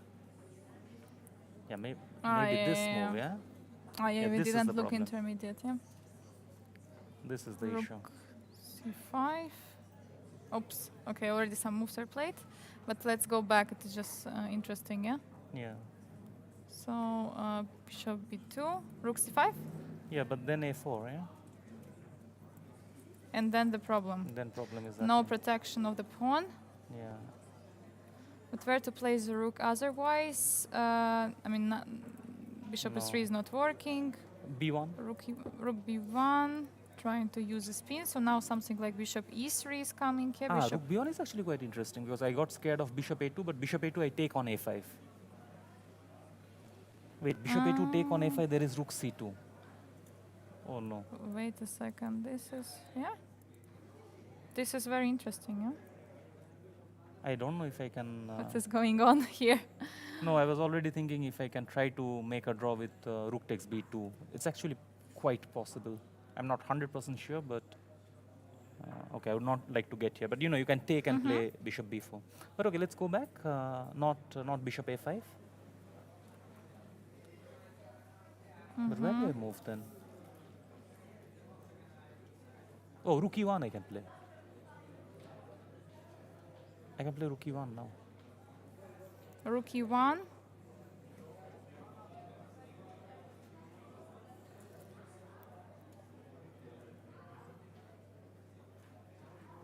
No, but this is too much here. There is rook d6, rook e2. Such a messy... Okay, I don't know. Maybe he just didn't want to go for it. Possible, Yeah? possible. Just played a4, so there is no a4 for black. And now, of course, bishop b2 again is not happening.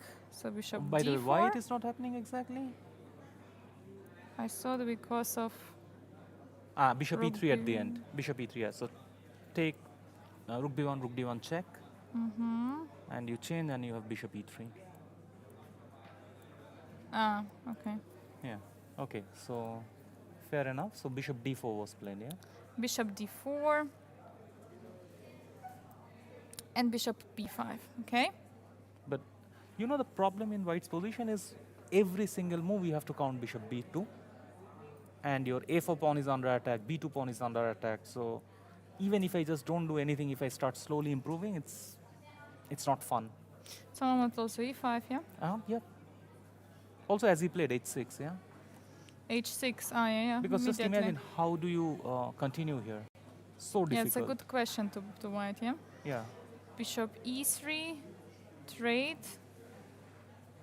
Yeah, now definitely it's huge suffering. Yes, now even like this pawn, now even if rooks are getting trade, it's also very unpleasant. Also, it's very interesting that imagine you try to attack my b pawn. I give check and I take on b2. You can never take on b6 because bishop into a4. So when I take on b2, I actually indirectly protect the b6 pawn permanently. You can never touch it. Absolutely. So just rook d2, rook b2 anytime. Actually, So I don't know why rook d2 was not played immediately even. here, yeah? Because he probably thought rook c6. No. Yeah, I don't know. Now I know. I know what is the point. Why g5 was played. So he goes rook c6. Rook takes b2. Take on b6. And now if bishop a4, there is check. To take on a4, rook b8 check. No, rook b8 check. Rook b8. And you need king g7 at this point. You don't need white squares. Yes. Because otherwise bishop e8 or bishop d3. So that's why in the starting position he goes... That's why he's going. That's why in the starting position he goes g5, g5, yeah? So now you see the Now thing, there's the he needs idea. his Rook G7, f1. yeah. So now white plays rook f1 because for rook d2 he has rook f2. Yes, stopping. Yeah. Okay, rook f1 and first king g7. Because, so not because now black is saying that your rook is kind of stuck on the f file. So now you have to make rook f2, rook f1. There are no moves. So I slowly improve my position. Yeah, h4. And rook d5 was the last move played. Yeah, I would imagine this is very difficult position for white. Extremely difficult. Just black is just pressing slowly, yeah? Slowly improving. Also, like even if sometimes rook gets changed, the pawn on a4 is a burden, so like there is no upside. So very difficult to hold this. Yeah. Okay. So I don't know. Do we probably want to do a break now? Sure. Thank you so much, Surya, for joining, for showing some ideas from the games. Thank you, and thanks for showing bishop e8 and giving me some lesson. You're welcome, and good luck for you. There are 3 rounds left, Three more rounds to go, three more rounds to go in the Masters tournament. And yeah, everyone just stay tuned. We will be right back in a few minutes. Don't go anywhere because now the time travel phase is starting, which will be very, very interesting. Thanks.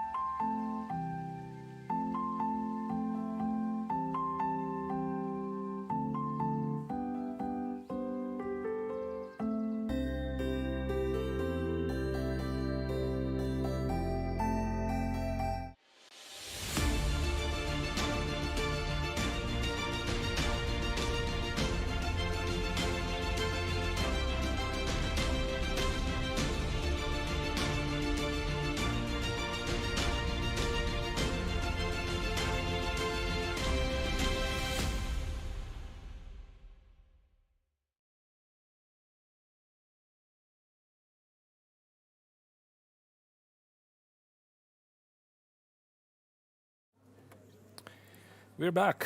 We are back from 55th International Chess Festival here in Biel, Bienne, Swiss town, which is holding one of the open tournaments of chess festivals with the longest traditions. That's Angelika Volkova. I'm Grandmaster of Nations. Shortly before I came back, there was a well-known Indian Grandmaster, Surya Ganguly, shared about his expertise, what's happening. But I think we also need to switch back to the very, very critical game of Abdusatorov against Salem Saleh, because I see there's a major time trouble for Salem, and the position doesn't really inspire. Yes, let's return immediately, dive into this position. As we recall, there was a big, huge piece sacrifice, which didn't really work out for Saleh Salem. He even tried to sacrifice second piece, but Abdusatorov said, okay, no, thank you, one piece is enough, I can win with one piece. Right. Were there some other new moves that you and Surya discussed here? I saw you were discussing this position after Rook D2, Bishop F5, already could feel that, White's, Black's attack is really not going anywhere. Yeah, so basically at this moment we left. There was not much to say, actually. We were also looking at the previous position, how could it go somehow good for Black, but we couldn't find. And basically after Bishop E5, which is a very strong move, forcing White to trade everything. He has this Knight H2, second piece sacrifice. Not Queen F6, but Knight H2, right? Because we discussed Queen F6, which felt very interesting. To be honest, I borrowed the idea from the chat. Somebody said in the chat, I was like, oh yeah, sure, that looks interesting, right?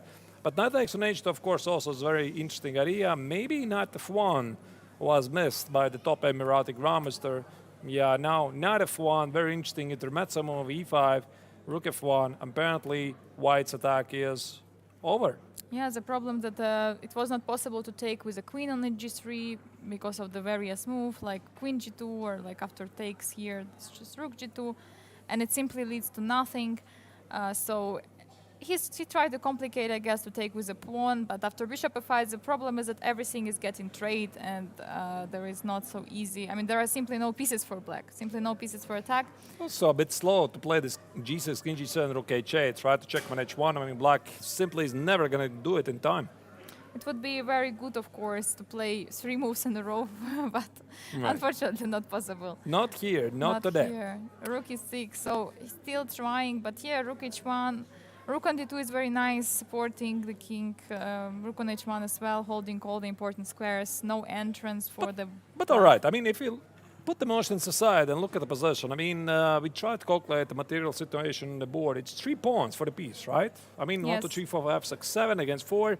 So this means that Black has seemingly enough material compensation for the sacrificed piece, but of course, always what matters is the piece activity and how strong are those pawns. And now you look at them, they're not really moving anywhere, and the pawn on G3 actually might become a liability really soon. Yeah, and the thing is, the rook just came to G6, it's very interesting, because before we had only queen attacking the king, and now we have also another pieces coming. F6, interesting, opening the file for another rook. Okay, it's becoming a little bit more, actually hopeful somehow for Black. Since but it's the clock, yeah? Yeah. It's the clock. Look at that. 1 minute and 34 seconds here for Salem Saleh for how many moves is it? 6 moves? This is going to be tough. There was some question from the chat, so why not to play for White Queen F5 at some moment earlier? So I think it's here, right? Yeah, Queen here. F5. Rook H1, okay. Queen F5. Queen F5, just trade in the I queens. would play immediately. I don't know why. Yeah, Queen F5 looks very natural. Queen F7, Queen G4. And Queen H4 is just Rook H1. Maybe that's the I just first take it first and then play Rook H1 and Black resigns. Yeah. Queen F5? Queen F5, actually, good question. Very Queen good question. F5. Very good question. Queen F5 is such a logical move, it doesn't even get more logical, because now after the trade, this pawn for sure is going to be gone. But maybe there is something that he didn't lie, but no, I don't really think so, right? No. Maybe somehow Black quickly trades all those pawns. I don't see that happening. Definitely Queen F5 felt very natural. Now Rook H1 and Rook H3 is a bit strange. Yeah, that is a bit strange, to be honest. And now suddenly Black has some chances. I now, guess. now suddenly the pieces of black are not that passive. What do you do after the take? That's the big question. Maybe not to do anything. Just Not to bring do in anything. the rook. Bring in the rook from e8 Where? to e3. Yeah, but it's not. Rook e3 and Queen some queen f3, f3. yeah? So you're like saying that's a mate. I don't see, by the way, a mate yet. Could be. No, maybe. as well be. Okay, so idea is basically okay. You can take on g7, but or f7 king. I thought king f8 actually. King f8. There is rook h8. Okay. Could be, by the way, king f8, just to lure the rook on h8 and then play king f7. Not very clear immediately, to be honest, what happens here, because after rook f6, I think I can just take on g3.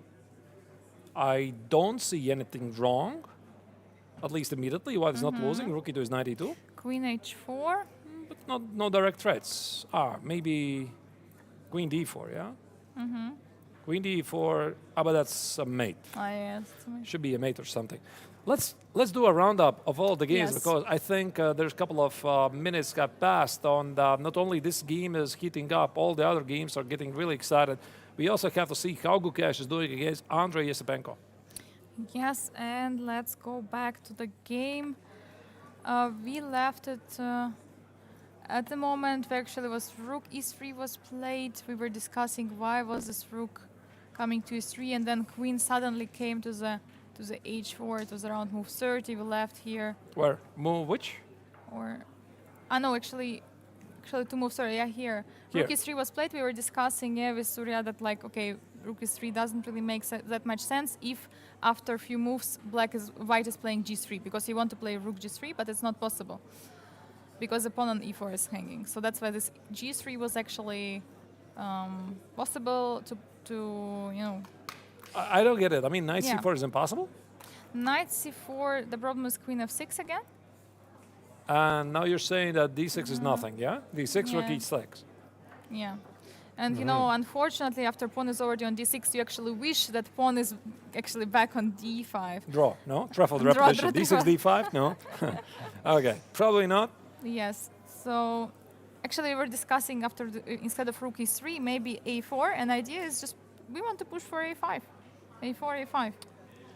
You know, Angelika, when I was first looking at this position, I validated this to be definitely in favor for white. But one thing I didn't really pay so much attention is the pawn on h5. Because now the more closely we look at it, it's actually become a liability for white. I mean, the pawn on h5, you wish it was standing on h3. And then it's a clear advantage for white, right? So you have a protect past pawn on d5, ideas like knight c4, like the safer idea, a5, create a weakness on b6. But now this pawn on h5 is something that you always need to look back. And I think this is what happened in the game. Yes, exactly. So we left approximately at this moment. Yeah, g3 was played. We discussed actually that queen g5 should have been played, but he went for queen h3. Basically similar idea, but I mean, white a little bit complicated. Okay, yeah. He's Bishop going g4. after the pawn. Yeah, bishop g4 is a typical idea. f3. I guess Now- this is not good, yeah? Now the problem is yeah, take and then some f4. Yeah, you don't want to get the bishop on h7. Yeah, It's no, going to no. take a million years to get it out. All right, So f3. bishop d7 and g4. Yeah, but this already starts to look like black is taking over the game, because now suddenly all of white's pawns are on the color of the bishop. So if somebody has made a progress here, it's black. I mean, black is slowly improving the position. King f2, bishop d7. I choose black. Actually, very strange how it happened like this. Yeah, we have to go back, I guess, here. I think this rook is 3. So here, my first impression, white is definitely better.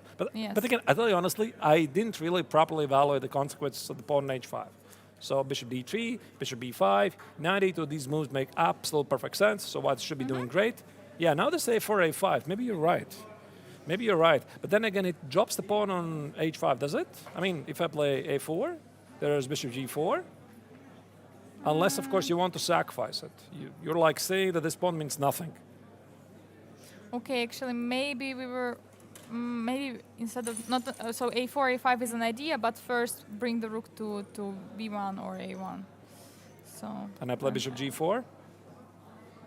This is a good question. That's why I think that's Maybe- why he didn't do it.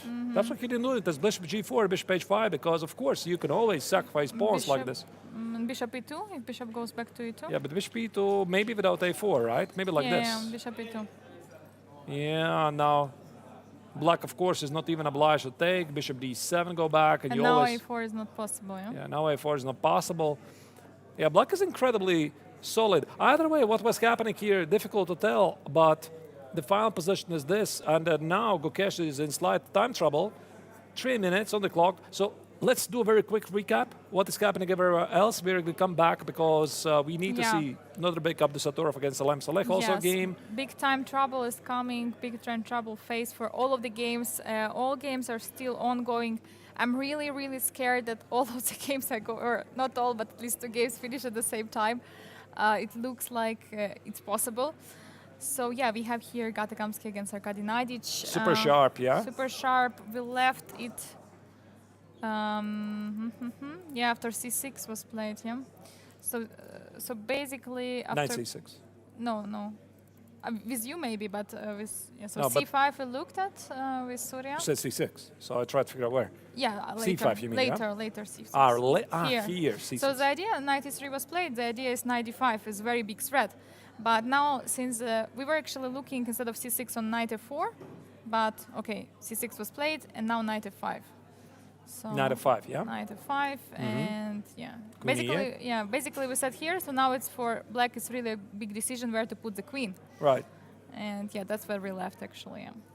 So takes. Wow, now suddenly black is incredibly dynamic. So, I mean, what to make of this position? The white has the knight on f5, black has also active piece set. You see the position has updated. Incredible mess. Let's check more games. We have also Yes. like Wang Liam against Vincent Keimer. Because there is. Okay, we go here. Yeah, we have here some improvement. We left at around rook f1. Rook f1 Yeah, rook was f1. played. A bit Where? earlier rook f1 was even. Yeah, but it's already Earlier. quite clear that Vincent is pressing, right? Yes. This is a weakness here. He has semi-open c-file, which is slightly bothering white. But I think we can leave this game for the moment because I think the players are going to reach the second time control safely. Yeah, they already reached. Basically, Vincent has to play a move. So now let's go to the game with the action because there is something happened. There's Which something game? happened. Abzasdorov against Saleh Salem. All right, let's do that. Let's go there because Game number 3. Here we go. because we have no black's queen on the board. Where did it go? No black's queen on the board. Rook f3. Wait, Let's go sacrifice a queen? A little bit earlier. What happened before? He blundered the queen. He played rook e6. I mean, after rook f1, rook e6, Salem Saleh just blundered the queen. Wow. We didn't see that. So here, this queen is trapped. You have no way to position it. This was not intended by Salem Saleh. And now, of course, this game is absolutely over. Rook g4, that's it. Just rook for the knight, and not enough. Just not enough. What an unfortunate turn of events for Salem Saleh. You can see he's absolutely devastated. He's absolutely devastated. He's so unhappy about his choice because this is not how you want to finish a game. Very, very sharp game. Of course, he felt he was in time trouble, but suddenly, you know, the game was still somehow ongoing, especially after white didn't play this queen f5, which felt, you know, as natural as it gets. And now, yeah, to blunder queen like that, it feels bad. Yeah, it feels absolutely bad, and especially, you know, Saleh Salem still, you know, was feeling he has still chances, you know, overall in the tournament. Now with this upsetting, most likely it will be a loss. I mean, like it looks like. I mean, something, Right. some special should happen in order. No, nothing's going to happen. I think he's just going to resign. I mean, White is going to make the next move. He has 12 minutes on the clock. The clock is ticking down 10 seconds. He stops the clock. He's resigning. Very upsetting result for Saleh Salem. The sacrifice which didn't really work out. Let's go back to Gukesh's game. Maybe Abdul Satorov is going to join us here. I hope so, but we also have to see what is happening in Gukesh's game against Andrei Yespenko because the game is really heating up. It's moved 37. The players, I mean, it's actually White who is in some slight time trouble. Yeah, for sure. For sure. And Gukesh appears to be slightly suffering because Yesipenko so far is playing a model game, taking over of all of the dark squares at the king side. So think about moves like knight e6, knight g5, bishop takes on g4 already is a threat. Yeah, I mean, that's for sure. I mean, if you compare like what happened earlier, Black indeed so much improved the position. There was so huge piece activity, and I don't know. This Is d6, was it like some devastation or what? Is that a sacrifice or wait? Bishop b5, that's a trap, right? You cannot play bishop b5. I want to win the rook. Knight e4. And Yeah, some knight rook e4 takes, Rook c2. rook c2, bishop d7. What is this? What is this? Queen, queen h. Just one check, really? Queen g1. Unless this is somehow winning. Yeah. Something like this. I mean, I'm trying to calculate very quickly, but looks like bishop b5 is impossible, and that's why Gukesh here plays king g2. He knows he's in danger because the d-pawn is not going anywhere. Black is definitely pressing. I wonder why he can't play d6 though. Because now this pawn might be in danger. Yeah, for sure. You are absolutely right. I mean, this deep, d6 move was like some desperate move, right? So it was like Right. Rook c6. Black is already thinking about knight e6, knight e4 idea. Of course, bishop b5 not to be missed. King g2. That could be major blow. That could be a major blow to Gukesh because he would pretty much exit the 27th Hunger Club with this loss. And also, let's also remember the current rankings. You see, Gukesh is in the lead of the quadriathlon. Sorry, did I say quadriathlon again? Triathlon, because Chess 960 is not part of the tournament. And Yesipenko is so close. He's so close here with 21.5 points. So if here Yesipenko is going to take over the game, then essentially he might become the leader of the tournament. And we might have, I hope so, an interview here with us shortly in a moment. So Angelika for the moment has left us. So let's go back. Let's go back to the game. Knight a4 is played. Quite dramatic moment here. We might see a change of the leaders. Knight a4, here Black is threatening rook c2. Knight c3 is unpleasant. The pawn on d6 not going anywhere. Bishop b5 is still rook c2. So definitely here the young Indian star is feeling heat. The bar is completely dropped in Black's favor, so that would be my safe assumption that White is simply losing. So Gukesh at the moment looks to go down. This pretty much will make a chaos in the overall rankings, because for the first time since pretty much the very start, Gukesh is going to lose the lead of the overall rankings, giving the lead to Yesipenko, unless of course something else is going to happen in other games, because also Abdusatorov is fighting against Salem Saleh, but yeah, like we already discussed, they finished. And right, so are we going to have an interview? Yes, we will have interview, but they first wanted to analyze the game on their own. They want to analyze the game Yes, first, right? yes. All right. That's fine. Let them analyze the game. In the meantime, actually, maybe that's even perfect, because we are watching here the game live of Gukesh suffering against Yesipenko, and he's desperately looking on chances. So look at his clock. If he's down on 1 minute, he needs to make 2 moves here. 2 moves and so little time. I mean, I just cannot understand how it happened. It was such a good position he got from Semitarash. Pawn on d5, everything was looking so perfect.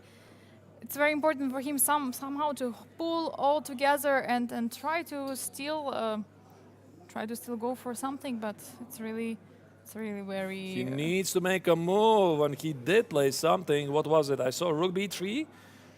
Rook b3, the bar didn't like it at all. It Rook drops c2. even further. Rook Yeah. c2. Yeah, rook c2 is a killing blow. No, this is it. Oh, wait, there's a queen trade? No, that's Rook not even a queen trade, because Rook c2 takes and everything is falling. that's it. That's all she wrote, right, as they're saying. So after rook b3, rook c2, White gonna trade queens.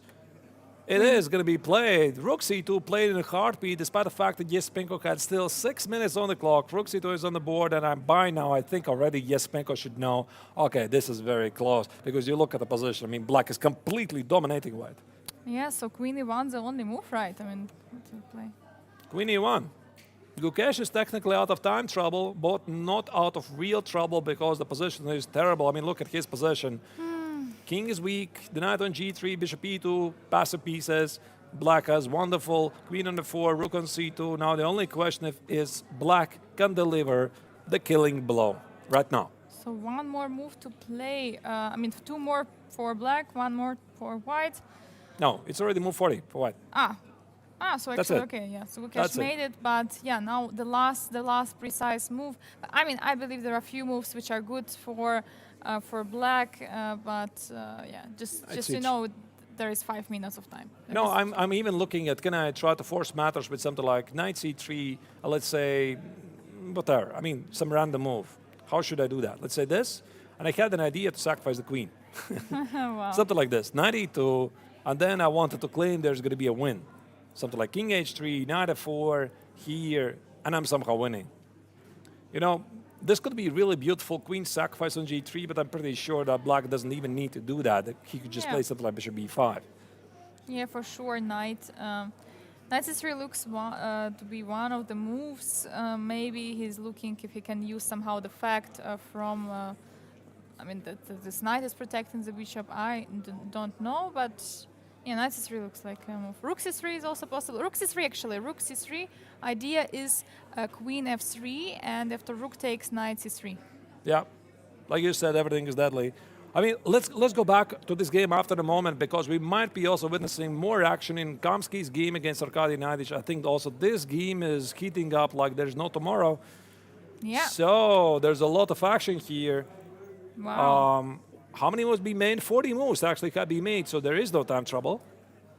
There is no time trouble, but there is some trouble with the a7 pawn for black. I mean, okay, maybe not a huge trouble, but... Okay, don't look at the bar, Angelika. Give me evaluation in 3 seconds. 3, 2, 1. Who is better? Black slightly better. No idea, really. I mean, I wouldn't answer it myself. I don't know. I mean, it looks complete mess, right? Because first I looked at the position, I saw the pawn on a7, but then I saw the pawn on c4 for black, and it's very dangerous. I don't know. I have no idea, actually. You know, whatever happened there before, I think, again, we left it... I mean, the middle game was totally crazy, right? Yes. So both players are fighting very uncompromising chess. h4, I like this move. So Kamsky is trying to create some targets at the king side, you know, get to the king, especially before the time trouble approaches. g4, black closes the position. h5, white kindly reminds, I still have a say here. And... Wow. And that's how the pawn reaches c4. Right. Bishop. Incredibly sharp now. White pawn on a5 most likely will be lost. But look at that. It's not falling. I mean, this is funny, right? I mean, look at this. So basically, the players are saying nobody cares about the pawn on a5. All that matters is the piece activity. But look at this. It's still there. So rook b8, rook b1. Yeah. Oh, sorry. Yeah, because the moves are made, the position updates always. So let's say here, rook b8, a6. Pawn is still alive. Knight e4, pawn is still alive. Rook a8, knight e4, pawn is still alive. Pawn still alive, and boom, suddenly it's a very big pawn. Wow.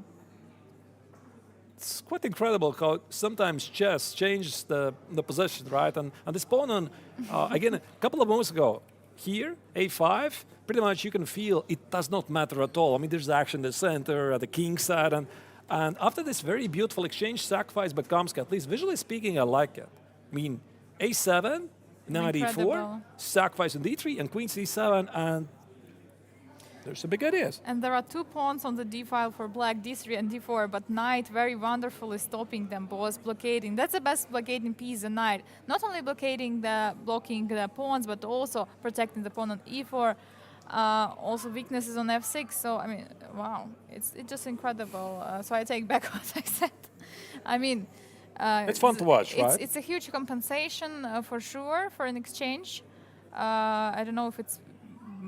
better, much better for white. still, you know, after queen b8, there is queen c6. Okay, the bar says it's about equal. You see? Yeah, sure. I mean, it's about equal.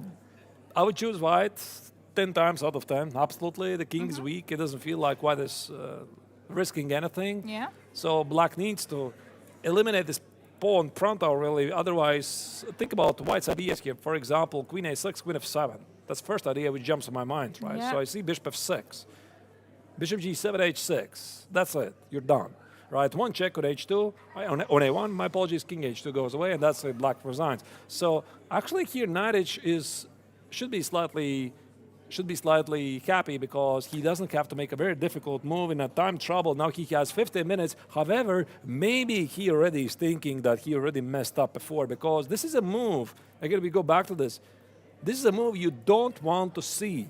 I mean, as soon as your opponent sacrifices in exchange what you didn't anticipate, your gut feeling says, uh-oh. Absolutely agree with you. Just wanted to say that Nigel should be very, very happy right now that he doesn't have to go and decide so quickly in a huge time trouble. So for that, for sure, he's like in a pretty comfortable position right now. He has time. He can choose what he's going for. He has a material. So now what he has to claim is that this pawn on a7 is not a very dangerous one. Yeah, okay, now it's easy to say, of course, right? Maybe he should have played bishop c5, Yeah. right? But after bishop c5, there's rook g3, rook g4, and something is there. I mean, knight c4, queen h6, and you see all of these threats in time trouble. You don't want to test them. Yeah. So that's why he played knight e4. I mean, trying to get some counterplay, try to trade the knight c3, rook b1, very logical move. The queen is attacking the pawn on a6, and yeah, this is just quite unfortunate sequence for Nadic, who is now trying to figure out. Maybe things are not so bad, but yeah, definitely it went out of control. Yes, but for sure, Agata should have seen it all, even in the time trouble already a few moves ago. So it's like not that Gata decided, okay, I will sacrifice this rook just right away. He should have seen it once the pawn was on a5, you know, on a6. When we were talking about this, that pawn is actually, you know, not protected there, not being taken there. I'm not sure. I mean, the rook has been there on e3 for a long time, really. I mean, maybe at some point he got an idea. Yeah, but I there's mean, gonna like be- after this a6, a7 pushes, he should yeah, have this known, definitely yes. sure. This so was a here, sequence. Here, yeah. Yeah, this was a sequence already. I don't think he really anticipated it here. Maybe around here he had some ideas at some point to sacrifice, and now that the knight is on d4, I think this was just improvisation, exchange, sacrifice, queen c7. I should be doing all right. And yeah. So we go back to Gukesh's game, Yeah, right? let's go back, and actually the move has been played, and it's not knight c3, it's not rook c3, but it's actually knight c5. Okay, attacking the rook, threatening at some moment some ideas like knight, where? Knight. Where no, does the wait, rook go? knight is- Rook c3 is, that's it? Yeah, knight e4 at least. Or maybe just knight e4 at some point earlier, maybe even here. It could be, I mean, just take, I guess. Yeah, take. looks On top of that, you could add queen g3 if you really want. Yeah. Get the best move of the tournament, queen g3, sure. That's also winning because black gets something extra, and white's pawns and the kings don't really help the Yeah, matter. You're So right. knight c5 is a brilliant move, and rook b1 is the only move. Maybe rook b4. Rook before looks suspicious, but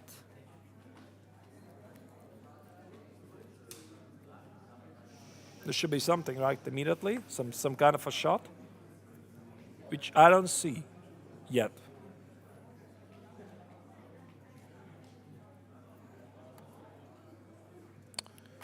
Well, there's no is there- sacrifice. Is there some a5? Does it make sense? Yeah, maybe something like this. I mean, I have to calculate this. Yeah. Take.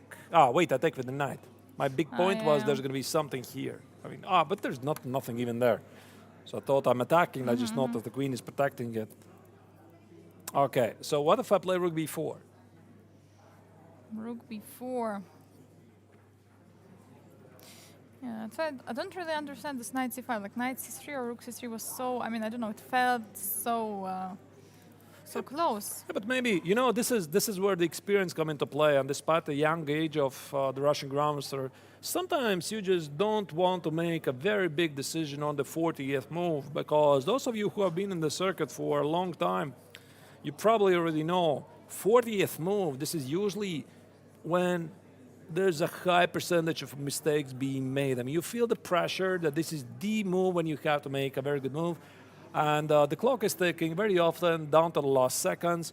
And really skilled players try not to make a very big decision on the 40th move if the situation allows it. So here, I think what Yespenko decided, maybe it's not even like a very concrete continuation. It's just, okay, let's just get over 40 moves. I'm going to get extra 15 minutes. I have all the time in the world. So why, for example, I should calculate now something like maybe knight b2 as a winning move, which maybe, you know, after 20 minutes think it appears to be not to be winning at all. Yeah, for sure. And yeah, so after knight c5, let's try to go back and try to realize what actually to be played, like rook b4. Okay, rook b4. Yeah, I think I want to do that. Maybe just Yespenko is going to go back knight a4, repeat the position, take a cup of coffee, think 20 minutes, and then find a winning continuation. Whatever it is, really. Maybe just knight e6. Knight Maybe e6, knight knight e4. e4, yeah. Yeah, it looks just Knight g5 easy. also. Knight g5 on f3. Yeah, knight g5 as well, but also knight e4 is on f3, by the way. Ah, yeah, okay. Yeah, so I like knight e4 more yeah, knight because e4, yeah. it takes care of the central squares, attacks the bishop. The pawn on d6 is completely busted. I think Yespenko just wants to play knight e6, so it's not even dragging time. It's just moving the knight on e6, and Yeah, very nice. Of that's course. it. So what do you do? I mean, what do you do here for white? I mean, how do you try to complicate matters? So what is happening after rook c3? Yeah, maybe this is the best try, right? I mean, take, and after knight Knight e4, e4. somehow magically survive. Knight, Maybe this? yeah. Something like this? If I could get rook c1, rook c7, I might have some chances. And if going back with the queen, or it's not really working, yeah? It's not really working. Queen e1? Yeah, then rook c2, that's very, yeah. Yeah. Okay, black can always go back, even knight c5. Maybe this is his final chance. Try to play rook c3. I think by now already the Indian young star knows that he's completely busted. He has played a terrible game. I like the sentence how you say, like, Indian young star knows that he's completely busted. What about it? No, just very funny, you know. Ah, you love the very- expression. Yes, yes, yes. All right. But, I mean, rook a2 is definitely a move, but there could be something very, very direct. I mean, okay, we already discussed this, right, Angelika? I think it's just Yes. queen g3. Ah, yeah, Queen you're g3, right. knight e4, f takes, rook c3, rook d3. You have to try. Take. I mean, if black really is in the mood to do that, and now maybe, you know, maybe white is going to claim that he's somehow holding here. But again, I mean, black doesn't have to do that, as that is incredibly pleasant surprise, pleasant choice. But then again, I mean, there's nothing better for white at all. I think I would try rook c3, whatever. I mean, rook c3, hope it works somehow out. Yeah. Maybe you're right. Maybe you're right. Maybe I'm wrong. Maybe you're wrong. Maybe I'm wrong as well. Could be. All Yeah. right. Dukesh at the moment is going down. So Yeah. in Lekwang Liam's game against Winston Kammer, they have reached the second time control. This we have to check. Yeah, a few more moves have been played. In the Gegengata Kamsky against Nadic, there is still no move played, so let's check this one. Okay, so, I mean, for sure, you know, black is pressing. So even though the position doesn't look like immediately much better for blacks, there is still a big chance. Because of this pawn on a4, because there is a pawn on e4, potentially also can be attacked, all located on the light squares, and black is super safe. In the best traditions of the Nimzowitsch. I mean, what can I say? So Aaron Nimzowitsch, something like 100 years ago, already said, if your opponent has one weakness, what do? You create another, and then you capitalize on them, right? Yep. So here, I'm not sure if the pawn on e4 is an actual weakness, but the pawn on a4 definitely is. So, I mean, black should have some chances, but the bar says, no, it's dead draw. Yeah, interesting. So bishop b3 was played. So the question here is how to protect the pawn. Rook a1 the only move, or Maybe bishop king b5? e3. No, I think active defense is always what we want to do. Rook a5? This is bishop a4 here. King b6. King and g6. Maybe something like rook f8. Some rook b8 ideas, rook g8 ideas. But that could be a major decision for black. Rook d8. Yeah, stuff like this. Yeah, rook d8, rook d6. You know, I think so. I mean, otherwise you're risking to play very passive. I think something like rook a1. I mean, this is totally not even in Le Quang Liem's mind. Bishop c2. Whatever. I mean, it doesn't even matter. I mean, just rook a1 is so bad, so passive. It's just a move you don't want to do. I mean, unless you have nothing better. So I would say king e3 is my best guess, or maybe something like bishop b5. Rook c2. Check, sacrifice the pawn. I'm making a expression like I have a full compensation here. Something like that. But then again, of course, black is not obliged to take it. There could be some intermezzo moves, rook g2, try to force you to go here, then snatch it, and I play king g4. And this one pawn is holding these two. Yeah, and then no rook 5. There is some king g6, bishop e6. So, like, I mean, it's pretty difficult, I would say, yeah, for white. Yeah, bishop b5, by the way, is played. So allowing rook coming to the c2. Wow. Yeah. Rook c2 is definitely a move. So Vincent already sees that after accepting the pawn, white's But going to I'm play just- king e3, rook f5. I'm just interested. Rook c2, king e3, bishop e6. You take care of all of the squares, right? Rook f2. Now here. Ah, you're entering. And could be some, intermezzo moves again. No, I think white is going to do this. White is going to make a draw. It doesn't look much. I mean, rook d6, you could take it. King f7, king f3. No, this should be a draw. So whatever chances Winston had before, he appeared to be slightly pressing because of this pawn on a4. I'm not really sure if before the second time control he had anything real. It was highly positional. I mean, you and Surya, you discussed this position. Yeah, Some chances, but again, we said it was pretty obviously uncomfortable for white facing this thing. So actually, a4 was played at the moment. I mean, it was, it was not played just out of good life. It was played because then otherwise black would play a4 and create even more attack because they had at that moment two bishops. you're referring to this Yes, to this very far moment yes. here, yeah, a4. Because otherwise, black is going to play for a4 at some moment, and the pawn on b2 and everything is hanging. So that's why actually this a4 was played again, not out of good life, but after the trade of the dark squared bishop, we can see that it's immediately a weakness.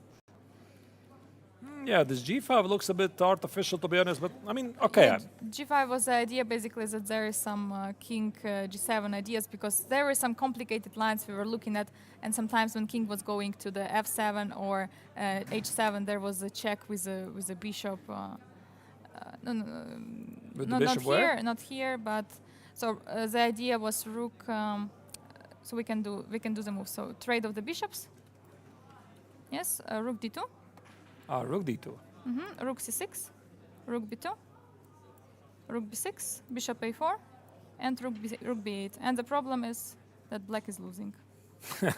Okay. So what a okay, line. like very What a line, complicated right? line. It appears to be black is winning. No. White gives a check and everything suddenly is changed. Bishop e8 or bishop d3, suddenly everything changed. All right. That's why this is g5. I mean, also like putting maybe more pressure, getting more space. Interesting line. So, yeah, bishop e5, and now Vincent is trying to figure it out. Yeah, I know this feeling. I mean, sometimes you play a very nice positional game. You know you're slightly better, but also deep inside you know that, I mean, if your opponent is not going to make any mistakes, most likely this is a draw, right? And yeah, I think by now Vincent already knows, right? Okay, he had some chances maybe.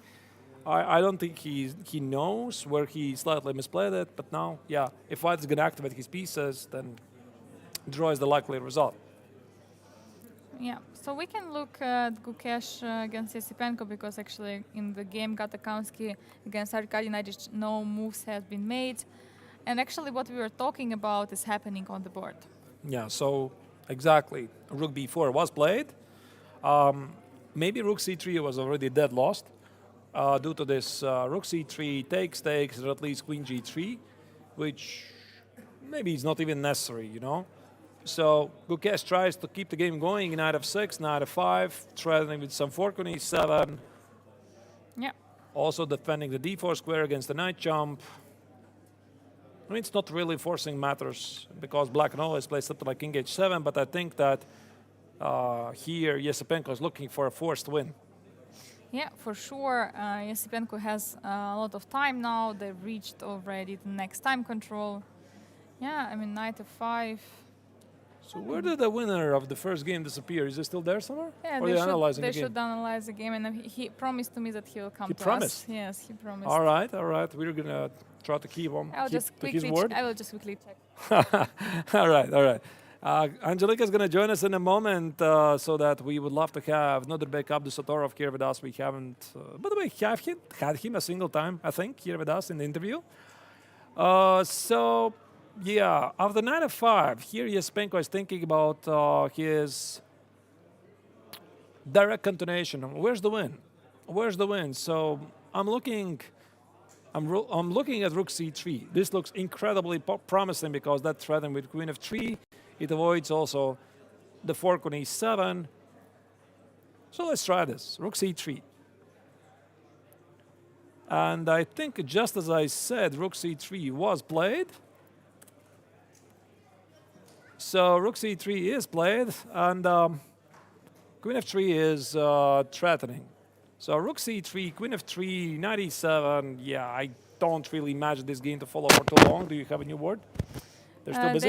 They're still analyzing. They're still eager to analyze. I decided not to intervene. Because Saleh Salem was, of course, not in the good mood. So yeah, but again, as I said, not their back. I said to him that after the analysis he should join us to show us some ideas from the game. Maybe he can show some fresh analysis from the what they are looking now with Saleh Salem. So you want to check the game what they're analyzing right now? No. That he will. I think we're going to have it on the screen, right? Yeah. So I'm just saying that he might come to us and show what they analyzed after the game. Right. Sure. Some new ideas, maybe. Yeah. Okay. Yep. Rook c3 is on the board, so this actually round might finish pretty fast, unless, of course, Kamsky against Naidich. They're going to play a long game, so that is the only unclear game so far. So, again, the results of the round is that maybe I have to show you that on the screen in a moment. No, we don't have it. Okay. So, Nodirbek Abdusatorov beat Salem Saleh after a crazy sacrifice, which kept everybody on the edge of their seats. However, White was very careful and kept extra piece. And in the end, I mean, it was Emirati Grandmaster who blundered the queen. Very, very unfortunate turn of events for the Emirati Grandmaster. In the meantime, also, Gukesh is on the verge to lose not only his game, also his membership of the 2700 level club, and also the leadership in the overall ranking. So that's going to be a very painful loss for the Indian player. Also, we have Likwang Liam against Winston Keimer. The game is most likely heading to a draw, but of course everything can still happen. And so far, the most unpredictable game of the round, at least right now, is Gata Kamsky against Arkady Naidich. Yes, and actually no moves have been played, so Queen C7 was played, and we looked at it just now, so we really have no moves for now. So, I mean, of course it's understandable. It's first move after reaching the next time control. So maybe we make a break, right? Yeah. Right now, I think this is the perfect moment. We make a break of something like 10 minutes, right? Because I think after 10 minutes, we're going to get more moves. Maybe we also will get an interview in 10 minutes, unless Nodirbek is going to decide, like, jump in 2 minutes, then we are going to simply come back. Yeah, in case, for example, some player would be ready for interview, we will immediately just return. So yeah, but normally it's 10 minutes break. Yes. The first time control is over. Arkady Naidich is in a deep thing. Nothing yet is happening there. Don't go anywhere. Hope you're having a good day so far, and see you in a moment.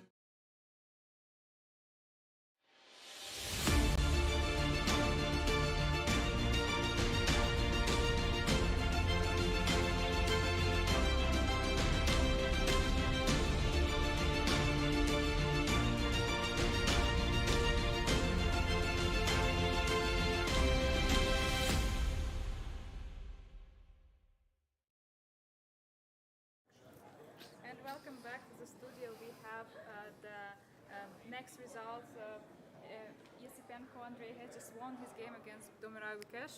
Congratulations. How Thank was you. the game? It felt like its opening actually Gukesh was pretty fine, yeah? Yes, it went wrong for me. Yes, but yes, this is like the main line. But here, yes, he surprised me with the move h4. Not really surprised because I repeated this line before the game, but I forgot everything. And after b6, rook d1, bishop b7, I remember that. Yes, he has also queen f4 here. Yes, and I played knight d7. I knew that, but bishop d3 I didn't remember. So I thought it makes sense to play knight c6. Queen e3, yes, and this position is it's very complicated because I realized that he wants to play h5 and after h6 somewhere e5 or d5 then e5, and he has some mate ideas, so my king is in the danger. So I played queen e7 just actually because I didn't know how to play, so I just made a move. Castle rook ad8. Yes, I didn't like my position at all here, to be honest. So he has such ideas, for example, e5 at some moment. Yes. For example, here I didn't like move bishop b1 with a simple idea just to play like after h4, h5. Yes, here bishop b1 with some ideas e5 and then queen d3, queen h7. So it's really annoying. So bishop b1 I didn't like, but after d5 I saw this position after knight b4, bishop b1, e5. I didn't like it either, but at least my king is safe. And bishop is closed, yeah? Yes, that's the point. But positionally, it's not good for me. If he plays some fast move, I can just be worse. So here I didn't like, to be honest, a3, knight a6, and bishop d3. The idea is somewhere he wants to just take and play this position with a knight against bishop.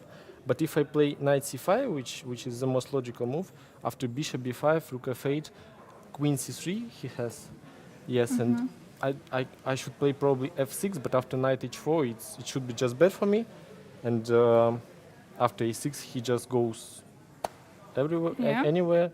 Yes, and my pawn on d6 is very weak. Yeah, and you want rather to have a7, b6, and c6 setup, yeah? Sure, yeah. So a3 probably was strong, I didn't like it, but after queen c3... Sorry, Andrei, it's a little bit not so easy to see the board, maybe a little bit. Okay. A little bit, yeah. So queen c3, yes, queen d6.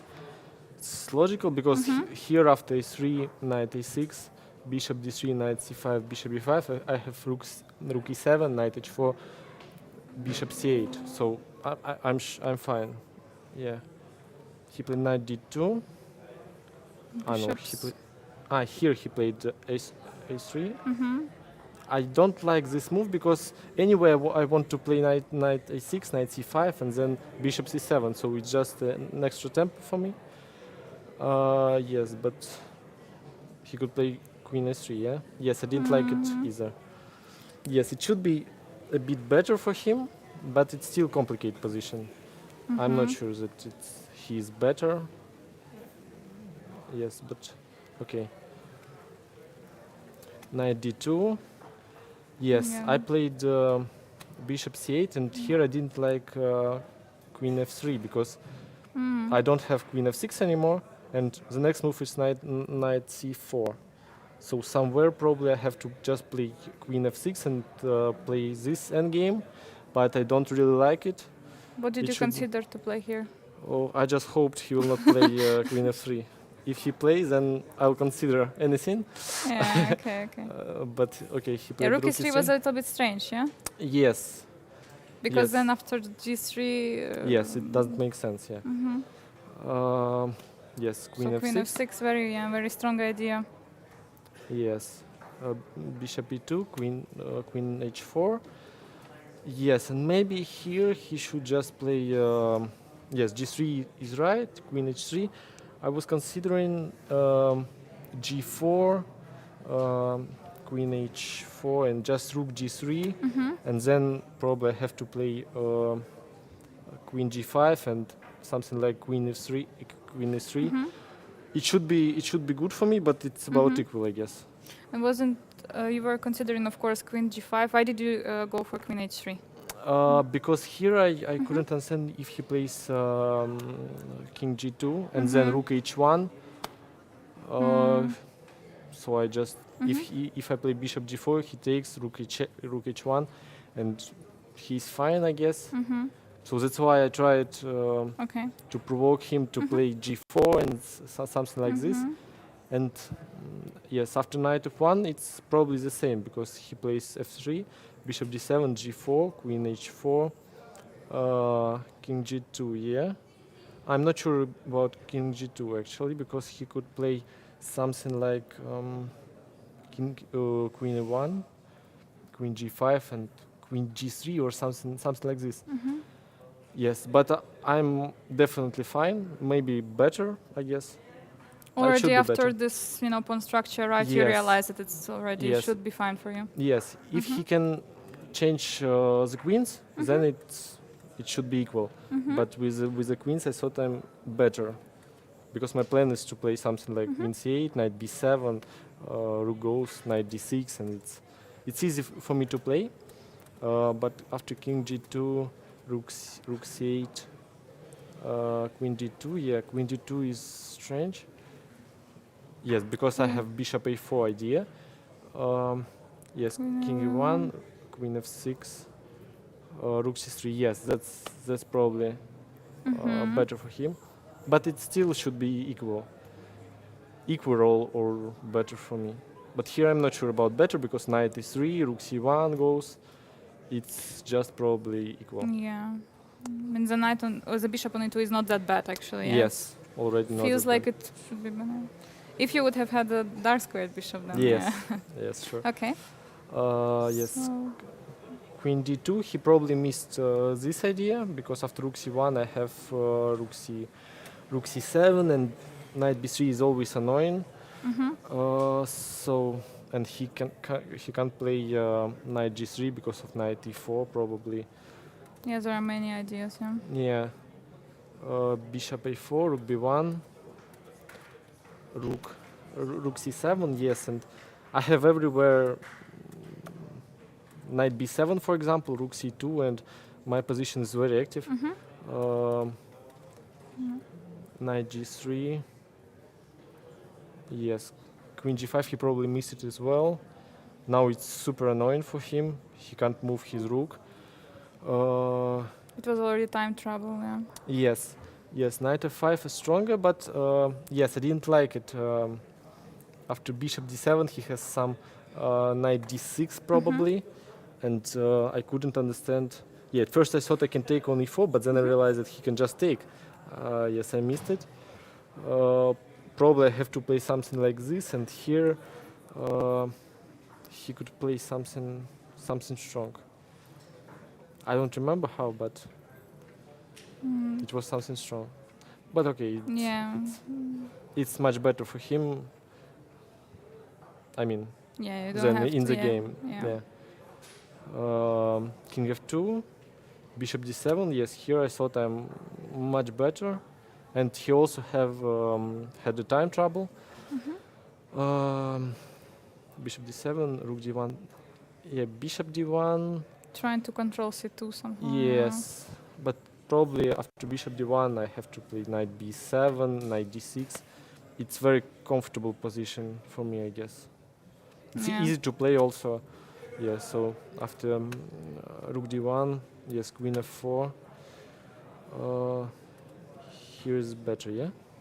I don't know. I mean, Knight I a4. didn't put it, but yeah. It feels like Knight yeah. a4. Actually, I couldn't understand what he gonna do after queen f4 because I just want to play bishop g4, d6, rook c6. Yeah, rook b7. I wanted to play rook b7 at first, but I thought he has a time trouble and I need to play something more aggressive because after queen b7 he definitely have some time, to consolidate or something. Yes, it's of course it's better for me, but if I win this pawn, it's just a pawn. I wanted to win Yes. the game immediately, like after rook c6, rook c3, rook c3. Why is this so strong? I can't understand. If I take knight e4. I thought I'm winning here, to be honest. And It there looks- was no bishop a6 intermediate. No, there wasn't. No. Okay. I don't know. It looks after maybe a4 is strong with idea bishop b5, but I can play something like this. Mm-hmm. Yeah, probably it's still Yeah, it should be winning. Yeah. not really, because it says that it's just a little bit better for me, and this line is force. So probably. So I have to take, check. I mean, we can actually put here if you want. Ah. I don't know if it will Okay. work. We can check. Yes. Take.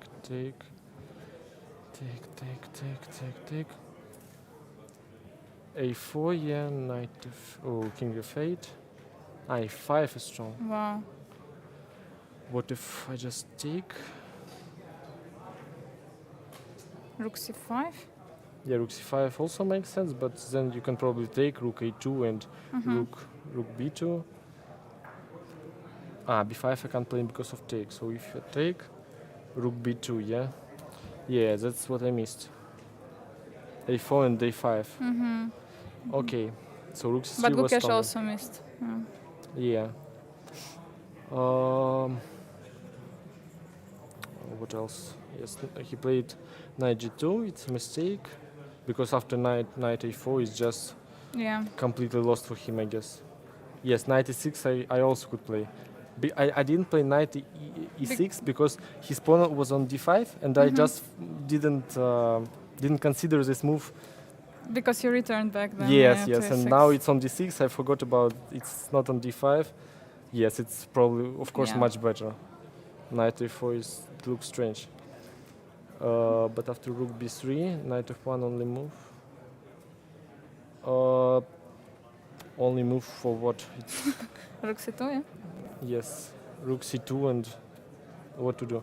Yes, knight f1 I saw, but I thought I'm winning like everywhere. Rook c3. Rook c3 or knight c5 as well. No, it should be winning for me, I guess. Yeah. After rook b3, yes, it's too bad because after rook c2, queen e1, knight c5, rook b4, yes, I saw this. I found this idea knight e6, and here I understood that it's just completely lost.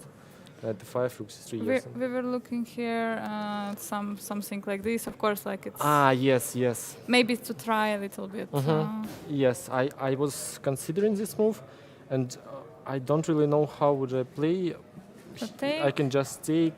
There is take on g3, there is Yes. take on e4, yeah? Yes. After knight e4, I saw this, and I wasn't 100% sure because I can't take because he takes and bishop f3. If I play bishop d7, he plays something like.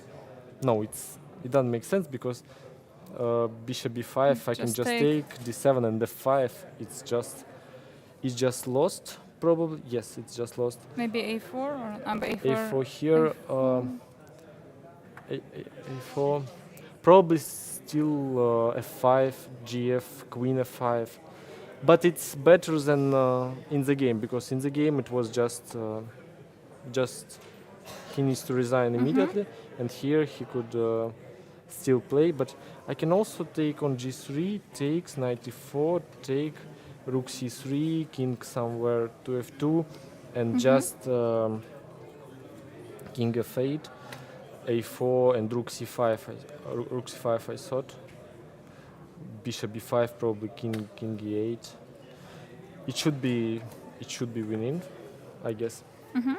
Yes, and then it's just completely lost. Yeah. So how is this victory now? Is it boosting now your confidence for the whole tournament for the next games? Because now actually you are the leader. for now? Yes, yes. I think it's a very important game to beat such a talented and strong player. And yeah, especially with the black pieces, it's very, very hard on this level. So yeah, it's very, very nice. And how do you feel about Gukesh just reaching 2700 and you're just pushing him back? I'm sorry, but we play tournament. Of so course. yes. So you just played also Blitz before. Yesterday was a rest day. Before that, you played Blitz. There was actually a lot of action because many players were very close to winning the tournament. So how was it for you? You mean the Blitz? Yeah, the Blitz. Yes. Yes, it was very bad. The end of the tournament for me. I played quite well all the games, except the last 3 or 4 games where I just didn't take the free piece or something like this. So yeah, it was very difficult, but it's Blitz. Against Le Quanglais, Yes, I could just take bishop c8, and he told me after the game I couldn't play the next game because of this. You Yes, trusted him. Yes, yes. And also I just 2 moves before I played on 1 second. So I was You were stressed. Yeah. yes. But what is your favorite time control? Rapid, Blitz, or classical? It depends on my mood actually. Sometimes I want to play Blitz, sometimes I play better Rapid, sometimes classical. So yeah. And there are also some questions from the audience. They're asking, what is your favorite sport? Like, what are Except you chess. Yes. Yeah, it's definitely football.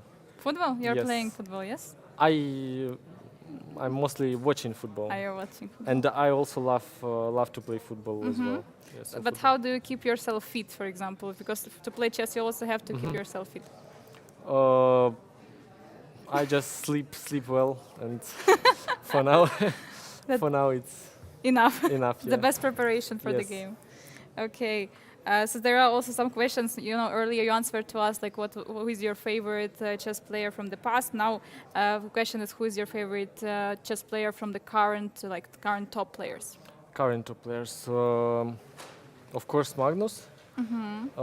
Magnus, and also Caruana. Caruana is very strong. So these 2 probably. There is also one question. I don't know about which Blitz tournament it's set, but there is a question if you're going to play Blitz tournament on 23rd of July. 23rd of July. But what is this? I guess no. What is this tournament? I have no idea, but I'm not playing anything. Maybe I'm playing, but I don't know about it. No, because it will be next day of the. Actually, I don't know. I don't know. I guess I'm not playing, but I'll check. Okay, thank you so much. Congratulations one more time. Now you're a leader, so hope it will bring you some confidence for the next games, and hope to see you for another interview in the next Thank you. days. Thank you.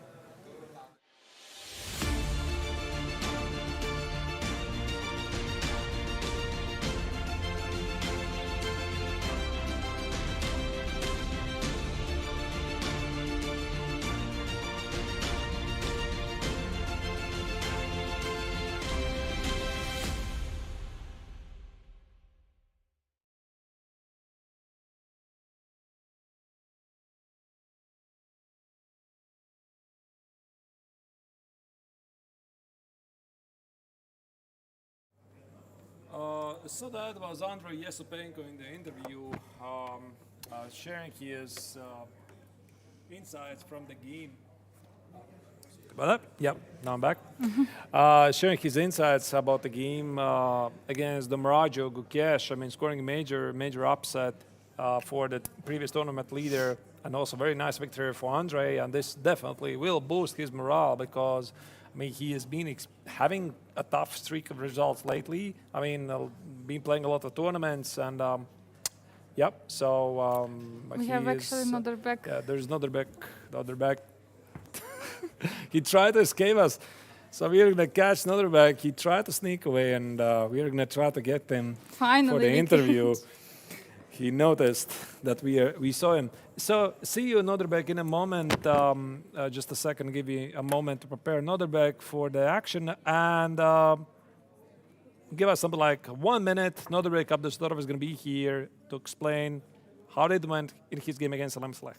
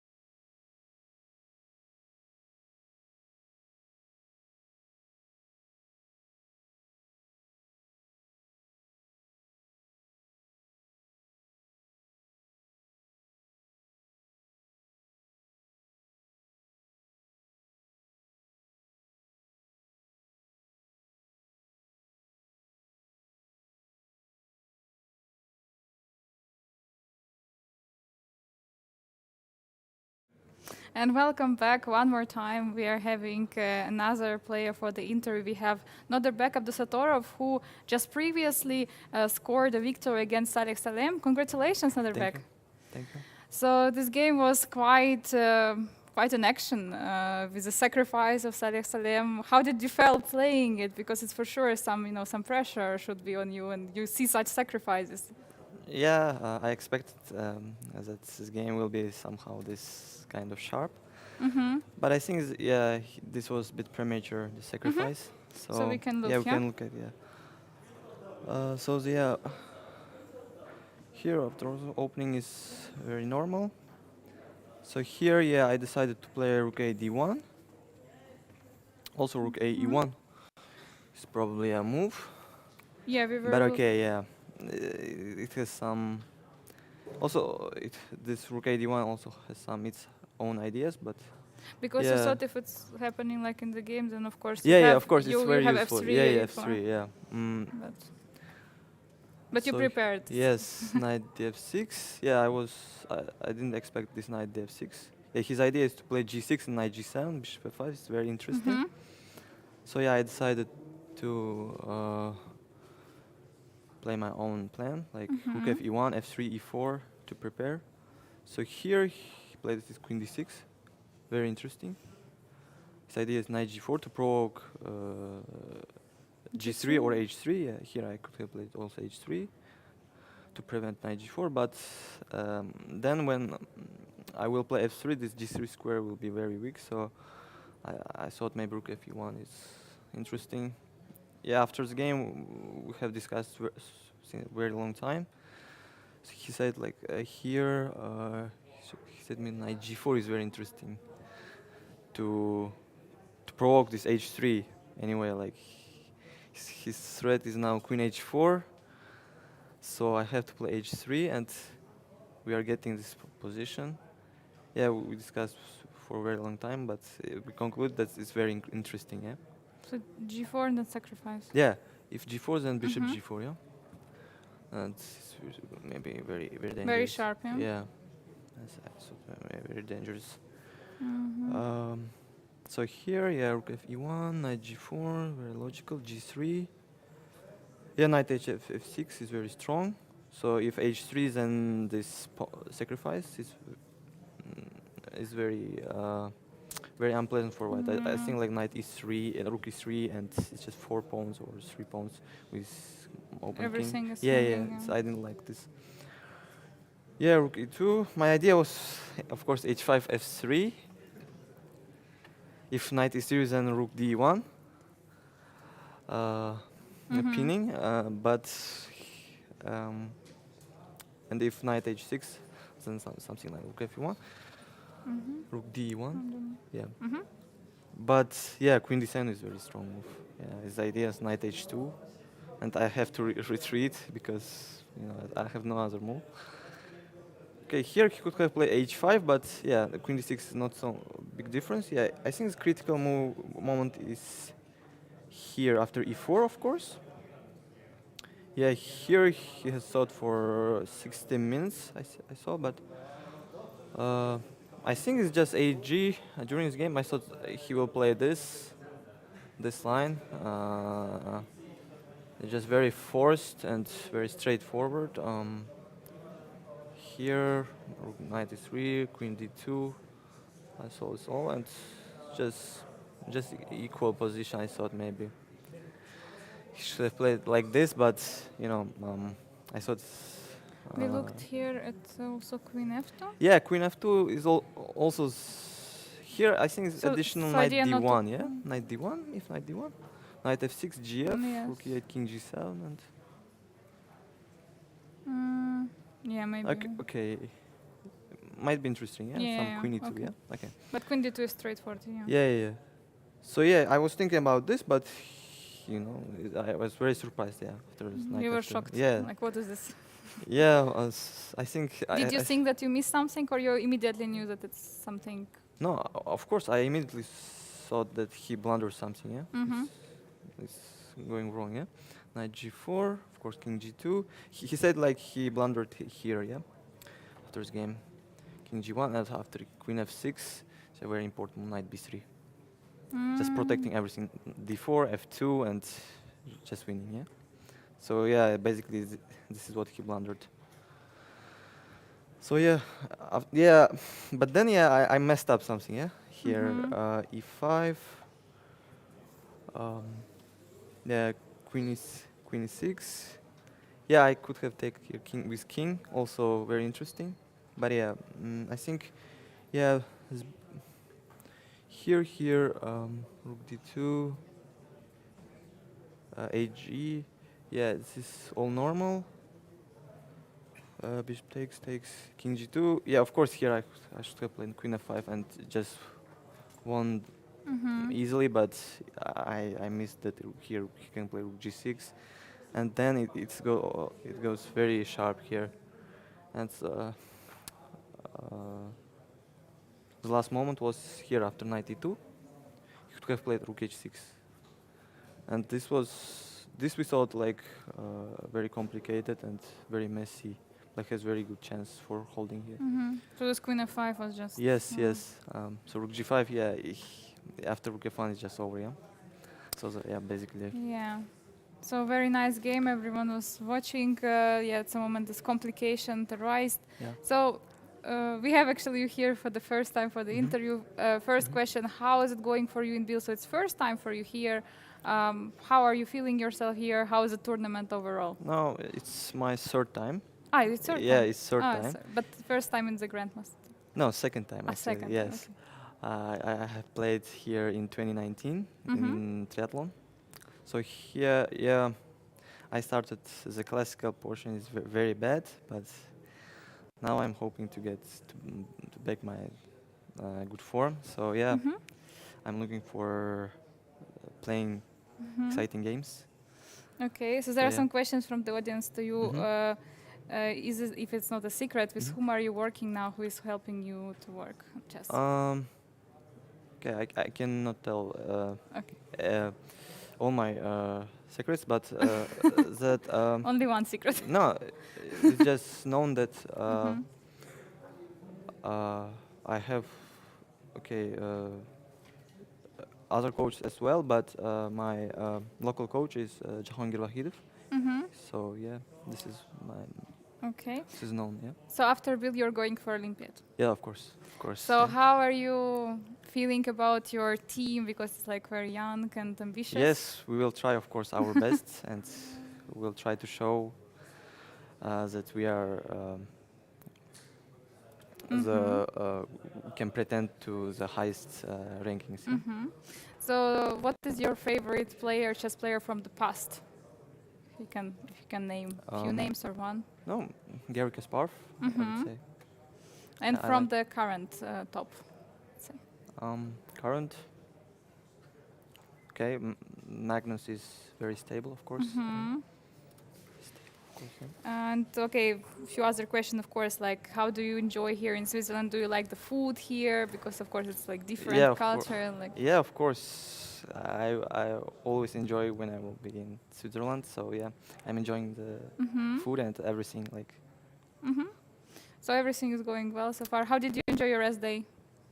yeah, we went to some walking and yeah, went to gym.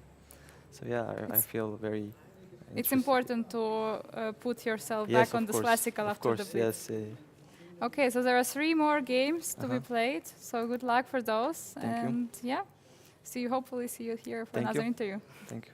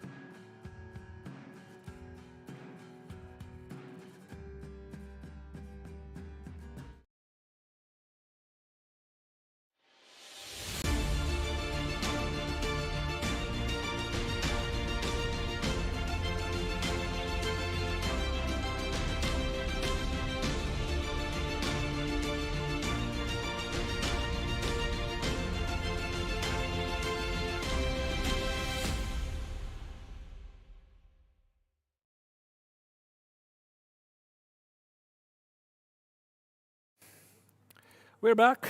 Angelique at the moment is trying to catch another interview. So while in the meantime, we had another interview with Nodirbek Abdusatorov, sharing a bit about his insights in his game against Salem Saleh. There's another game which has finished, and that is the game of Arkady Nadic with black against Gatakamsky. The game finished in a draw, so for the moment, I don't know where the players. But perhaps we can very quickly look at the current results. So these are the current results after round 4 of the classical tournament of the GMT. As you already saw, Gokesh lost against Andrei Yesepenko with the white color.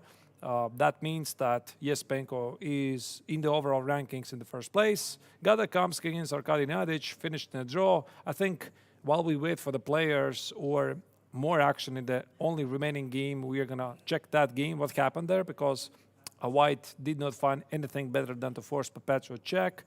Abdusatorov already was here in the studio showing his interesting victory against Salem Saleh. And finally, we had the final game of Lekwang Liem, still fighting against Vincent Keimer. And the current position appears that it's equal, but White is slightly trying to press something. And these are the rankings. Yesepenko now is the leader of the entire tournament with 25.5 points ahead of Damaraju Gokesh, who is now in the second place. Abdusatorov has climbed to the third place with 22.5 points. However, of course, there's still the game of Lekwang Liem, Vincent Keimer, and this could have some major changes in the overall rankings, because if Lekwang Liem managed to win the tournament, he is going to be the overall leader again of the tournament. So most likely the game is going to be a draw, I guess. We are going to see.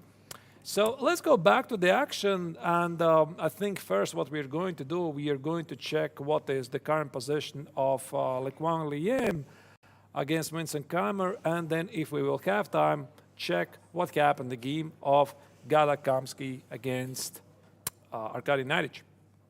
Yeah, so for now I'm back. I couldn't find the players yet, but hopefully they're still there, so we are going to watch out for them.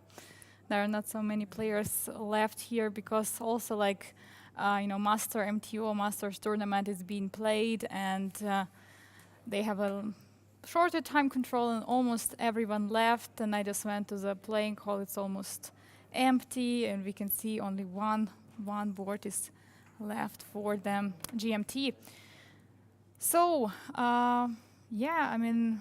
we left it quite a few moves before. There was still a pawn for black on g5, and there was a pawn on e8, b2 for white, but yeah, we just... the position is equal, yeah. right?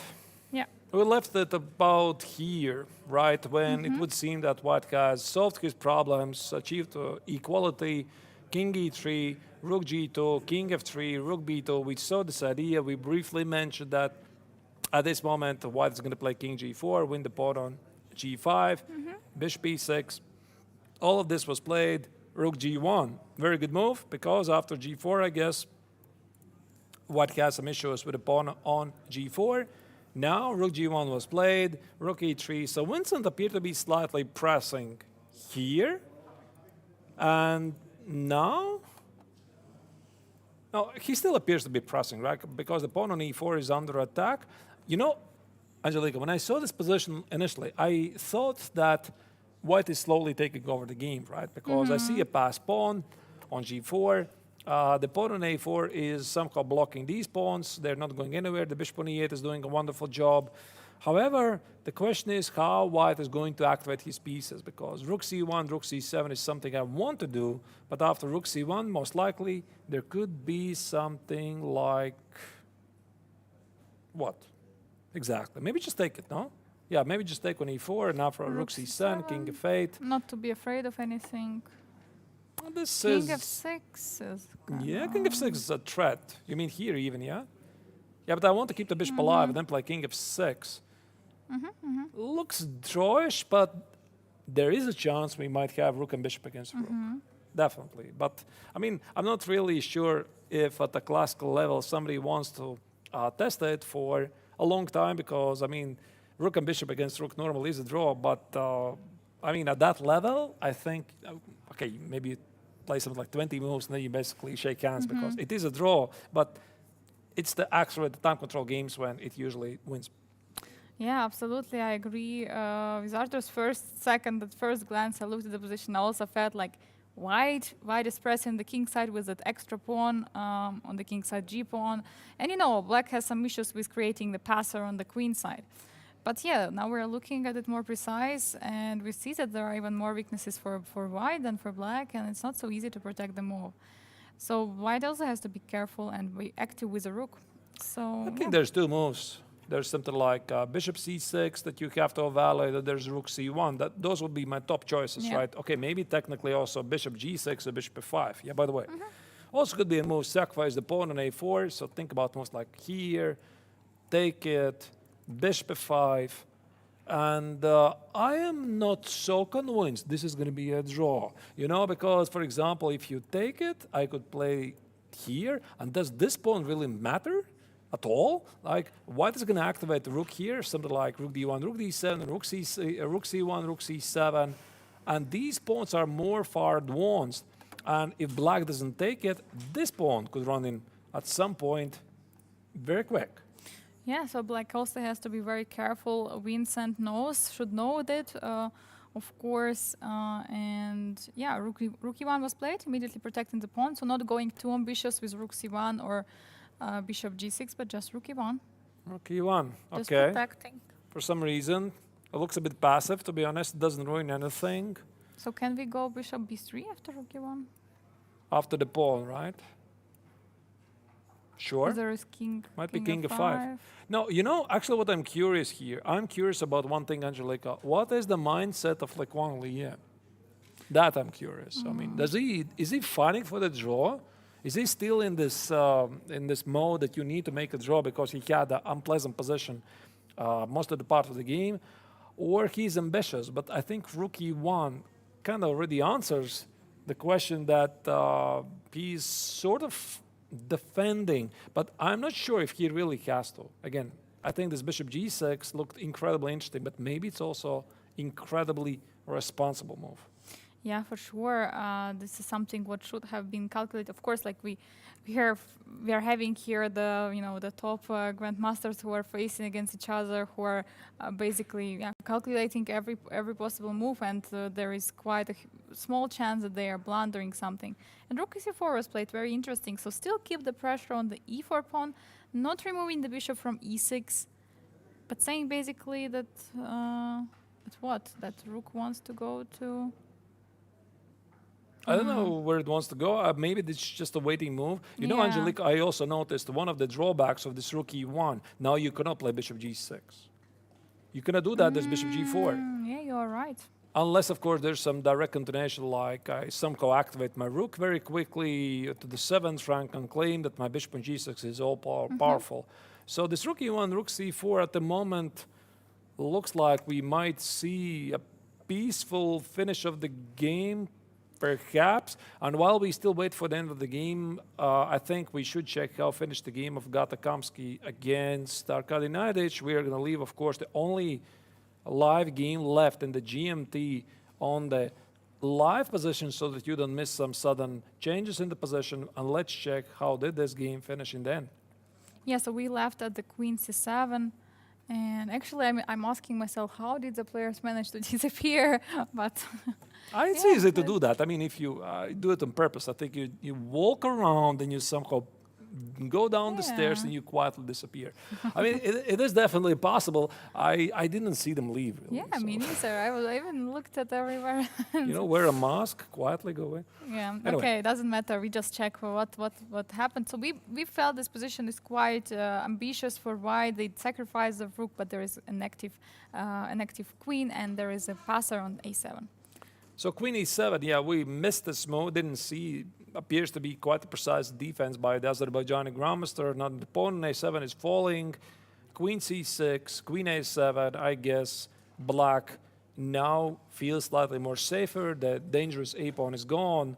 Bishop f6, bishop g7, and this is exactly how the game finished. h6, take. And now the only question here is if white has to force perpetual check. That's it. There's no other questions because I don't think black is playing this position for the win with such an exposed king. But the problem for white to try to play this position for the win, you need a knight. And as soon as you try to attach knight in the attack, there's also this pawn on d3, which might move fast very quick. So Gata here basically didn't spend time at all. He played queen g5, queen f6, and draw was agreed. Yeah. Gata tried, sacrifice the exchange, tried to create some complications, have the active pawn, but yeah, didn't really succeed. Maybe So- he's right. You know, I'm not really sure. I mean, is this really the end of the game. I mean, I could have continued, for example, take it, right? Queen takes on g4, but maybe this pawn on d3 is looking so menacing. Now it's, what is it? I mean, pawn for an exchange. If I get the pawn on d3, I want to win the game somehow. I hope that I'm not going to miss perpetual check later anyway. Maybe black plays something like, not sure, something like queen f7. He's threatening to activate a rook a1 check. And I think, yeah, Gata simply evaluated this is too risky to continue. Yeah, for sure. And okay, that's just a draw. That's just a draw. Just So- a draw, but what a draw it was, right? Because right from the start, I mean, it was so exciting game. Another London. Who said London is boring? It's not boring at all. It's very exciting opening, especially if Gata is playing with white. Yeah, for sure. If Gata comes for us, we don't have to say, we don't have to quote that it's a boring opening. And, He will knight- always make it. Knightage played this very deep idea, g5. To be honest, Yeah. we didn't properly evaluate it during the game. It felt it's risky. Somehow, very interesting maneuvers. Bishop f8, knight b8. I mean, I'm stunned, you know. I mean, everything is in the last rank, basically. I mean, look at this. I mean, rook, knight, bishop, rook, bishop, king. And yet black is doing fine. Yeah. Right? It's pretty incredible. Yeah, so this, I think you were discussing with Surya Ganguly, who was here in the studio, and finally the game finished in a draw. So let's go back to the only live game yet here in the GMT tournament, and if we'll have a little time, perhaps also we'll give you some updates about the MTO. Yeah, for sure. So, yeah. Bishop b5 was played. Bishop b5, so let me see if this game is finishing peacefully. Rook c4, bishop b5, rook c2, rook g1. Nah, it doesn't look like Wang Liem is pressing here. I mean, the problem for Kim is the bishop on e6. I mean, he would love to play something like king f5, push forward the pawn, but the bishop on e6 covers very critical f5 square. Also for white, I mean, this rook g1 is a sad move, of course, but you want to get the rook on the 7th rank somehow. But how? I mean, these 7 squares got protected, protected, protected, protected. There's no points of penetration. That's actually very interesting. This rook c4 basically controlling the last 7th square on c7, like entrance square for the 7th rank for the rook. So it was, I believe, also a very nice idea. And also provoking this bishop b5. Now there is no bishop g6, bishop f5 idea anymore. So yeah, and now rook goes back because rook g2 was a threat. Rook g2, yeah, here, previous move. Black already was reminding white that you need to be careful, that this pawn on g4 might be lost, so rook g1 was back. I have a question. What happens after rook c3? Idea is to play rook e3. I think we already saw something like that. Or was it the rook on d4? Yeah, the rook was on d. Quite similar. I mean, can't really tell. So let's say I play something like rook g2. I pretty much do nothing. You play here. I play bishop c6. You go here. I go here. Any rook endgame. I don't think black can do that. It gives access for white to king f5. But they're fighting it out. They're fighting it out. They're trying to find out what is happening there. And what if rook goes to f2? And the idea is that bishop wants to be somewhere relocated. Somewhere This to, bishop. yeah, somewhere to b3 and c2. b3, c2. And if I go here? Also, right, you don't want to blunder this check at some point. Yes. So even if you win the pawn on g4, is this really such a big deal? Again, that's a big question, right? For example, rook f4, I'll give you a check. King f8, I guess, and something even like this could be a move. You win a pawn, and king f6. I mean, I don't think black is playing this for the win, right? I mean, take it, despite the fact that black is up a pawn, looks quite drawish, to be honest. Yes. This pawn is very strong, so, I mean, that's the unfortunate news for the rook endgames. They tend to be really drawish. Yeah, you're right. All right. Do we have any updates, perhaps, from the MTO? Some interesting games we could check for a while, because here I see that both players have 18 minutes for white, 17 for black. The position is equal. You can think this for half an hour, basically, with no major changes. And then, of course, after move 60, they get extra 15 minutes. So could take a while. So there are quite some games which finish with decisive result. For example, Yu Yang-yi lost to the Indian Grandmaster Inyan. I don't know. So, yeah, okay, we should check, right? Yeah. All right, let me try to do that. Just a second. I'm going to try to open the Masters tournament. So the opponent's rating is 25-33, and Yu Yang-yi is with 2700 plus. Maybe the leader games. So Visak played a draw against Aryan Chopra, right? I mean, we can check that, but I mean, just the results, right? So you meant just the results. results. Yeah, what happened there? Because okay. we don't know much about MTO. I mean, unfortunately, we have to choose, right? There's so much action. We're basically concentrating ourselves on the GMT, the Grandmaster Triathlon, but of course, MTO is one of the strongest tournaments and one of the biggest events here in the Biel Chess Festival that from time to time we are trying to have a sneak peek what is happening there. So the top board, Visak NR against Aryan Chopra finished in a draw. Didn't see there was a lot of action, basically right after the opening. And the second board, major result for Kirill Alexienko, who managed to beat Pranav Anand. That means that there's Alexienko has quota leaders, 5 points out of 6. Nobody has more. So I already count 3 at least with Sak, Aryan Chopra, Alexienko. Now, Fedoseev against Iturzaga finished in a draw, then in cash leaders. Sargsyan Shant against Surya Ganguly, who was recently here, also finished in a draw. And another leader, I think this is Alexander Motylev. Now also is one of the 4 leaders of the MTO tournament after beating Niklas Huschenberg, German Grandmaster with white color. Yeah, and I can just tell you even the current rankings for now, exactly as you said, 4 players with 5 points. It's Aryan Chopra, Visak, Motylev, and Alexeyenko. So we have 2 Indian Grandmasters, 2 Russian Grandmasters. Afterwards, with 4.5 points, there is a huge amount of people. Like everyone basically is breathing in the back of those 4 players. So I mean, for example, Sargsyan, Pranav, Fedoseev, Ganguly, Inyan, Seturaman. So like everybody, Muradli Mohammed. So like I mean, basically a lot of people, and I don't want to tell how many people are having 4 points. So basically everything is very, very close. There is no exact one leader in the Open Masters tournament. So I don't know actually how it's going to finish, but it's very exciting. And in case you're wondering what they're fighting for, this is what they're fighting for a total prize fund of 37,000 Swiss francs in the MTO Open. So the first place will have 6,000 Swiss francs prizes for top 20, a lot of categories, and nothing is clear, like you said. 4 leaders, a huge pack of followers, and 3 more games to go. Yeah, and actually, if we recall last year, I remember Kartikeyan was leading almost all the way, like till the last few rounds. And then actually, Saleh Salem somehow, catch up with him. Actually, as he told us also here, I believe, during one of the interviews, that he catch him up and like he had the same amount of points, but he lost to him. He lost to Kartikeyan, but in some way there was some, I don't know, Buchholz was higher for him, and it was, luck for him that he won the tournament. It was quite unexpected.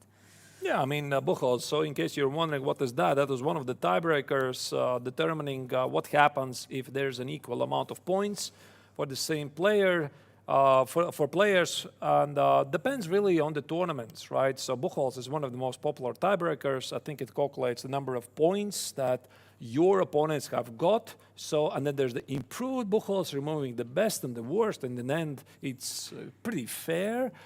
But I think I'm a big fan, of course, of the GMT tiebreaker, of the Grandmaster Triathlon tiebreaker, which is the Chess 960 tournament. So, I mean, you decide who is going to be higher in case there's going to be a tie, because there's a whole tournament to determine who ranks higher. And unlike some open tournaments, when you're waiting for this Buchholz, you're basically watching your Buchos playing the game and you're praying and please win the game because maybe this means sometimes I'm getting not the first place but fourth. And in terms of the prizes, that's a big difference. Yeah, I fully agree with Arthurs. It's incredibly, I mean, it's incredible that we have here in this event this as a tiebreaker, you know, that no one will say at the end, okay, it's unfair, it's not fair, because sometimes here really like as I told you, last year Karthikeyan was leading all the way, even won against the Saleh Salem, but Saleh Salem at the end of the story also won the tournament. So maybe he can say, okay, it was not really fair. But here everything is fair because the players played the separate tournament. Of course, Andrei Yesipenko was not there, but of course, he knew it in advance. It was his decision. He knew that he will be the worst. I mean, having the worst tiebreaker. So now players are catching up with each other, and you know, not Alexeyenko, Yesipenko is leading right now, and in case of the same amount of points, first and second place, he will for sure will be the second. And he's doing wonderful, really. So, yep. Amazing results so far from Yesipenko, so everything is still possible. I already tried to predict before the rest day that Gukesh is very close to become a very serious favorite to win the tournament. No, suddenly he loses today with white. Yesipenko played a wonderful game, and there you go. Everything changes, right? So this means that this tournament is absolutely unpredictable, and everybody can win. So we are still seeing there's no major changes in Wang Liam's game against Vincent Keimer. Yeah, it could take a while. So maybe let's check, for example, how Motylev beat Niklas Huschenbett. What happened here? I mean, this is the MTO tournament, obviously. Motylev, well-known chess coach, also a coach of Andrei Yesipenko. So, I mean, great day for the student and the coach, right? Both won. Yeah. Some celebration. And we have again d4, so everyone is playing d4 today. Everywhere is d4. I'm happy. And actually this line, yeah? Bishop d4. G5. Quite topical, right? Because this already we saw Wang Liam against Gukesh, round 3, when Gukesh entered the 2700 club, which now unfortunately he's out, at least for the time being. At least he made a check. I was there. A3, interesting idea, sacrifice a pawn. I guess knight c3 should be some sort of queen b3, right? Because obviously you don't want to play b-takes. Bishop c3 must be theory, pretty sure. So bishop c3, b-takes, and now black decided taking this pawn is risky. It gives white some time, for example, something like, not really sure, queen b3, yeah. And somehow white capitalizes on this extra tempo. h5 instead was played, insisting on h4. F3, take it, queen d6, g4, h4. Something like this was played in the game of Wang Liam against Gukesh. Remember this weird move, king d2, right? While Liam. And now, yeah, knight h3, short castle. This is what I actually was recommending. I was thinking maybe what Wang Liam should have played against Gukesh, and this is what he did, Motylev, in the game against Huschenbett. Yeah, it was similar, but the problem is that the pawn already is on c3, so not on b2 in the game of the... yeah, you can have the bishop on b4 and on the pawn on b2 and not on c3, but essentially that's the plan. Yeah. But of course, I mean, black should be looking for a way to castle long, and for some reason, Huschenbett didn't manage to do it in time. So knight e7, knight b6, bishop d7, long castle should have been his plan. Somehow, it did not work. The pawn on g5 is under attack. White is very fast. Annoying check on g6, forcing black to go to the unsafe king side. King g7. Whoa, look at that. E4, what a move. Immediately. E4, and I guess king g6 is not even f5, but e5. And then f5. And then f5. And, I mean, what a game. Wow, absolutely what a game, crushing. Right?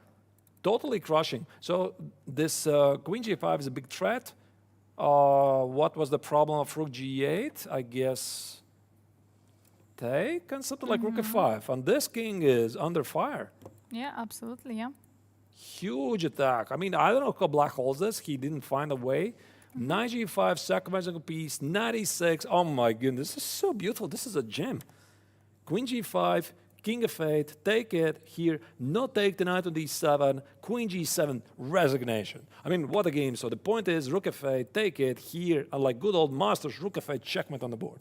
Incredible Fantastic. game. Fantastic game by result. Motolyov. I mean, I always treated him as a purely positional player, but this is just, I mean, huge improvisation. Fantastic game. Yeah, absolutely. Just He's also the reigning European champion. In rapid, European rapid champion. So, and a great coach. so you see, Lech Van Gleam will know now from which game he should learn how to play this variation. Right. Beautiful. Beautiful game. I mean, I'm glad that we chose to look at anything in moments like this when we are waiting for the GMT players to wrap up their games. We can look at the MTO and the leaderboard. We suck against Chopra wasn't much, right? Yeah, it was not Just that much. It was normal chess. just securing the lead in Oh, the tournament. Yeah, this knight c4 is a common idea. Black needs to play precisely to hold the position together. It was actually pretty sharp, you know. I'm not sure what happened in between, but somehow the position fizzled out to equality. We can see also time, that also a lot of time was spent by... 1 hour. He knew everything. Yes, a lot of time was spent by white, and black was just playing, almost blitzing out the moves, basically. Yeah. Maybe preparation, yeah? Yeah, maybe. Okay, and now it already looks that draw is quite a possible result, because even if white somehow wins the pawn on d5, black can trade both rooks, it's obstacle bishop, so the chances that it's going to be a draw are very high. So Of course, white could have continued and played, but we can see it was move 28, 17 minutes on the clock. Anything can happen. Basically, the position is pretty unclear, considering the fact that rook cannot join to c1. So yeah. it definitely influences your decision making. I mean, I can tell you that. For example, imagine yourself, you would have the same situation. White had 54 minutes and black had 17 minutes, right? Would you offer a draw? Maybe not, right? You would play some like 5-10 moves because white's not risking anything. But here, you're significantly down on the clock. You're playing against nominally stronger opponent. Things did not work out. You did your best. So you offer a draw. So definitely, that's why also many players, they're trying to play fast, precise, and that way apply pressure, extra pressure against their opponents. Yeah, like so to say, faster, more confident, and yeah, just not losing so much time, because yeah, sometimes it just really comes to touch decisions to go for a draw. Fedoseev against Iturrizaga also was a draw. That was number 3 board. Let's check what happened here. Iturrizaga is a very solid player, so yeah, I see he managed to hold the position. Queen's Indian. You remember, right, Angelika, our discussion? That is knight f3 or g3, not allowing black to set up the Queen's Indian. Okay, so this allows it. Short castle. H. Or Really? H4. Here? Oh, this is a new. I mean, I tell you honestly, H4 is common motive in the modern chess. And also in some Catalan ideas, H4 has become quite trendy, but I think it's mainly before short castle. So there's something like H4, H5 sometimes, rook H4. But this I have never seen before. I mean, I've played Queen's Indian fair share of games. Bishop E7 is not the main continuation. I mean, okay, the theory changes, of course, but there was Bishop A6, a moment when, something like 5 years ago, everybody was playing Bishop A6 in the candidate cycle, 2016, whichever year it was, totally top theory. So Bishop E7 has come back. Now, I played quite many games with Bishop B4 check here, right? Bishop B4 is also a very interesting move. Bishop E7 is widely regarded as like the old theory.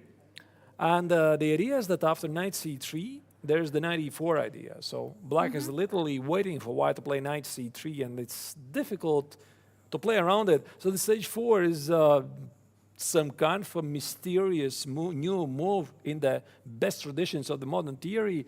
White also waits, but makes a move which he probably profits from at some point.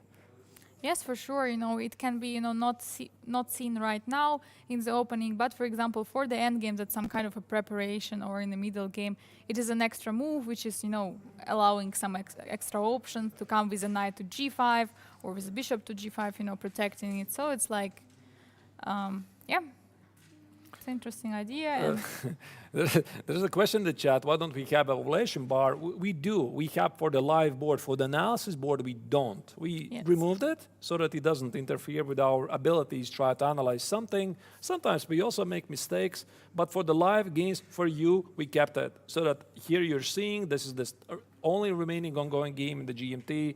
Like Wang Liam is still playing against Mensakamer. It's equal. We kept it there, so in case the bar jumps or drops drastically, we see that something happens. So we are keeping an eye on the game, the bars for you, but for the moment we are following the game of the MTO.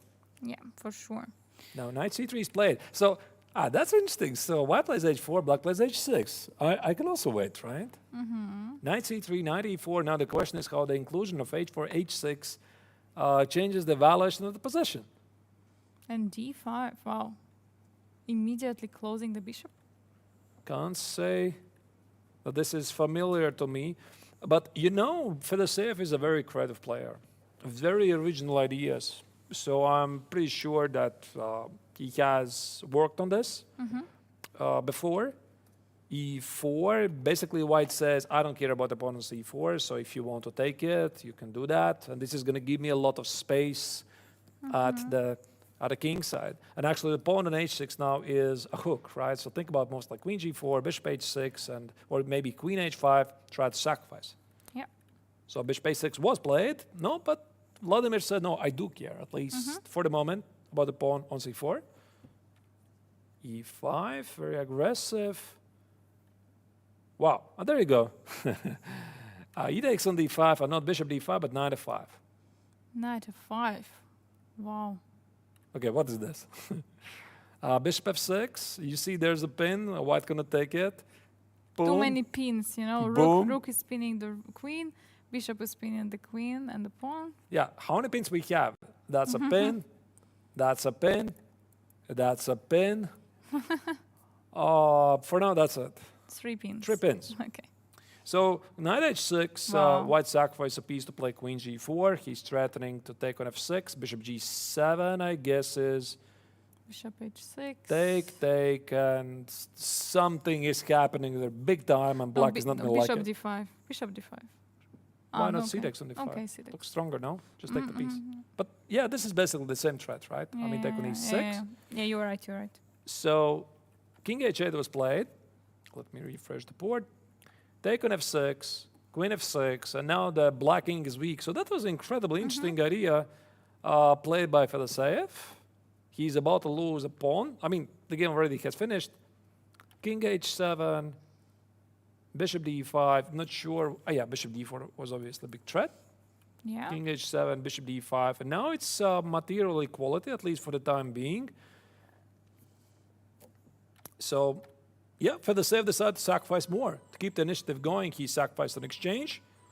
C takes on d5, take it, rook f1, take it, bishop d5, and now the question is how much is his compensation? Feels good, to be honest. Yeah. I like it. Feels very good. c5, rook e7, queen h3, what a mysterious move. I guess g4, g5. Oh no, bishop g5. Oh no. So queen h3, bishop g5, that was the idea. I mean, Wow. that was the idea right away. I thought it's g4, g5. No, it's bishop g5. And that's how the game finished. Black gave up the exchange, and the position was about equal. So white has a weakness here at the queen side. Black has a weakness here at the king side. Now the king is secure, and the rest was a fighting draw. It's for sure not a dry draw we had here. No, not a draw at all. So they kept playing and playing and playing, and in the end, of course, the game finished in a draw because none of the players made any mistakes. Interesting stuff. Yeah, very, very interesting for sure. And again, so now you can see that even the draws and also as well draws we have here in the Grandmaster Triathlon are really being fighted out absolutely till the end. And yeah, Let's check very more. nice. Because in this game, nothing is happening. I mean, The rooks are coming back okay, and maybe forth. white is 0.1 better now, slightly. But the pawn on e5 is under attack. I think we are going to wait for some moves first to be played. All right, who is the next on the list? Shan Sargsyan against Ganguly. This game They we played didn't see. draw. I mean, Ganguly was telling us that it was actually went according to his preparation, and he almost didn't spend much time. Let's check Ganguly's preparation. I'm curious. Wait, I mean, Ganguly, he wrote some chessable courses on the Nimzo Indian, didn't he? I believe Semitarosh. Semitarosh, yeah? and, I seem to recall there were some Nimzos as well. Yeah, Nimzo Indian as well. Yes, Yeah? you're right. Yes, Yeah, yes. I sort of recall because, of course, Surya Ganguly also is not only widely regarded as a worldwide known theoretician, he also is an author of chessable course. I'm also author of chessable course, and Angelika is about to become an author of the chessable Yeah. course this August, right? Yeah. Right. So knight f3, take, rook c1, bishop e7 appears to be theoretical discussion.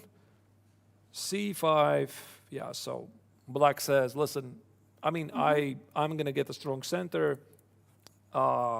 And free development. White is thinking about creating hanging pawns. This didn't happen. Rook e1, another mysterious move.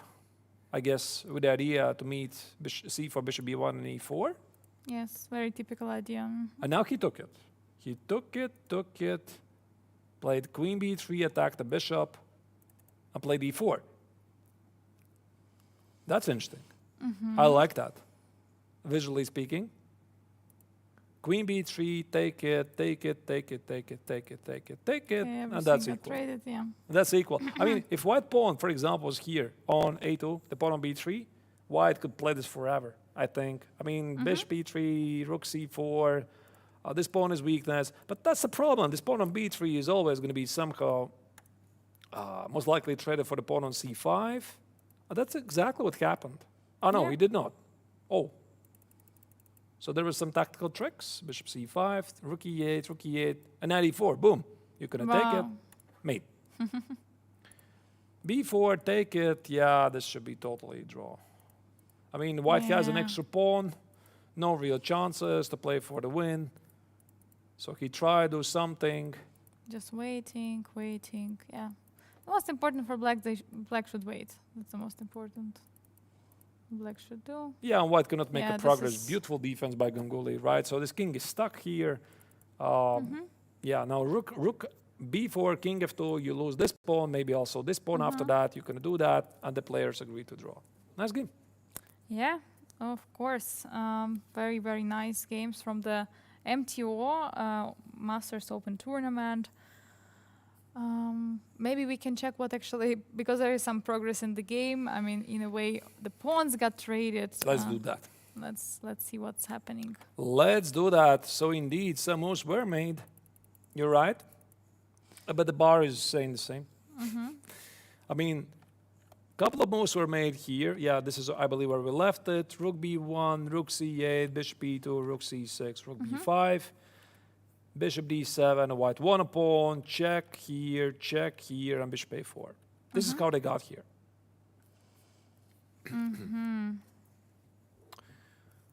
Still should be kind of drawish. What's the clock? 8 minutes for Le Quang Liem. But they just played move 60, which means additional 15 minutes after that. So that means 8 minutes for white, 10 minutes for black, plus 15 minutes, which are gonna be added after this time expires. You know, actually, Angelika, I'm not a big fan of this. I mean, the clocks. I'll tell you honestly, I don't like it. Because when you're playing a tournament or a league or whatever, you don't know what kind of type of clocks they are. And from my experience, I like that the time is immediately added to the clock. So let's say I make the 40th move, the time is added. Why this is so important for me? Because I know for sure I made the next time control. And it's a bit scary. I mean, every player is slightly paranoid. And when you have made 40 moves or 60 moves, depending what time control you're getting, and you see your clock is ticking out, and you're not like totally 100% sure that you have made the required amount of moves, you're like, double checking. Perhaps I missed a move, right? Perhaps I wrote somewhere twice. Maybe it's 39 moves, maybe it's 59 moves. And then I know this feeling, then you're silently sitting there and watching the clock to expire. And the clock expires, you get more times like, oh, okay, so I did count correctly, right? Okay, now I can get some luft, right? I remember correct time control for the tournament, yeah. Yeah. Indeed. Rook e6 is played. I think if somebody is still playing this for the win, it's white. It's white. I mean, I see ideas like bishop g4, bishop f5, rook h6. So black needs to push forward this pawn as fast as possible. Yeah. So what do we have? I mean, we have two connected pawns, but they are not very promoted. There's no draw in sight, not yet. So there's a question in the chat, if you miss the move, it happens. It happens. I mean, I've done the mistake. I mean, it's like you don't write down the move. Let's say you're so excited about the move or something happens or somebody disturbs you. You don't write down a move, and then you write the next move there. It's easy to miss the count. I mean, that's why, you need to be very, very precise by writing down the moves. Very, very precise. And of course, when there's the next time control approaching, I'm slightly paranoid, to tell you honestly. I'm always checking if there is something missing. And it's tricky because you want to make this 41st move just to be sure.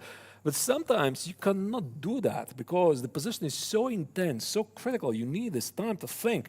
And I've seen this happen before. You have, basically something like 1 minute left, and you make this another move just to be sure you're not losing on time, and that is a mistake. Yeah, and also like, for example, I myself also double check with my opponent. I see, okay, my opponent also has 40 moves, or yeah, but it's indeed a thing. And for example, with these clocks, yeah, for sure, I know many accidents when people were not really sure about the time, and got used to playing, with the clocks, which immediately add time, and they were not sure. Maybe there is no increment after the not increment, but no additional time after the 40th move, and they just try to play it quickly and and agree to a draw, for example, in the position where still something could have made. Right. So here Le Quang Liem is thinking, okay, probably black wants to push forward the b pawn, rook b7 is positioned not to be passive. Vincent knows perfectly what are the consequences of being a passive player. So most likely he wants to give up the pawn on a5 and push forward this pawn. b5, b4, b3, b2, b1. That's his plan. Now, what do you do if you're like Wang Liem? You need to push your own as well. How do you push them? There you go. I think I saw e5. Yeah, so basically king on e3 is also pretty close to the pawns on the queen side. No, bishop c4, sorry. And in case of something, kings can actually return, somewhere to the c1, b1 and stop those pawns. Of course, it's more complicated when there are two pawns running, but black will not have enough time to make it to 2 pawns. But in the worst case, white has this idea, just bringing king to c1. Thank you for bringing this up, dear one of the viewers. You should double check with the opponent the score sheet, but they hide it.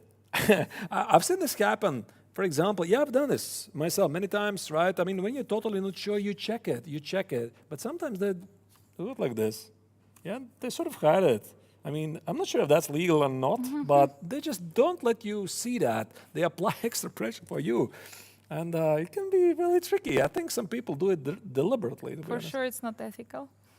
I don't know. Do you need to show the score sheet to the opponent? He has his own, right? We could discuss it. Yeah, of course. But okay, when it's the time, okay, you can ask your opponent, for example. You can ask. Yeah, right. Right, it happens. There's so many tricks in chess. Legal tricks, not very legal tricks, like disturbing the opponent, Again, we could talk about ways called to psychologically influence the opponent. Staring in the eyes is what is it? Ethical, not ethical? People do that, making Or doing expressions, something with doing arms. something with arms, Or trying to with the distract. legs, you know, Sure. like this. Sure, it it's- happens all the time. It happens all the time. So, I mean, people do it. Yeah, because unfortunately, chess is very quiet sport. Like everything can disturb.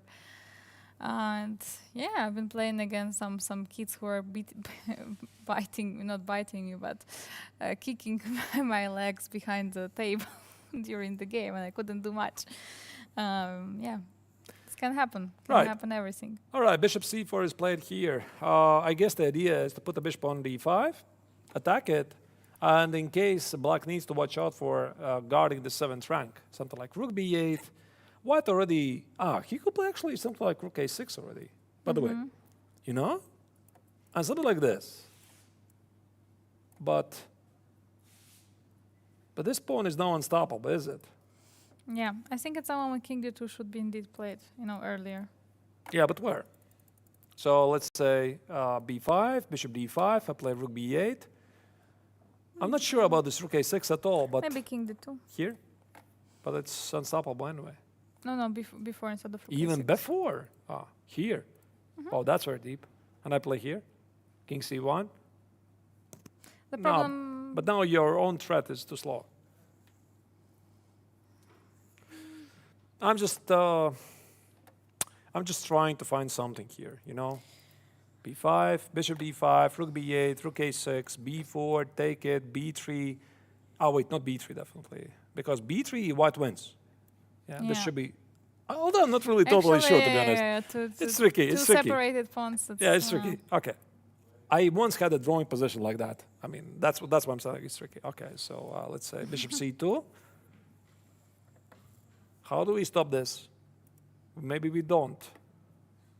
Of course, white can give away the bishop, then if he's not the one playing for the win, totally. No, it's still a draw. Of course, white gives away the bishop. King d2 here, you cannot do that because white just promotes the pawn. Yeah, so quite some ideas, and also in the rook end games when there are, two separated pawns which are moving and two connected pawns, those are two different things. And of course, when two pawns which are connected to each other, like here in this case, b6 and a5, it can still be, at some moment a problem for white. But I mean, as we can see, nothing should be really happening. White is still in time. But They get the extra 15 minutes after that. They really will get extra 15 minutes after that. So this is by far, so far, the longest game of the tournament. We felt this is going to happen at some point. b5 is on the board. b5 is on the board. Bishop d5 should be responded instantly, of course. Bishop d5. I think rook b8 is going to be played. No, rook a7. That move I don't like. But maybe it doesn't matter. No, the bar says I don't like this move at all. Wait, just a second. But- Why rook a7? He Oh, wants sorry. to keep the rook on the 7th rank, so there is no check, but the Ah, problem is... So you're saying you're afraid of some... Yeah, this, by the way, we didn't check. Some tactical ideas like yeah. checkmate, yeah? Yeah, the king might be manipulating that. You're right. And if you play something like king f8, oh, this is definitely what you don't want to do. No. Good point, by the way. Yeah, keeping the 7th So- rank. So maybe that was, in a way, a must to play, but... But the bar didn't like it. And now rook... I thought actually rook b3, but... Or rook b6, sorry. Major threat Wow. here. Just a second. Is Vincent in trouble here? Wow. Major threat. I just recall, what we were talking about, the end game, where Salek Salem was playing against Gata Kamsky. We saw, okay, it looked like a draw. Gata is holding it and everything. It all also looked pretty equal, but everywhere there are threats. Right. When there are just two pawns against two, then it's a different story. But here we have two pawns on one side, two other pawns on the other side, active rook, active bishop. I mean, it looks very dangerous. Now, this is starting to look really dangerous. And I see the bar says white is... Dare I say winning? Was that a blunder? Just a second. So once again, rook a7. should not have been played. I guess rook b8 was the move. Once again, what happens after rook e7 check? I mean, I think this is what Vincent was scared of. He saw this check. And I understand him completely because here king g6, king, wait, but you have a check here. And this is a check. Ah, there are too many checks. Yeah, you couldn't keep this pawn, right? So let's say once again, rook e7, king g6. Again, this is forced, right? Check. Yep. Maybe, of course, some king e5 ideas. But, I mean, at least you get to eliminate this pawn. And you can always play b4, trade this pawn, but this is looking unpleasant. But, of course, you can always try to liquidate this in a drawing endgame, rook and bishop versus rook. And now you see Vincent is, oh, my goodness, because he saw, now he sees this very strong idea of rook g8, g6. He doesn't like this, not for 1 second. Yeah, absolutely. He doesn't like it at all. Looks very, very dangerous. What to play, actually? How to stop this idea? I mean, I have no idea. Let's try it. b4. Rook Check. goes here. King h7 is the only move. g6. There might be even mate ideas. Yeah? And then g6 mate. You also need to calculate that. So let's say g6. King h6. King h6. Bishop f7. I want to attach the king to the game. Capture the rook. Here. Could be just losing. Incredible. Something like this. I mean, I did it very quickly. Of course, you need to double check everything. But rook e8, I think this maneuver was missed by Kammer. Yeah, you know, he was scared of the check on the 7th rank, but the rook e8 with the threat on g8 is even more powerful. And now the question is, what is Vincent going to do with We that? have to go back to overall rankings because this could again have major implications overall standings because you see it's Andrei Yespenko 25.5 points. Lekwang Liem is right now in the 4th place, but if he wins, He's going to be the first with 26 points. and Only half. again, here we have again. I mean, it was quite incredible because Lekwang Liem already was a leader of the tournament and he lost to Gokesh. And now he could just leapfrog from the 4th place to 1st. I mean, this is such an amazing possibility that's only possible because of the 4 points for the victory in the classical tournament. Yeah, absolutely. It's incredible. How is it possible that all of the players, like top 3, are, I mean, in case they would be very, very close to each other, and basically, basically one draw is or even less than one draw is the difference of the points. You know, I'm curious. I'm really curious. Did Vincent overdid this? Because we go back to this position from the start, right? So obviously he was pressing with black. White had this weakness on a4. I mean, if you lose the game from this position, this is big blow to you, to your confidence. I mean, you're not supposed to lose this at all. But of course he was trying to win the game. He was trying to get to the opponent's weaknesses. And I have a feeling that at some point he simply should have agreed to a draw because already here, you feel that, I mean, is black really playing for the win? No, Not really. I don't think so. So it was really strange because I had a feeling that also white is not playing for the win. I mean, he's playing rook g1, rook e1, very defensive moves. Maybe that was part of the strategy. Here, Vincent, I think he simply made a mistake after rook b1, rook c8, bishop e2, and rook b5. This sequence, I mean, I don't care if it's a draw, but now suddenly white's pawns are faster. They're faster. And that's the thing. So here, black really need to be really careful. Rook b7 here, bishop d5, and now rook b8 already had to be played. Push forward the b pawn because the rule should be you always need to push one of your pawns as quickly as possible. He played rook a7, and it's understandable he was scared of ghosts. He saw some rook e7 check ideas. At least I think so. I mean, maybe that's not the case. At least I think so. He saw something. He simply blundered the idea of rook e8. That's the only explanation. Now you see, of course, his body language is...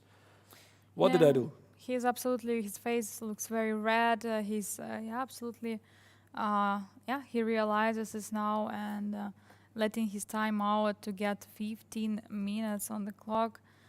Yeah, pretty unfortunate, pretty upsetting for Vincent Keimer, German Grandmaster. He's going to be very angry with himself, of course, right?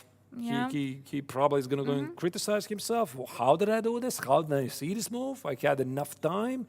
I had like basically 20 minutes on the clock because now, I mean, his clock didn't expire. They get extra 15 minutes. But yeah, now you can take all the time you need, right? I mean, it doesn't matter. The move is done. The damage is done. Now, what do? That's what happens. I mean, all of us have been there, right? Including myself. You just make sometimes this move with your hand. Your opponent responds something you didn't see, and then you sit. Yeah, you just look. You just stare at this position. There's nothing to be done. You just blew it. Yeah, and he's looking even closer to the pieces right now and cannot realize what he do wrong.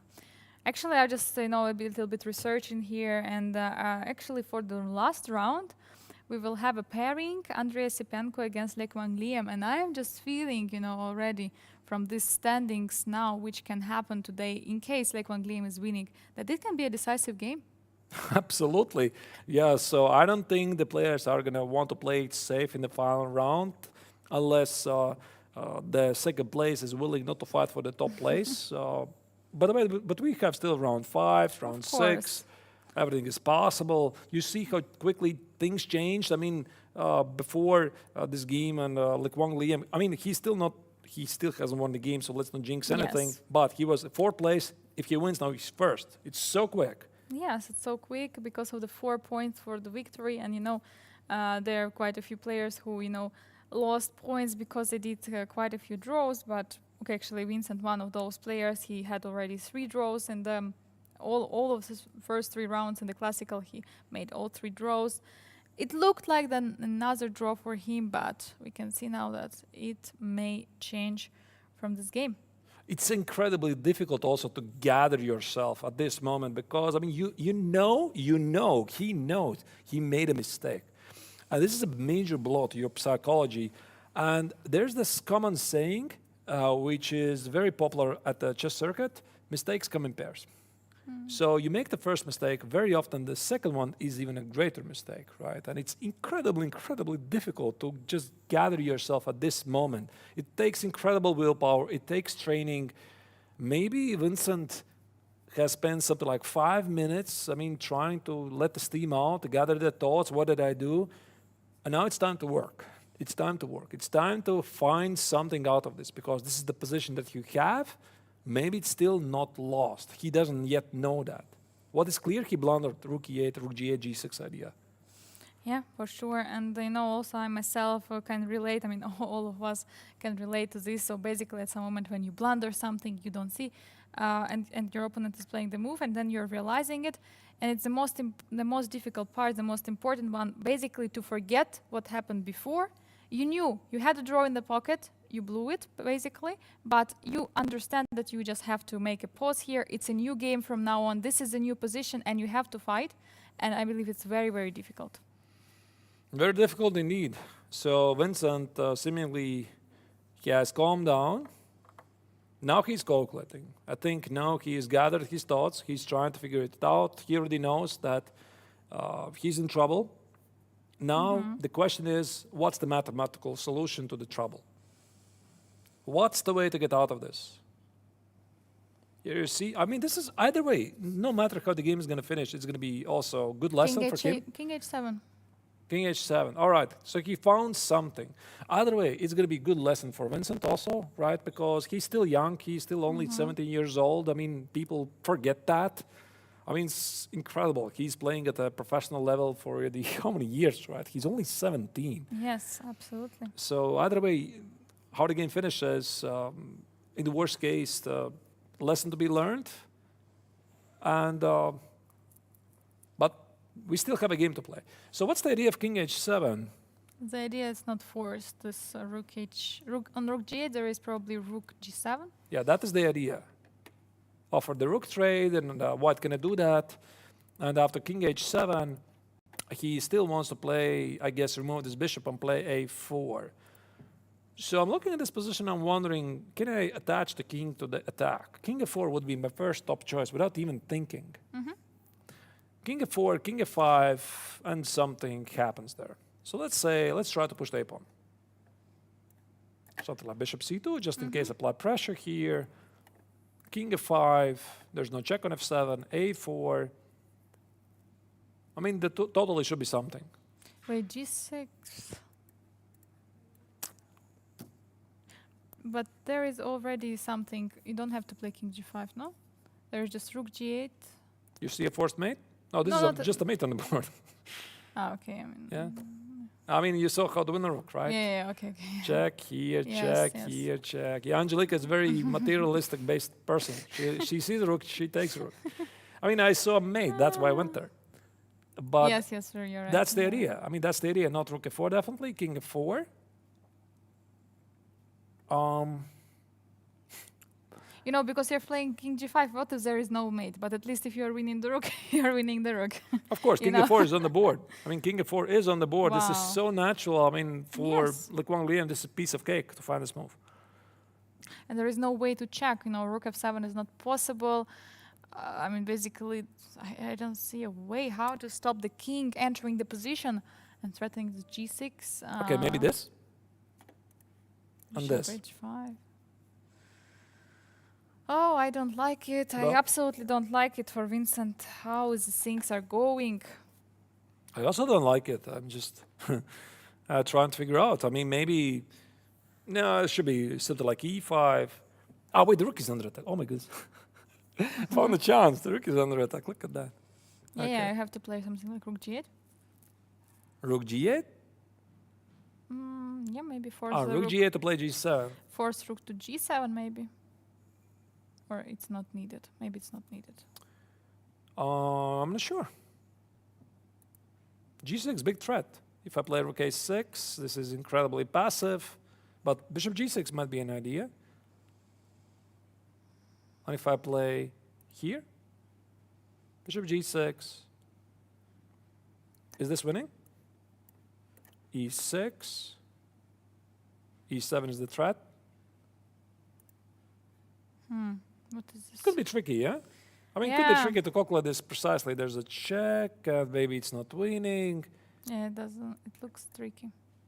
I have a feeling it's winning somehow. These pawns don't matter at the moment. g6. g6. Yeah, maybe even bishop. I don't know. I mean, something like this could be played. Wait, what? He played But bishop you know, b1, right? Interesting can be also to play something like, okay, probably one. Okay, bishop b1 he was played. So we said here king f5, Yeah, king f5, bishop h5. So I was thinking bishop g8 and bishop e6. Your rook is under attack. Ah, This will be found out, right? yes. You improved my idea how to blunder the rook. Okay, thank you. Thank you. You're right. Okay, rook g8, rook a6. Maybe, bishop e6, you just take it. Once again, let's try this. It seems to be quite critical line. Yes, yes. Quite critical. e5, I want to play e6, close everything. e6, g6, so bishop g6. Maybe I don't have to sacrifice. Yeah, who said I have to sacrifice even? But okay, let me try this. Take. Can I play... This looks interesting. e6, and white loses. Okay, well done.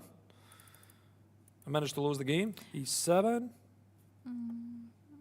Maybe this. The check take care of the g6 square. It feels winning, to be honest. I mean, feels. King g8, king f6, e7. Nah, this is winning. It should be Yeah. winning. I mean, just a second. Here, I'm holding this. If I play here, the threat is here, mate. You take it. You don't have to do anything. Yeah. Probably. Check. I have actually a crazy idea earlier, before a little bit earlier, a little bit more earlier. Again, when the rook, there was some idea with bishop f7. Just go back. Here, take, Your rook takes. And bishop f7, rook here. And now you said g6? No, e6. Yes, but also g6 you looked briefly at. No, never. Ah, no. But there was some...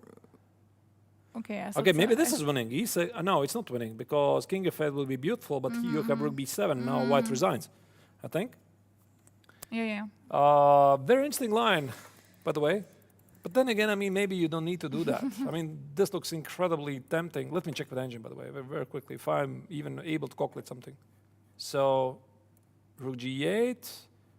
Rook g8, the engine says bishop f7. But I wanted also to say is that rook g8 is not really forcing. I blundered this. I blundered. I thought g6 wins the game. I blundered. The rook is undefended. So that's why, okay, this is ridiculous. So What are you maybe just calculating? rook b8 after king f5. Yeah, maybe rook b8, you're right. No, yeah, no, it's- king f5, bishop h5, and rook b8. So first king f5. But I think, yeah, okay, it's pretty much the same, right? So king f5, bishop h5. Maybe this allows some checks, which you don't want. There's another check, which you Bishop don't e6. want. Well, looks very close to winning Yeah. somehow, but how, I don't see immediately. Yeah, Should be. it's not so easy. Should be, yeah. Should be winning, of course. All right, so a4 is on the board. Vincent is going to run very fast forward. a3, a2. So rook b8 first actually played by Le Quangliam, yeah, Yeah. first. Okay, but now king f5 looks pretty impressive, yeah? Yeah, king f5. The mate threat is there. g6, king g5. So this is losing. I mean, of course, you can take your rook if you want, Angelica, but I prefer mate. And now bishop h5 could be a move. Yeah, but then should be some rook. Rook b6, Yeah, rook b6 looks... a3. Wait, is this even possible? I see Okay, I wait can a take the bishop, second. of course. Yeah, and if we take the bishop and we sacrifice our bishop on a2, it's not really going I to don't be know. win.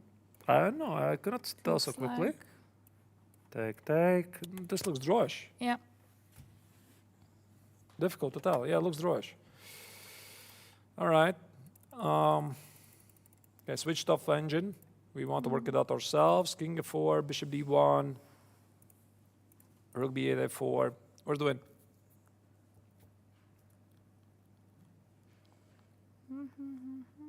Maybe there's Maybe there is no win. no, there's a I'm win. I see joking, the bar. The bar is completely up. I mean, white is winning. Okay, Joking. king f5 here. Maybe the idea is king f6, e5, bishop e4. Try to go for the mate somehow. Let's say here. If you give me a check, I play bishop e6. And somehow I'm winning this, but how exactly I'm winning this remains to be seen.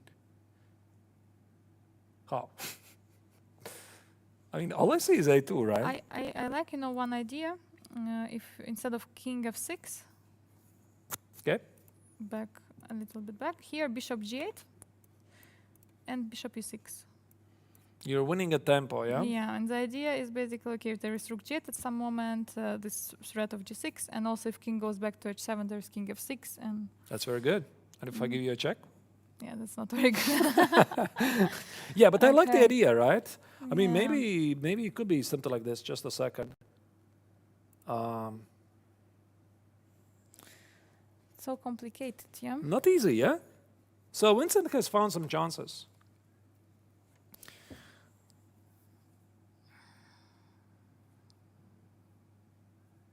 So I think what we can agree, the bishop needs to be here. I mean, e5, bishop e4 feels wrong because it also leaves the a2 pawn, a2 square for defense. And then you lose the mate ideas on g8. So I think what white is looking for, how to get this set up with g6, king g5. That's the question, g6, king g5, how to get it. Because this maybe is working somewhere, maybe even right away, by the way. Chat says there's only one way for white to win. To be honest, I don't see it yet. So e5, a3, e6. Oh, wait, this is not winning. This is, no, doesn't look. Take it. But the big point is there's bishop h5. Maybe, wait. Oh, wait, I cannot do that. I thought about g6, king g6, and e7, but then black gives away the rook for the pawn. And this is a draw. I mean, rook against the bishop is a draw. Well done, Vincent. He has found an interesting resource. So king f5, by the way, is played here. So bishop h5 to be expected. g6 is too much. So what happens after bishop h5? Yeah, big question. Maybe this? Looks very logical. E5 actually I like, and then at some moment when our king comes to f6, we can play e6, and that's Very what, logical. and that was actually always our problem. When we put the king on f6, we always protect it with the bishop, but now we will have a pawn. I like it very much. E5. And if I play a3, I play king f6. Now that's a mate threat. Rook a6 changes nothing. And this should be winning. Yeah? I think this is the win. Just a second, let me check it. So king Wait, f5 king f5, bishop and e5. e5. Let's see which moves here for black. It looks very logical, to be honest. I'm running out of moves for black because king g7 is rook g8, g6. That wins. Yes. So bishop g6, king f6 is check. Rook a6, e6. Oh, wait, you still need to check this. Here, yeah, but then I give a check and collect the bishop. Yes. So that is winning. And it's with a mate threat, so it's like it's for sure. It's for maybe sure this, but then you play e6. Bishop g6, king f6. Ah, wait, maybe this. 8. Yeah, but again you wait, that's not the bishop collection. It's just a trade. Just how did this Wait happen? a second. Bishop f7. Yeah. Could be tricky. Bishop e4. King Bishop king e4 with g7. bishop g6. No, it's bishop g6. Bishop g6. Yeah, so Alright. e6, bishop E6. g6, king f6, a3. Okay, where's the win? E7 maybe? e7, rook a6.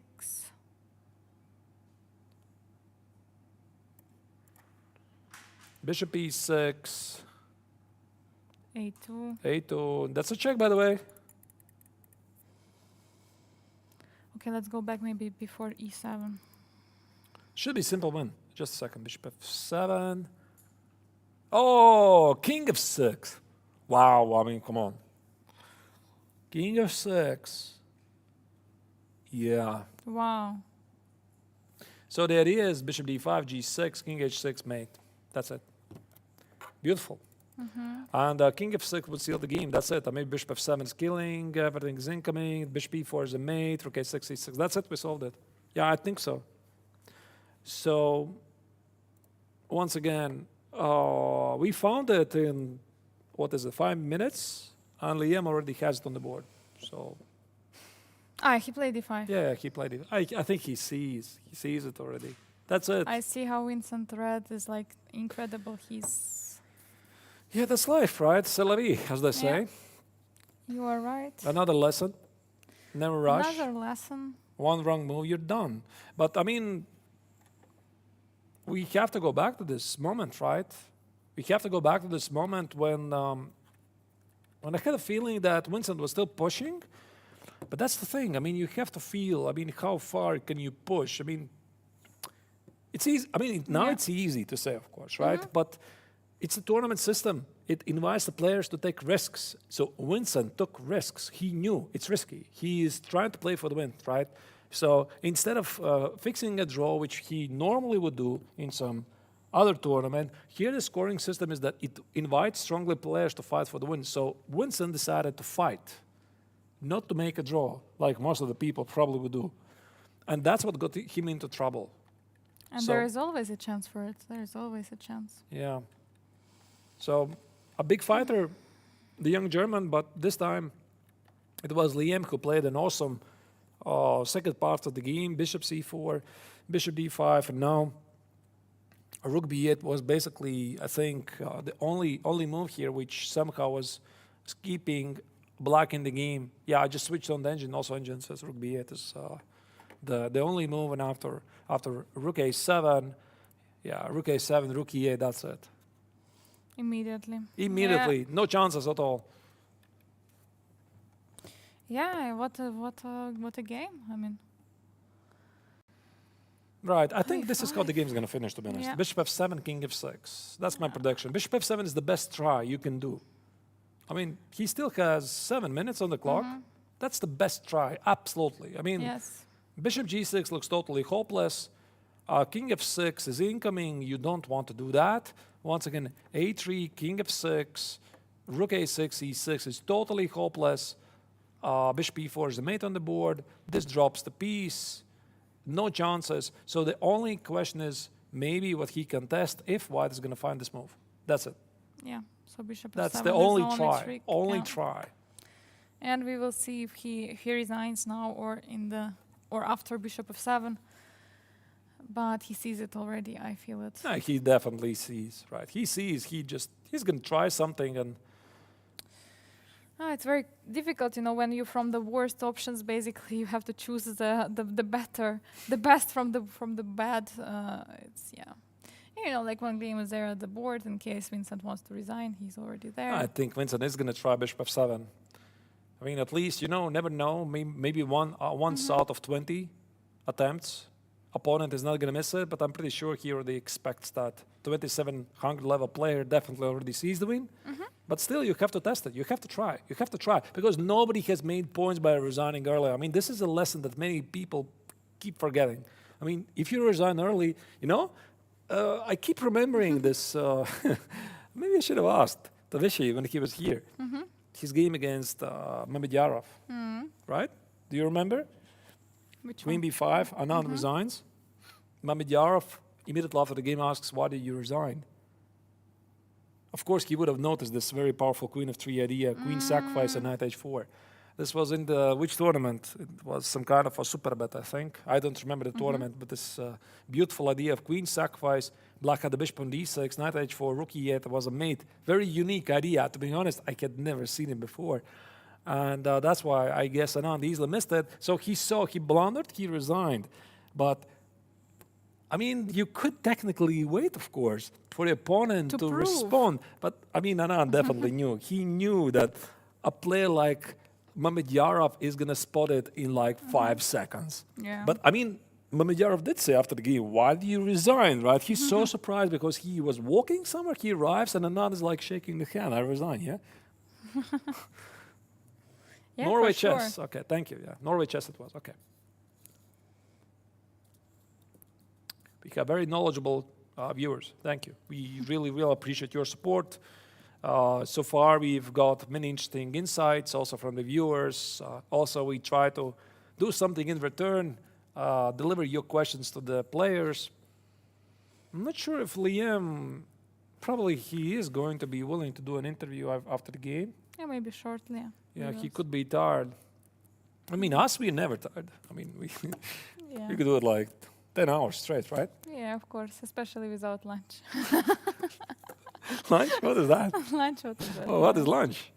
When do they eat lunch? Lunch. All right. All right. So Vincent is down to 4 minutes. We're waiting for the end of the game. Unfortunately for German fans, I hate to disappoint you.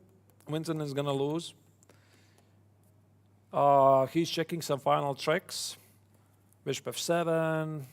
Most likely will be played. Yeah, king f6. We already see that. Vincent sees that. It's just the question if he's going to try to test it. I don't think he's going to resign. At least one move you have to make. You have to try. And then, of course, as Mr. Schabel would say, now you resign, right? Yeah. I think he's ready to play or resign. No, He's he's going to ready. play. He's definitely going to play. Okay. He's going to play bishop f7. No, he plays rook c7? Rook Rook d7. Oh, Rook d7. that we okay. didn't see. But now bishop e4? Bishop e4, bishop d6. Actually, wait. Wait, I rook mean, d7, I love it is- this. I love this. I've done it many times. We bury the player, that he comes back in life. Yeah. Rook b5, just simply taking the pawn.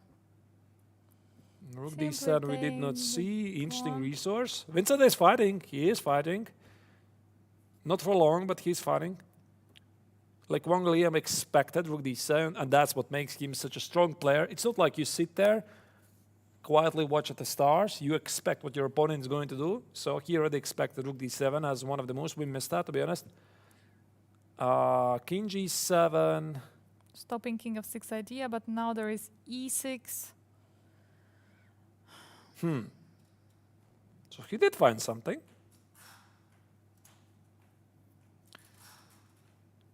So e6, rook a7. This could happen in the game. And rook b7. It looks like it, no? Still need to Bishop make d5, sure. Bishop d5. Yeah, sure. And now e7. No, it's not. Oh, wait, that's king f6, but you still, oh, wait, that's a draw. No, is it? No, that's a win. That's a win. There is e7. No, it's a draw. No, it's a win. No, it's a draw. It's a win. Bishop f7. Can get tricky.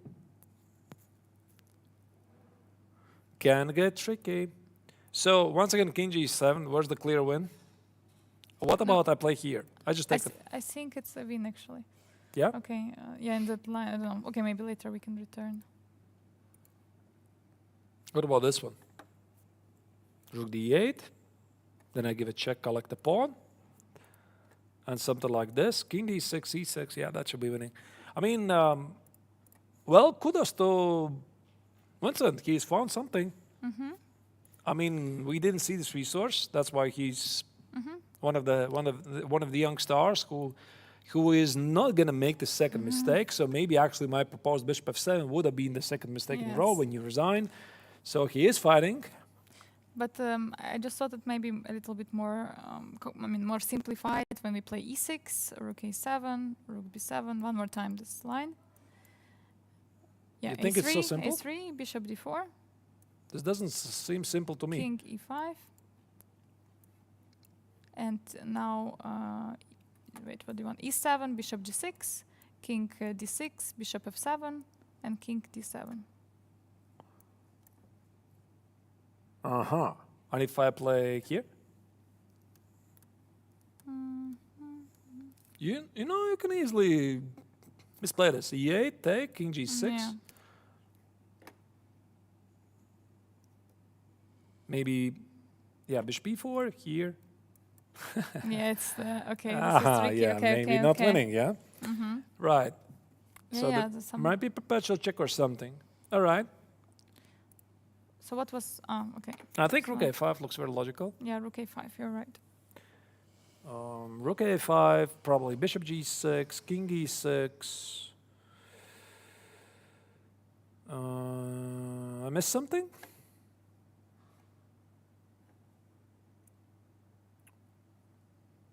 Here, check, here.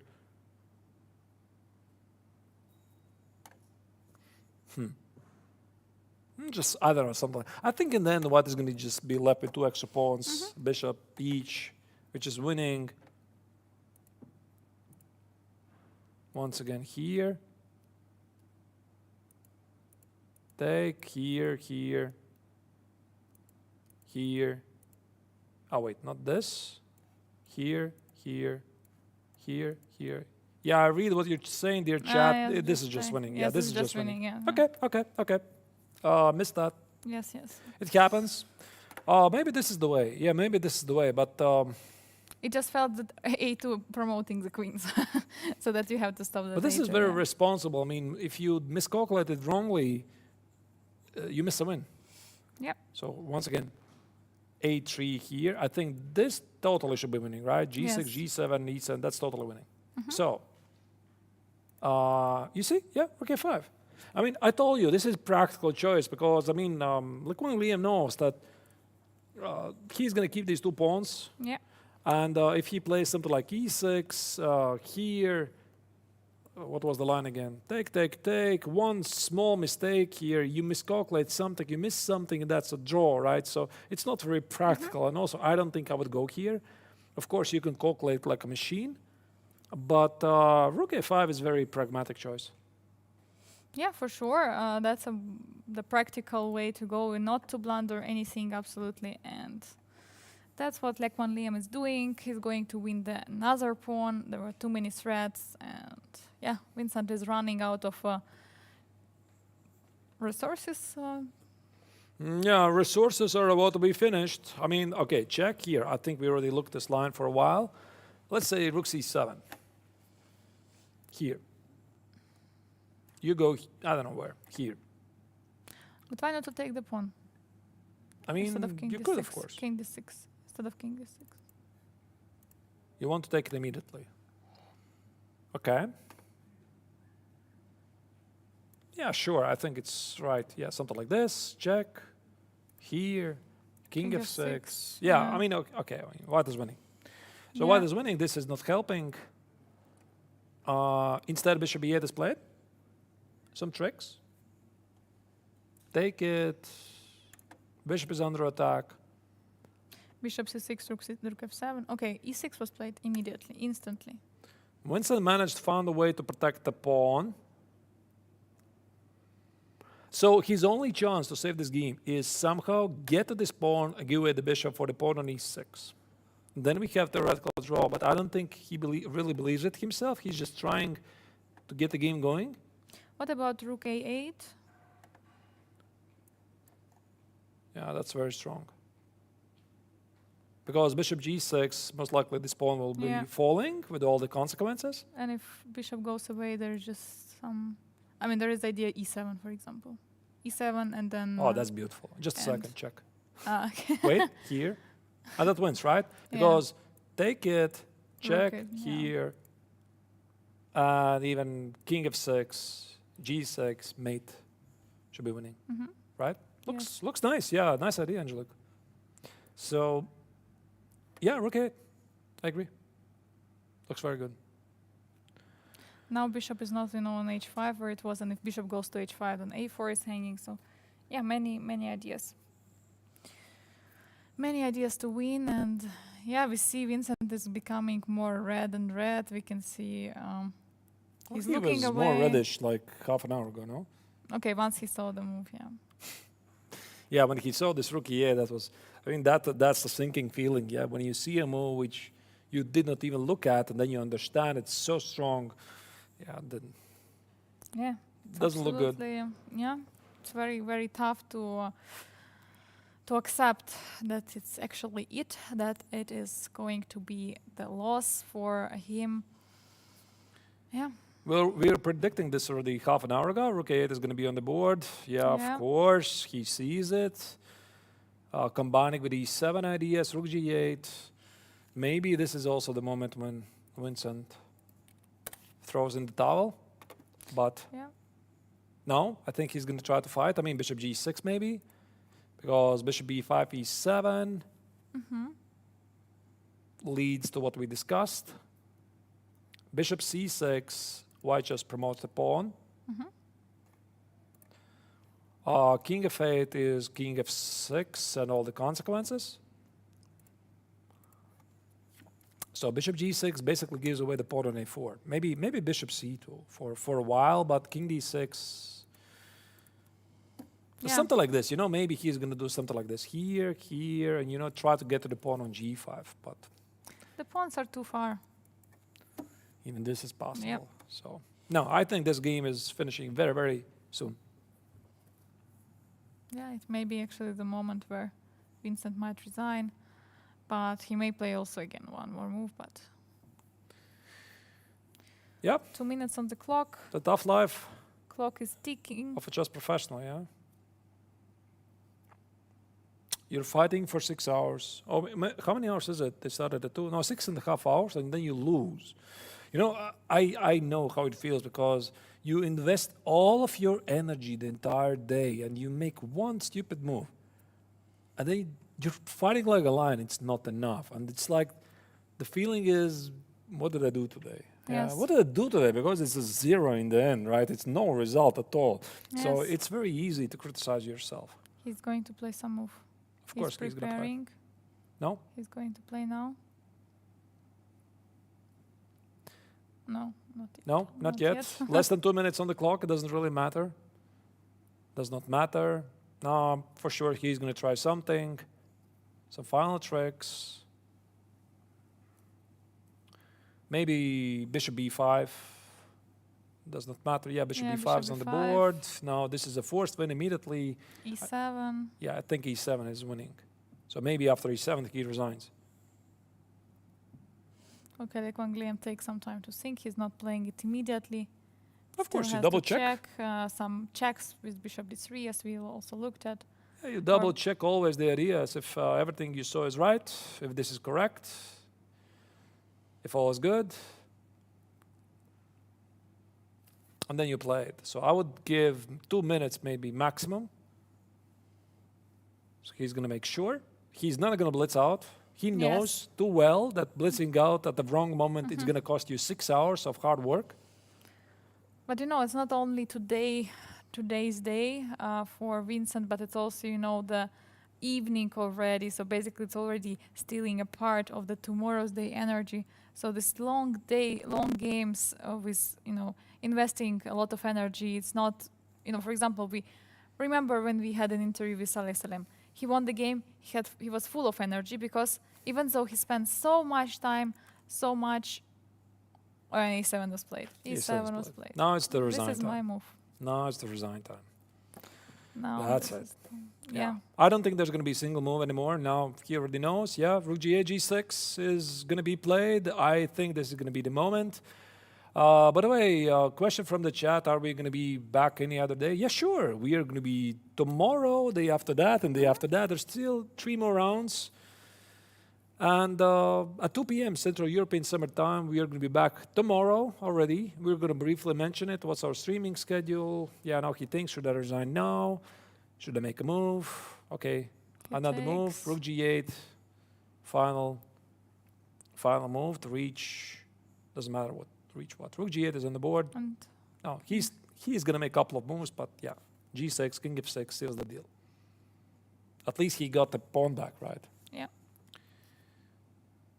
Again, you see, this is what experienced players do. They double check, right? They double check. Is this They working? double-check. King h6. Okay, anything wins now. Basically, rook h8, rook h7, take on King e7 f6. also wins. King f6 wins. No, he's going to play rook h8. Okay. Yeah, rook h8. Also solid way. Oh, wait. Just a Rook second. h8. Wait, can you do that? Yes. Just a second. Can you do that? King Here, f8, check. Here, takes, take, G7. g7, bishop d3. Wow. Wait. And the idea is bishop h7 and bishop b4, take, king f7. You couldn't do that. You couldn't do that. So there is some other idea. King f6 he's playing. A king f6. Okay, that's the Yeah, idea. king All right, f6. all right. This is how you get wrongly excited. He saw it. He saw it. He Resigns. saw it. That was the final chance, actually, what Vincent was hoping for. He was hoping for this. Even here, Vincent found ideas like rook e7, g7, bishop d3. I mean, it's incredible, right? Yeah, and that is, of course, you know, that's, of course, exactly one more time showing the fact that you don't have to resign too early. If you still have some tricks in the pocket, you should play out until the end. So rook h7 doesn't help anything because this pawn is unstoppable, despite the fact it's a wrong corner. The king cannot jump to h8. Yeah. So, yeah. All right. That was it for... Let's make a break of something like 3 minutes because I think we're going to get like Wang Liam here in a moment. The players are finishing. Hopefully they're going to be here for an interview. See you in a moment.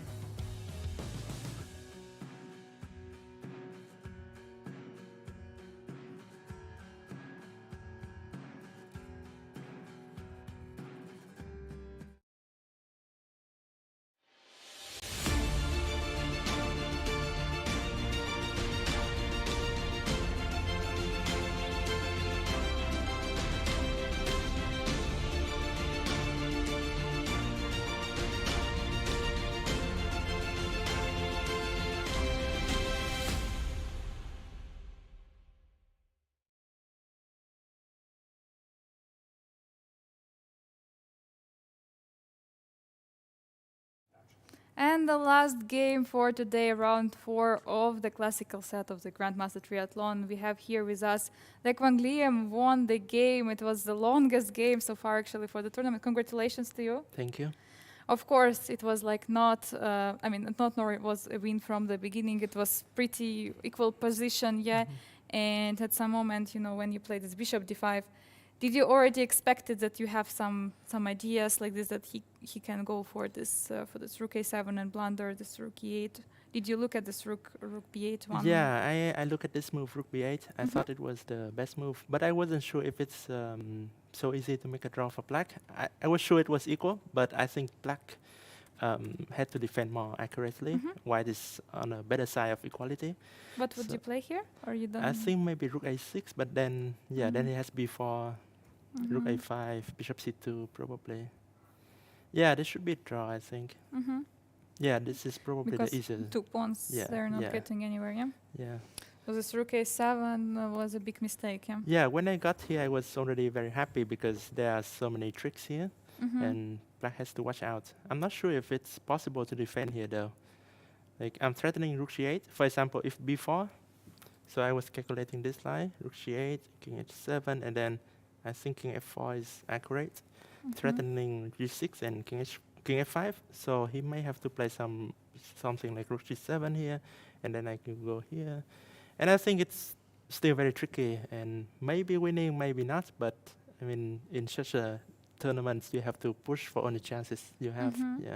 And today, I had to say I was a bit lucky, but also if you push for your chances, sometimes luck comes your way. So okay, here afterwards, you think that there was nothing, yeah?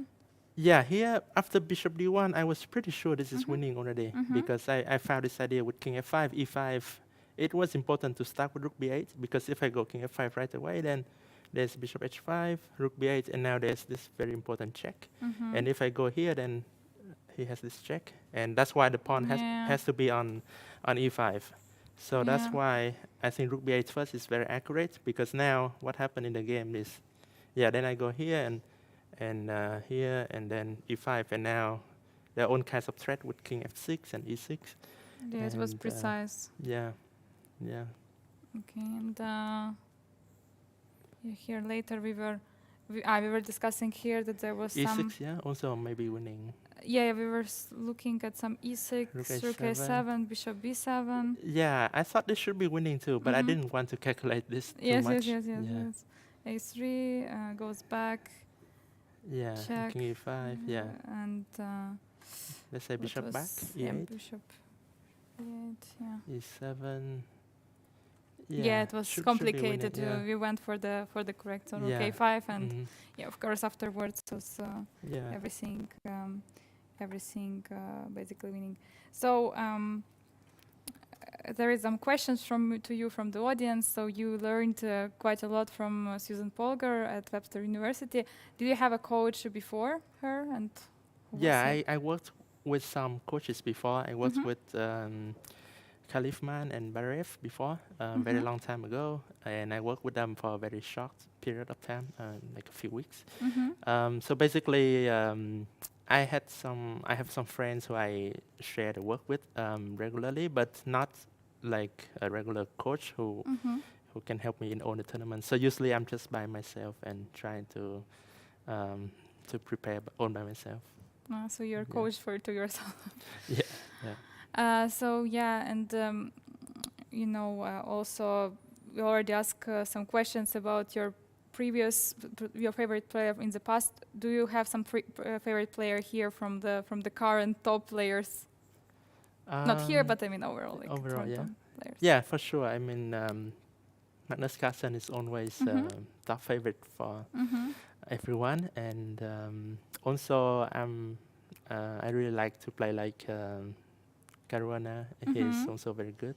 Yeah, so I think if I can be like them, then it could be great. Yeah. And you already played, against everyone here, and the Blitz and the Rapid.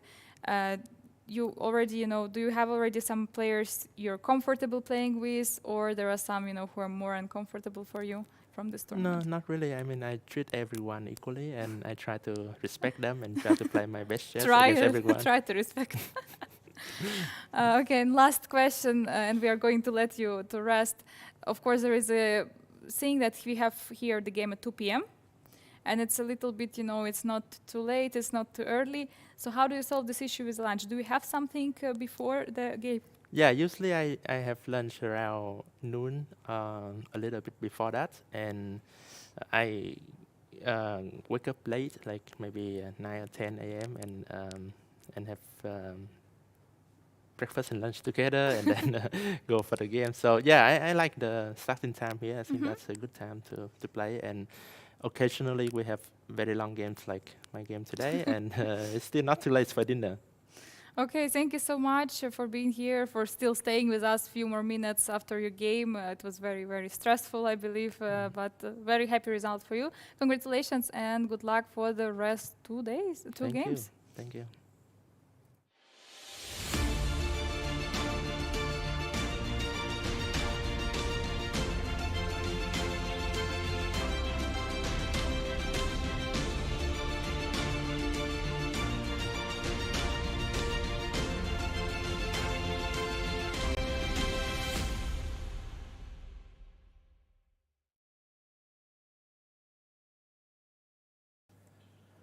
So that was Lequang Liem about his amazing game versus Vincent Keimer. Those who are fighting until the end are rewarded, and this time it was the top Vietnamese Grandmaster's time. Exciting day, the longest day so far.